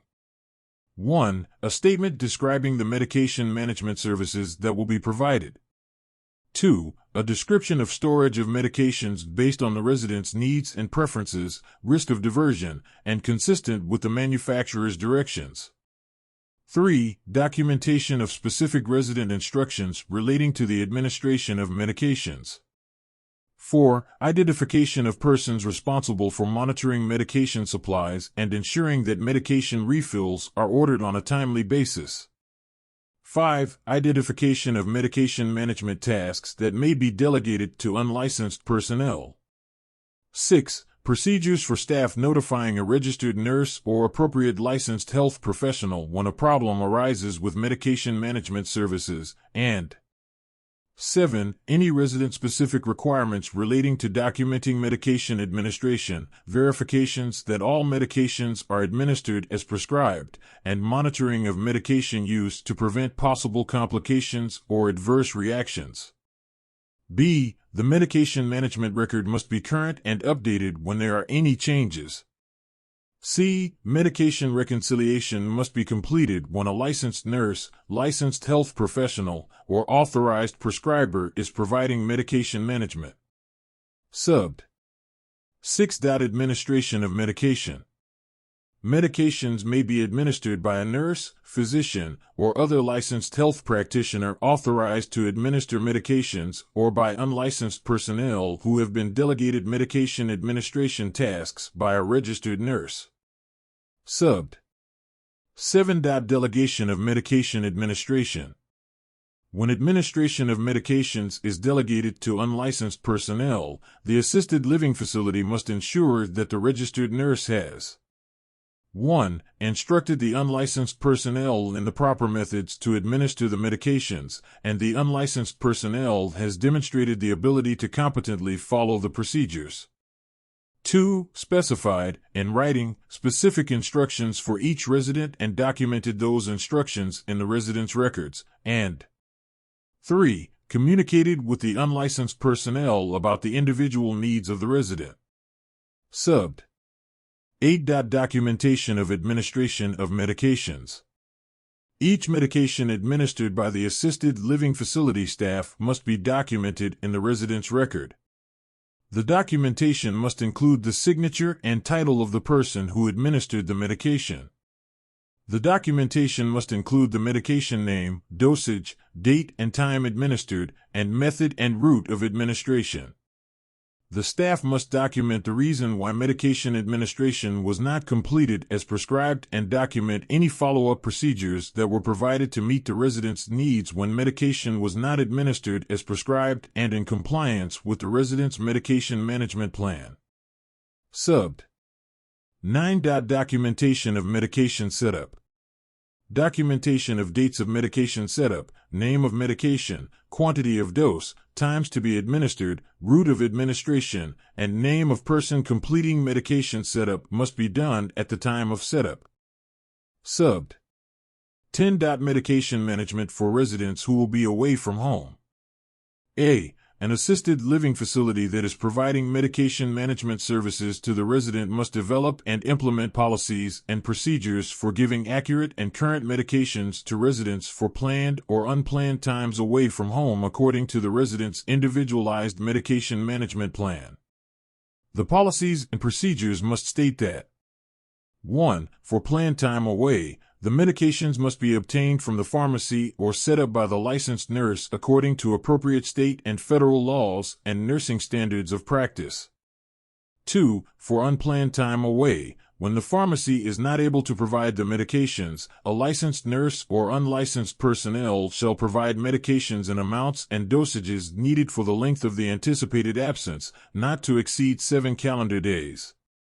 3. The resident must be provided written information on medications, including any special instructions for administering or handling the medications, including controlled substances, and 4. The medications must be placed in a medication container or containers appropriate to the provider's medication system and must be labeled with the resident's name and the dates and times that the medications are scheduled. B. For unplanned time away when a licensed nurse is not available, the registered nurse may delegate this task to unlicensed personnel if 1. The registered nurse has trained the unlicensed staff and determined the unlicensed staff is competent to follow the procedures for giving medications to residents, and 2. The registered nurse has developed written procedures for the unlicensed personnel, including any special instructions or procedures regarding controlled substances that are prescribed for the resident. The procedures must address I. The type of container or containers to be used for the medications appropriate to the provider's medication system. 2. How the container or containers must be labeled. 3. Written information about the medications to be provided. 4. How the unlicensed staff must document in the resident's record that medications have been provided, including documenting the date the medications were provided and who received the medications, the person who provided the medications to the resident, the number of medications that were provided to the resident, and other required information. V. How the registered nurse shall be notified that medications have been provided and whether the registered nurse needs to be contacted before the medications are given to the resident or the designated representative. 6. A review by the registered nurse of the completion of this task to verify that this task was completed accurately by the unlicensed personnel, and 7. How the unlicensed personnel must document in the resident's record any unused medications that are returned to the facility, including the name of each medication and the doses of each returned medication. Subbed. 11. Prescribed and non-prescribed medication. The assisted living facility must determine whether the facility shall require a prescription for all medications the provider manages. The facility must inform the resident whether the facility requires a prescription for all over-the-counter and dietary supplements before the facility agrees to manage those medications. Subbed. 12. Medications, over-the-counter drugs, dietary supplements not prescribed.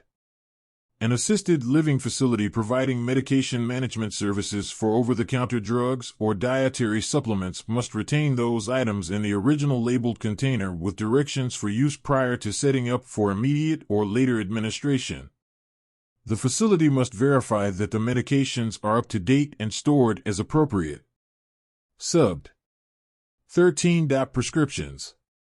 There must be a current written or electronically recorded prescription as defined in Section 151.01, Subdivision 16A, for all prescribed medications that the assisted living facility is managing for the resident. Subbed. 14. Renewal of prescriptions. Prescriptions must be renewed at least every 12 months or more frequently as indicated by the assessment in Subdivision 2.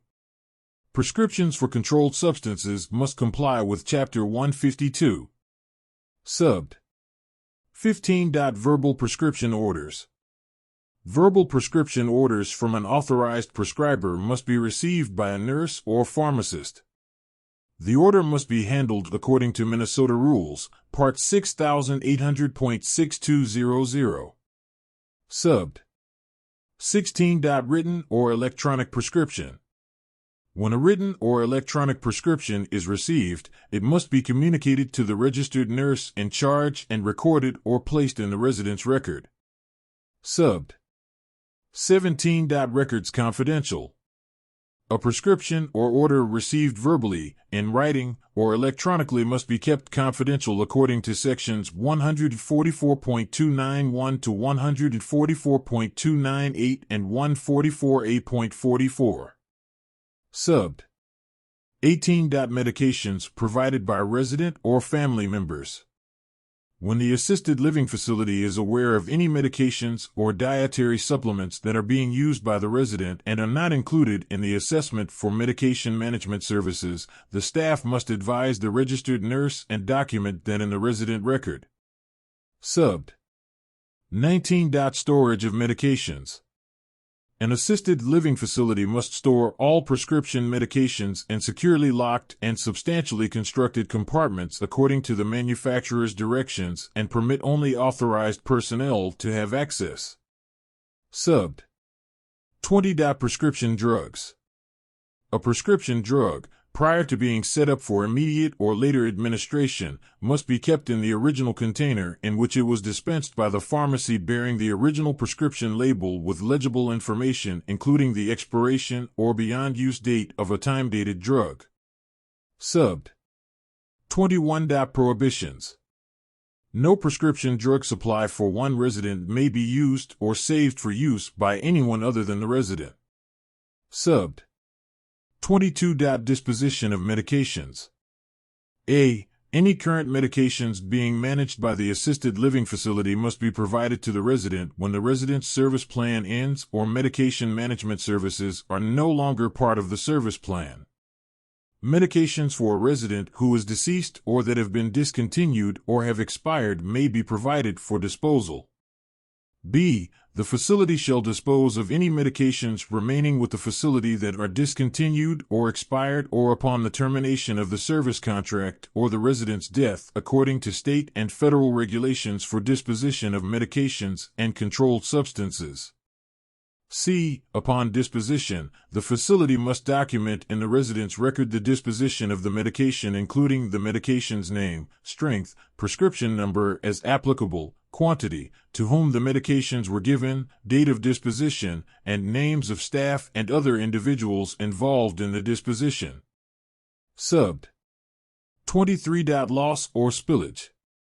A. Assisted living facilities providing medication management must develop and implement procedures for loss or spillage of all controlled substances defined in Minnesota Rules, Part 6800.4220.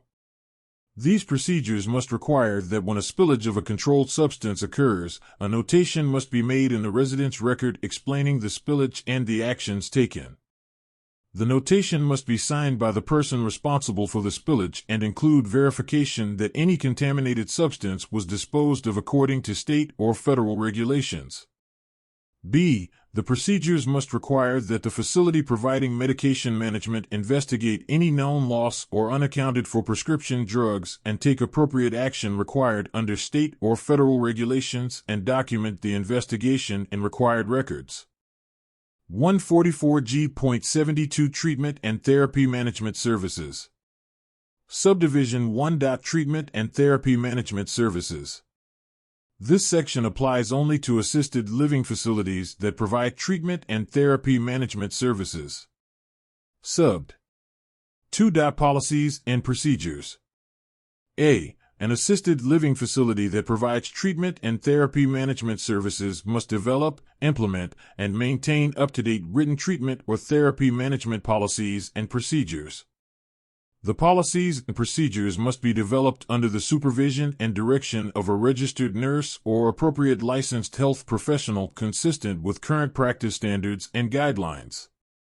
B. The written policies and procedures must address requesting and receiving orders or prescriptions for treatments or therapies, providing the treatment or therapy, documenting treatment or therapy activities, educating and communicating with residents about treatments or therapies they are receiving, monitoring and evaluating the treatment or therapy, and communicating with the prescriber.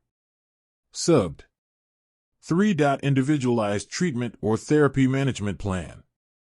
For each resident receiving management of ordered or prescribed treatments or therapy services, the assisted living facility must prepare and include in the service plan a written statement of the treatment or therapy services that will be provided to the resident. The facility must also develop and maintain a current individualized treatment and therapy management record for each resident, which must contain at least the following. 1. A statement of the type of services that will be provided. 2. Documentation of specific resident instructions relating to the treatments or therapy administration. 3. Identification of treatment or therapy tasks that will be delegated to unlicensed personnel. 4. Procedures for notifying a registered nurse or appropriate licensed health professional when a problem arises with treatments or therapy services, and 5. Any resident-specific requirements relating to documentation of treatment and therapy received, verification that all treatment and therapy was administered as prescribed, and monitoring of treatment or therapy to prevent possible complications or adverse reactions. The treatment or therapy management record must be current and updated when there are any changes. Subbed. 4. Administration of treatments and therapy. Ordered or prescribed treatments or therapies must be administered by a nurse, physician, or other licensed health professional authorized to perform the treatment or therapy, or may be delegated or assigned to unlicensed personnel by the licensed health professional according to the appropriate practice standards for delegation or assignment. When administration of a treatment or therapy is delegated or assigned to unlicensed personnel, the facility must ensure that the registered nurse or authorized licensed health professional has 1. Instructed the unlicensed personnel in the proper methods with respect to each resident, and the unlicensed personnel has demonstrated the ability to competently follow the procedures. 2. Specified, in writing, specific instructions for each resident and documented those instructions in the resident's record, and 3. Communicated with the unlicensed personnel about the individual needs of the resident. Subbed. 5. Documentation of administration of treatments and therapies. Each treatment or therapy administered by an assisted living facility must be in the resident record. The documentation must include the signature and title of the person who administered the treatment or therapy, and must include the date and time of administration. When treatment or therapies are not administered as ordered or prescribed, the provider must document the reason why it was not administered and any follow-up procedures that were provided to meet the resident's needs. Subbed. 6. Treatment and therapy orders. There must be an up-to-date written or electronically recorded order from an authorized prescriber for all treatments and therapies. The order must contain the name of the resident, a description of the treatment or therapy to be provided, and the frequency, duration, and other information needed to administer the treatment or therapy. Treatment and therapy orders must be renewed at least every 12 months. Subbed.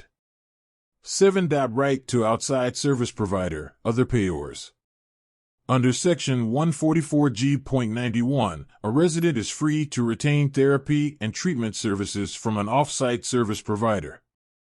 Assisted living facilities must make every effort to assist residents in obtaining information regarding whether the Medicare program, the Medical Assistance Program under Chapter 256B, or another public program will pay for any or all of the services. 144G.80 Additional licensing requirements for assisted living facilities with dementia care. Subdivision 1. Applicability. This section applies only to assisted living facilities with dementia care. Subbed. 2. Demonstrated capacity. A. An applicant for licensure as an assisted living facility with dementia care must have the ability to provide services in a manner that is consistent with the requirements in this section. The Commissioner shall consider the following criteria, including, but not limited to: 1. The experience of the applicant's assisted living director, managerial official, and clinical nurse supervisor managing residents with dementia or previous long-term care experience, and 2. The compliance history of the applicant in the operation of any care facility licensed, certified, or registered under federal or state law. B. If the applicant's assisted living director and clinical nurse supervisor do not have experience in managing residents with dementia, the applicant must employ a consultant for at least the first 6 months of operation. The consultant must meet the requirements in paragraph A, Clause 1, and make recommendations on providing dementia care services consistent with the requirements of this chapter. The consultant must: 1. Have 2 years of work experience related to dementia, healthcare, gerontology, or a related field, and 2. Have completed at least the minimum core training requirements in Section 144G.64. The applicant must document an acceptable plan to address the consultant's identified concerns and must either implement the recommendations or document in the plan any consultant recommendations that the applicant chooses not to implement. The Commissioner must review the applicant's plan upon request.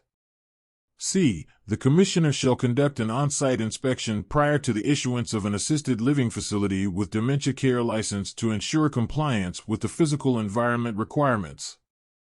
D. The label assisted living facility with dementia care must be identified on the license. Subbed. 3. Relinquishing license. A. The licensee must notify the Commissioner and the Office of Ombudsman for Long-Term Care in writing at least 60 calendar days prior to the voluntary relinquishment of an assisted living facility with dementia care license. For voluntary relinquishment, the facility must at least: 1. Give all residents and their designated and legal representatives 60 calendar days notice. The notice must include, at a minimum, I. The proposed effective date of the relinquishment. 2. Changes in staffing. 3. Changes in services including the elimination or addition of services. 4. Staff training that shall occur when the relinquishment becomes effective, and V. Contact information for the Office of Ombudsman for Long-Term Care. 2. Submit a transitional plan to the Commissioner demonstrating how the current residents shall be evaluated and assessed to reside in other housing settings that are not an assisted living facility with dementia care, that are physically unsecured, or that would require move-out or transfer to other settings. 3. Change service or care plans as appropriate to address any needs the residents may have with the transition. 4. Notify the Commissioner when the relinquishment process has been completed, and 5. Revise advertising materials and disclosure information to remove any reference that the facility is an assisted living facility with dementia care. B. Nothing in this section alters obligations under Section 144G.57. 144G.81 Additional requirements for assisted living facilities with secured dementia care units. Subdivision 1. Fire protection and physical environment. An assisted living facility with dementia care that has a secured dementia care unit must meet the requirements of Section 144G.45 and the following additional requirements. 1. A hazard vulnerability assessment or safety risk must be performed on and around the property. The hazards indicated on the assessment must be assessed and mitigated to protect the residents from harm, and 2. The facility shall be protected throughout by an approved supervised automatic sprinkler system by August 1, 2029. Subbed. 2. MS 2020, repealed, 7 SP 2020 C1 Art 6 S 26. Subbed. 3. Assisted living facilities with dementia care and secured dementia care unit, Life Safety Code. A. All assisted living facilities with dementia care and a secured dementia care unit must meet the applicable provisions of the 2018 edition of the NFPA Standard 101, Life Safety Code, Healthcare, Limited Care, Chapter. The minimum design standards shall be met for all new licenses or new construction. B. If the Commissioner decides to update the Life Safety Code for purposes of this subdivision, the Commissioner must notify the chairs and ranking minority members of the legislative committees and divisions with jurisdiction over healthcare and public safety of the planned update by January 15th of the year in which the new Life Safety Code will become effective. Following notice from the Commissioner, the new edition shall become effective for assisted living facilities with dementia care and a secured dementia care unit beginning August 1st of that year, unless provided otherwise in law. The Commissioner shall, by publication in the State Register, specify a date by which these facilities must comply with the updated Life Safety Code. The date by which these facilities must comply shall not be sooner than 6 months after publication of the Commissioner's notice in the State Register. Subbed. 4. Awake staff requirement. An assisted living facility with dementia care providing services in a secured dementia care unit must have an awake person who is physically present in the secured dementia care unit 24 hours per day, 7 days per week, who is responsible for responding to the requests of residents for assistance with health and safety needs, and who meets the requirements of Section 144G.41, Subdivision 1, Clause 12. Subbed. 5. Variance or waiver. A facility may request under Section 144G.45, Subdivision 7, that the Commissioner grant a variance or waiver from the provisions of this section, except Subdivision 4. 144G.82 Additional responsibilities of administration for assisted living facilities with dementia care. Subdivision 1. General. The licensee of an assisted living facility with dementia care is responsible for the care and housing of the persons with dementia and the provision of person-centered care that promotes each resident's dignity, independence, and comfort. This includes the supervision, training, and overall conduct of the staff. Subbed. 2. Additional requirements. A. The licensee must follow the assisted living license requirements and the criteria in this section. B. The assisted living director of an assisted living facility with dementia care must complete and document that at least 10 hours of the required annual continuing educational requirements relate to the care of individuals with dementia. The training must include medical management of dementia, creating and maintaining supportive and therapeutic environments for residents with dementia, and transitioning and coordinating services for residents with dementia. Continuing education credits may include college courses, preceptor credits, self-directed activities, course instructor credits, corporate training, in-service training, professional association training, web-based training, correspondence courses, telecourses, seminars, and workshops. Subbed. 3. Policies. A. In addition to the policies and procedures required in the licensing of all facilities, the assisted living facility with dementia care licensee must develop and implement policies and procedures that address the 1. Philosophy of how services are provided based upon the assisted living facility licensee's values, mission, and promotion of person-centered care and how the philosophy shall be implemented. 2. Evaluation of behavioral symptoms and design of supports for intervention plans, including non-pharmacological practices that are person-centered and evidence-informed. 3. Wandering and egress prevention that provides detailed instructions to staff in the event a resident elopes. 4. Medication management, including an assessment of residents for the use and effects of medications, including psychotropic medications. 5. Staff training specific to dementia care. 6. Description of life enrichment programs and how activities are implemented. 7. Description of family support programs and efforts to keep the family engaged. 8. Limiting the use of public address and intercom systems for emergencies and evacuation drills only. 9. Transportation coordination and assistance to and from outside medical appointments, and 10. Safekeeping of residents' possessions. B. The policies and procedures must be provided to residents and the residents' legal and designated representatives at the time of move-in. 144G.83 Additional training requirements for assisted living facilities with dementia care. Subdivision 1. General. A. An assisted living facility with dementia care must provide residents with dementia-trained staff who have been instructed in the person-centered care approach. All direct care staff assigned to care for residents with dementia must be specially trained to work with residents with Alzheimer's disease and other dementias. B. Only staff trained as specified in subdivisions 2 and 3 shall be assigned to care for dementia residents.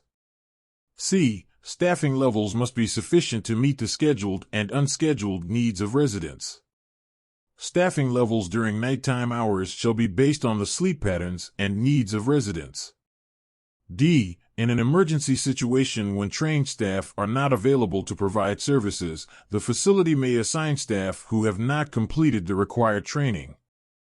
The particular emergency situation must be documented and must address 1. The nature of the emergency. 2. How long the emergency lasted, and 3. The names and positions of staff that provided coverage. Subbed. 2. Staffing requirements. A. The licensee must ensure that staff who provide support to residents with dementia can demonstrate a basic understanding and ability to apply dementia training to the residents' emotional and unique healthcare needs using person-centered planning delivery.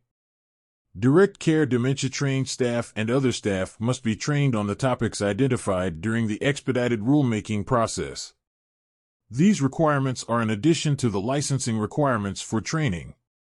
B. Failure to comply with paragraph A or subdivision 1 shall result in a fine under section 144G.31. Subbed. 3. Supervising staff training. Persons providing or overseeing staff training must have experience and knowledge in the care of individuals with dementia, including 1. 2 years of work experience related to Alzheimer's disease or other dementias, or in healthcare, gerontology, or another related field, and 2. Completion of training equivalent to the requirements in this section and successfully passing a skills competency or knowledge test required by the Commissioner. Subbed. 4. Pre-service and in-service training. Pre-service and in-service training may include various methods of instruction, such as classroom-style, web-based training, video, or one-to-one training. The licensee must have a method for determining and documenting each staff person's knowledge and understanding of the training provided. All training must be documented. 144G.84 Services for residents with dementia. A. In addition to the minimum services required in Section 144G.41, an assisted living facility with dementia care must also provide the following services.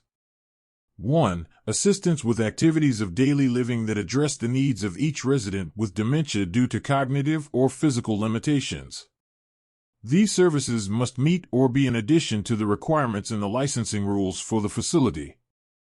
Services must be provided in a person-centered manner that promotes resident choice, dignity, and sustains the resident's abilities.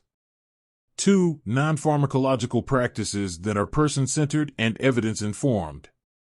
3. Services to prepare and educate persons living with dementia and their legal and designated representatives about transitions in care and ensuring complete, timely communication between, across, and within settings, and 4. Services that provide residents with choices for meaningful engagement with other facility residents and the broader community.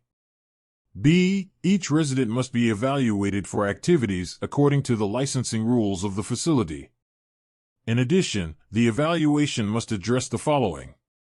1. Past and current interests. 2. Current abilities and skills. 3. Emotional and social needs and patterns. 4. Physical abilities and limitations. 5. Adaptations necessary for the resident to participate, and 6. Identification of activities for behavioral interventions. C. An individualized activity plan must be developed for each resident based on their activity evaluation. The plan must reflect the resident's activity preferences and needs. D. A selection of daily structured and non-structured activities must be provided and included on the resident's activity service or care plan as appropriate. Daily activity options based on resident evaluation may include, but are not limited to: 1. Occupation or chore-related tasks. 2. Scheduled and planned events such as entertainment or outings. 3. Spontaneous activities for enjoyment or those that may help diffuse a behavior. 4. One-to-one activities that encourage positive relationships between residents and staff, such as telling a life story, reminiscing, or playing music. 5. Spiritual, creative, and intellectual activities. 6. Sensory stimulation activities. 7. Physical activities that enhance or maintain a resident's ability to ambulate or move, and 8. A resident's individualized activity plan for regular outdoor activity.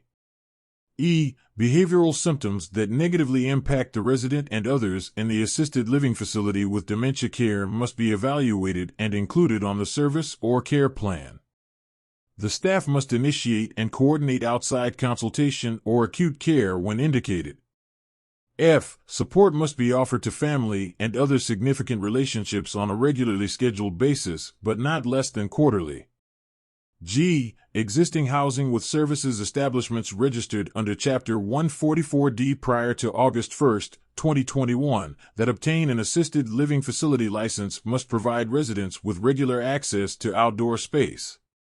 A licensee with new construction on or after August 1, 2021, or a new licensee that was not previously registered under Chapter 144D prior to August 1, 2021, must provide regular access to secured outdoor space on the premises of the facility.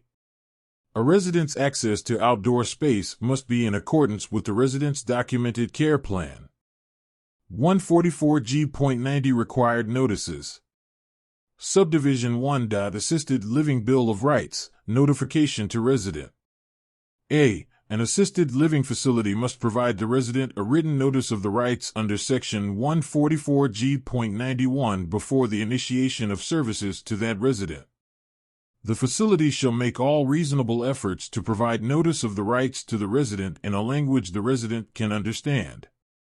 B. In addition to the text of the Assisted Living Bill of Rights in Section 144G.91, the notice shall also contain the following statement describing how to file a complaint or report suspected abuse. If you want to report suspected abuse, neglect, or financial exploitation, you may contact the Minnesota Adult Abuse Reporting Center, MARC. If you have a complaint about the facility or person providing your services, you may contact the Office of Health Facility Complaints, Minnesota Department of Health. If you would like to request advocacy services, you may contact the Office of Ombudsman for Long-Term Care or the Office of Ombudsman for Mental Health and Developmental Disabilities.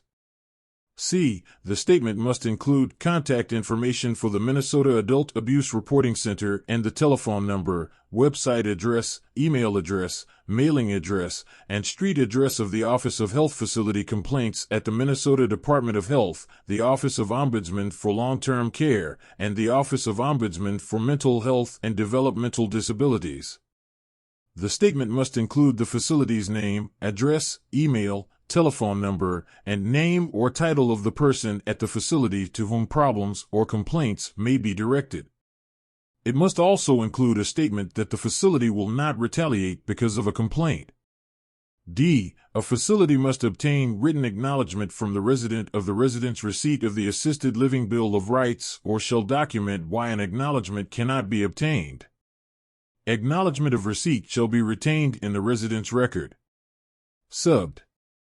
2. Notices in plain language, language accommodations.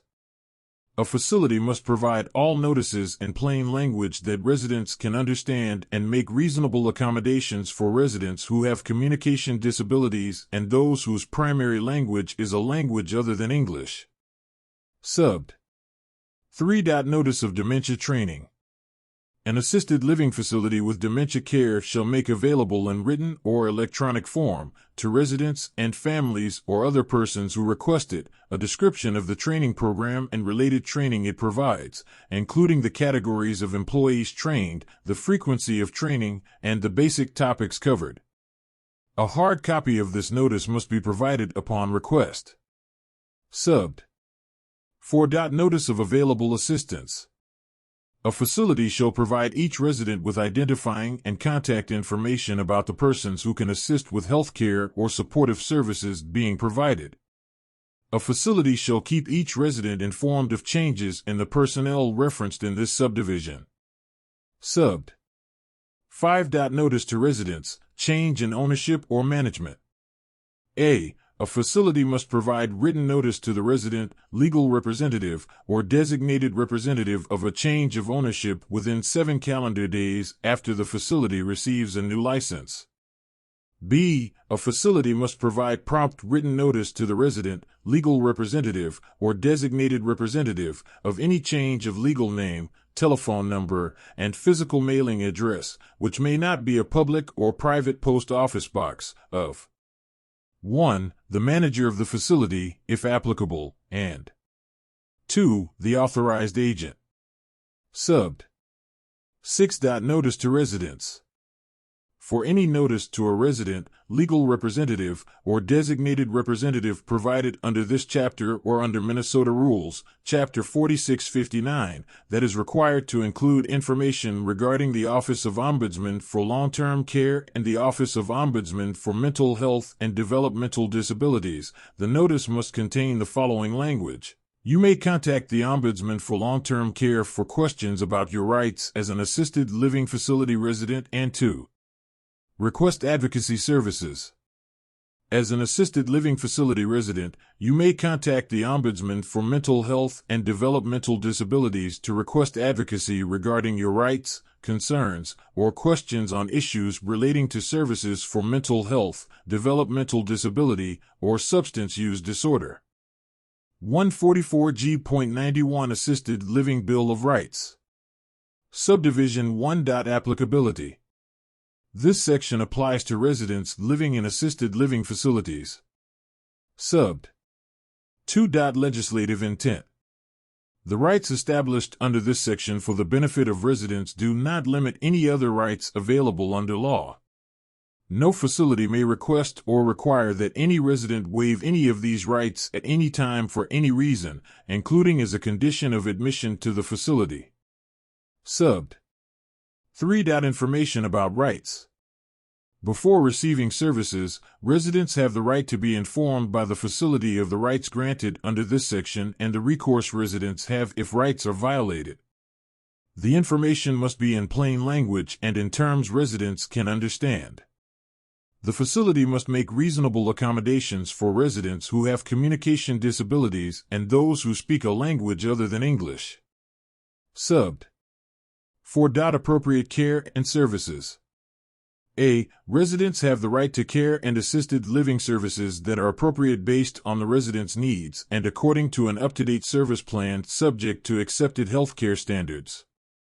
B. Residents have the right to receive healthcare and other assisted living services with continuity from people who are properly trained and competent to perform their duties and in sufficient numbers to adequately provide the services agreed to in the assisted living contract and the service plan. Subbed. 5. Refusal of care or services. Residents have the right to refuse care or assisted living services and to be informed by the facility of the medical, health-related, or psychological consequences of refusing care or services. Subbed. 6. Participation in care and service planning. Residents have the right to actively participate in the planning, modification, and evaluation of their care and services. This right includes 1. The opportunity to discuss care, services, treatment, and alternatives with the appropriate caregivers. 2. The right to include the resident's legal and designated representatives and persons of the resident's choosing, and 3. The right to be told in advance of and take an active part in decisions regarding any recommended changes in the service plan. Subbed. 7. Courteous treatment.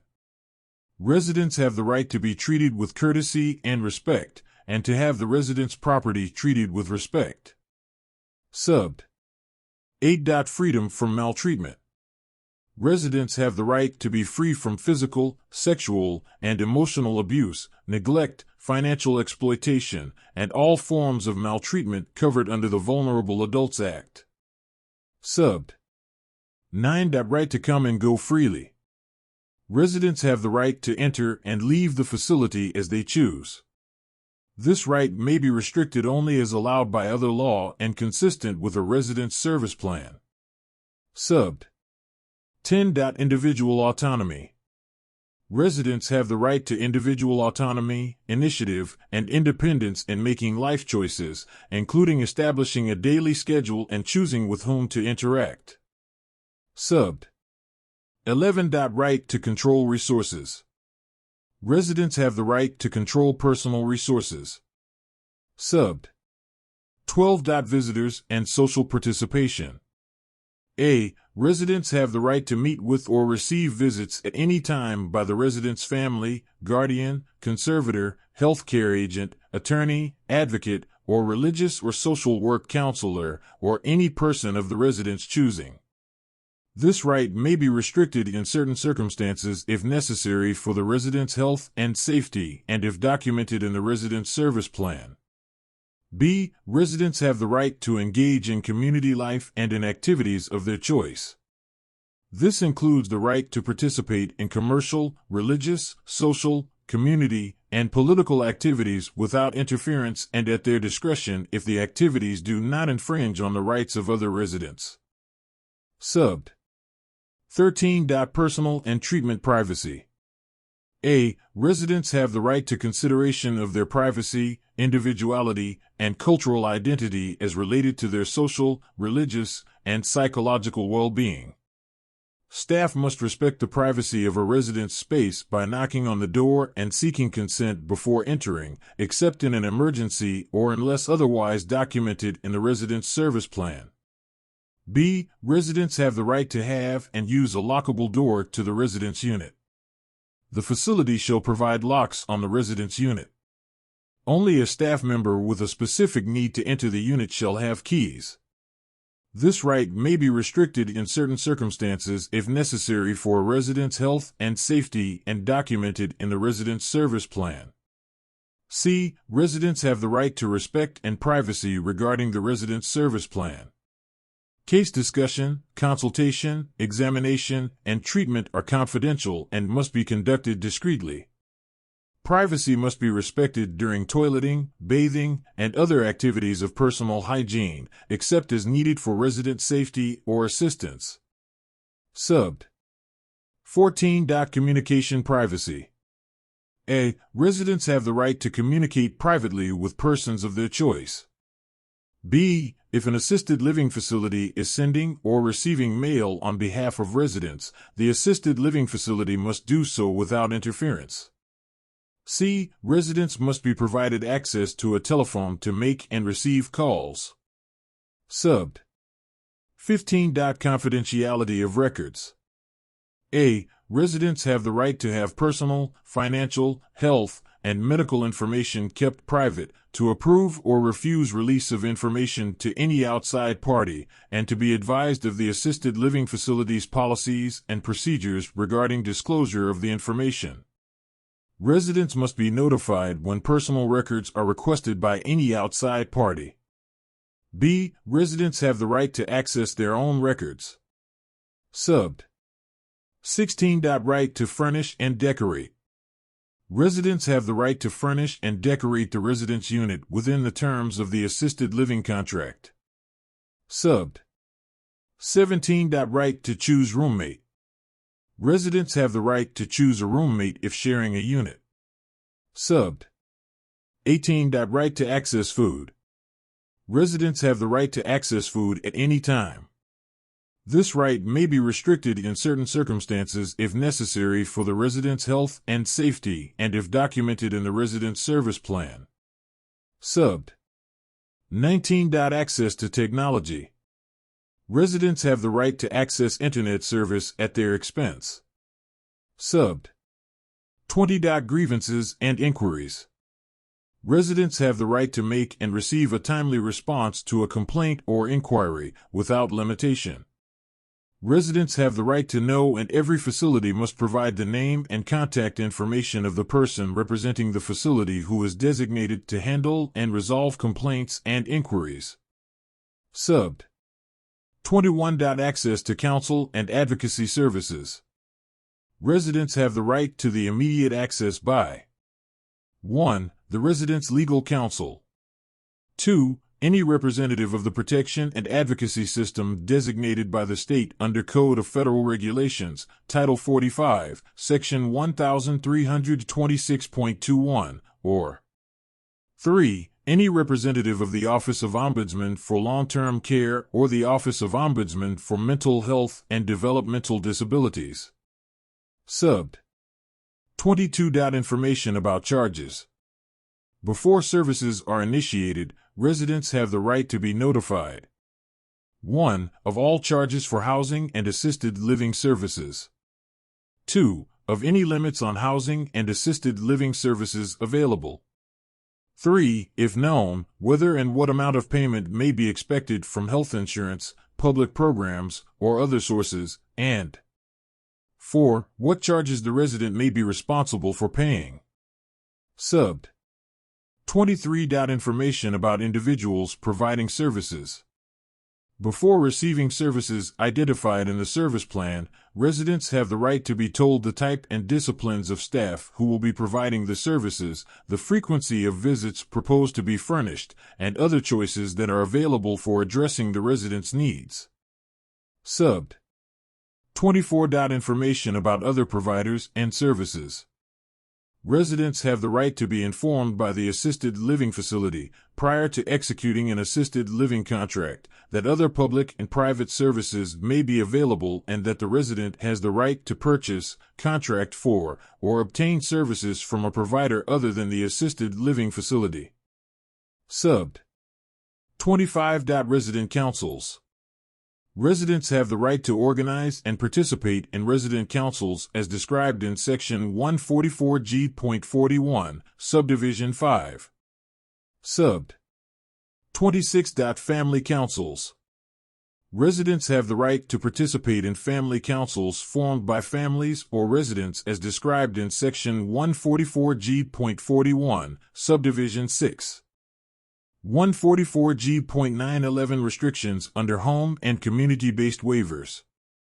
The residents' rights in Section 144G.91, Subdivisions 12, 13, and 18, may be restricted for an individual resident only if determined necessary for health and safety reasons identified by the facility through an initial assessment or reassessment under Section 144G.70, Subdivision 2. And documented in the written service plan under Section 144G.70, Subdivision 4.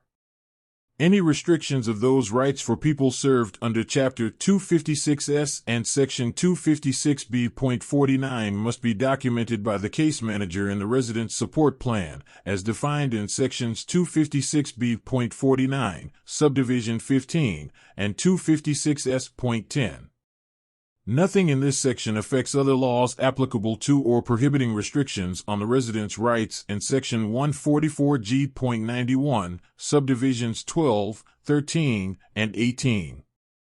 144G.92 Retaliation prohibited. Subdivision 1. Retaliation prohibited.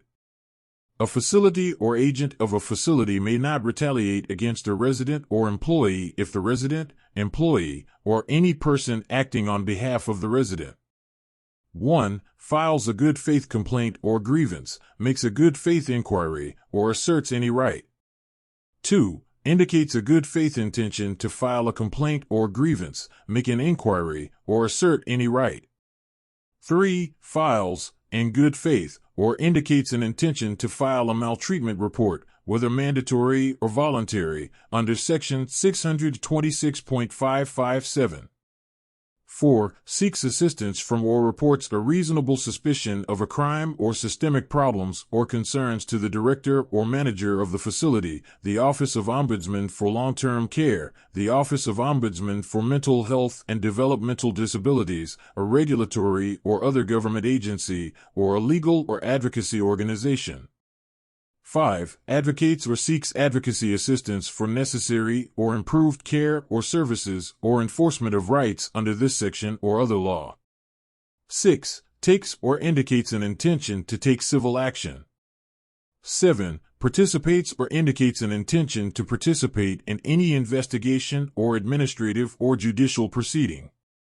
8. Contracts or indicates an intention to contract to receive services from a service provider of the resident's choice other than the facility, or 9. Places or indicates an intention to place a camera or electronic monitoring device in the resident's private space as provided under Section 144.6502. Subbed. 2. Retaliation against a resident. For purposes of this section, to retaliate against a resident includes, but is not limited to, any of the following actions taken or threatened by a facility or an agent of the facility against a resident, or any person with a familial, personal, legal, or professional relationship with the resident. 1. Termination of a contract. 2. Any form of discrimination. 3. Restriction or prohibition of access. Of the resident to the facility or visitors, or 2. Of a family member or a person with a personal, legal, or professional relationship with the resident, to the resident, unless the restriction is the result of a court order. 4. The imposition of involuntary seclusion or the withholding of food, care, or services. 5. Restriction of any of the rights granted to residents under state or federal law. 6. Restriction or reduction of access to or use of amenities, care, services, privileges, or living arrangements, or 7. Unauthorized removal, tampering with, or deprivation of technology, communication, or electronic monitoring devices. Subbed. 3. Retaliation against an employee. For purposes of this section, to retaliate against an employee means any of the following actions taken or threatened by the facility or an agent of the facility against an employee. 1. Unwarranted discharge or transfer. 2. Unwarranted demotion or refusal to promote. 3. Unwarranted reduction in compensation, benefits, or privileges. 4. The unwarranted imposition of discipline, punishment, or a sanction or penalty, or 5. Any form of unwarranted discrimination. Subbed. 4. Determination by Commissioner. A resident may request that the Commissioner determine whether the facility retaliated against a resident. If a resident demonstrates to the Commissioner that the facility took any action described in Subdivision 2 within 30 days of an initial action described in Subdivision 1, the facility must present evidence to the Commissioner of the non-retaliatory reason relied on by the facility for the facility action. Based on the evidence provided by both parties, the Commissioner shall determine if retaliation occurred. Subbed. 5. Other laws. Nothing in this section affects the rights and remedies available under Section 626.557, Subdivisions 10, 17, and 20. 144G.93 Consumer Advocacy and Legal Services. Upon execution of an assisted living contract, every facility must provide the resident with the names and contact information, including telephone numbers and email addresses, of 1. Nonprofit organizations that provide advocacy or legal services to residents, including but not limited to the Designated Protection and Advocacy Organization in Minnesota that provides advice and representation to individuals with disabilities, and 2. The Office of Ombudsman for Long-Term Care and the Office of Ombudsman for Mental Health and Developmental Disabilities. 144G.95 Office of Ombudsman for Long-Term Care and Office of Ombudsman for Mental Health and Developmental Disabilities. Subdivision 1. Immunity from liability. A. The Office of Ombudsman for Long-Term Care and representatives of the office are immune from liability for conduct described in Section 256.9742, Subdivision 2. B. The Office of Ombudsman for Mental Health and Developmental Disabilities and representatives of the office are immune from liability for conduct described in Section 245.96. Subbed. 2. Data classification. A. All forms and notices received by the Office of Ombudsman for Long-Term Care under this chapter are classified under Section 256.9744. B. All data collected or received by the Office of Ombudsman for Mental Health and Developmental Disabilities are classified under Section 245.94. 144G.9999 Resident Quality of Care and Outcomes Improvement Task Force. Subdivision 1. Establishment. The Commissioner shall establish a Resident Quality of Care and Outcomes Improvement Task Force to examine and make recommendations on an ongoing basis on how to apply proven safety and quality improvement practices and infrastructure to settings and providers that provide long-term services and supports. Subbed. 2. Membership. The task force shall include representation from 1. Nonprofit Minnesota-based organizations dedicated to patient safety or innovation in healthcare safety and quality. 2. Department of Health staff with expertise in issues related to safety and adverse health events. 3. Consumer organizations. 4. Direct care providers or their representatives. 5. Organizations representing long-term care providers and home care providers in Minnesota. 6. The Ombudsman for Long-Term Care or a designee. 7. National patient safety experts, and 8. Other experts in the safety and quality improvement field. The task force shall have at least one public member who either is or has been a resident in an assisted living setting and one public member who has or had a family member living in an assisted living setting. The membership shall be voluntary except that public members may be reimbursed under Section 15.059, Subdivision 3. Subbed. 3. Recommendations. The task force shall periodically provide recommendations to the Commissioner and the Legislature on changes needed to promote safety and quality improvement practices in long-term care settings and with long-term care providers. The task force shall meet no fewer than 4 times per year. The task force shall be established by July 1, 2020.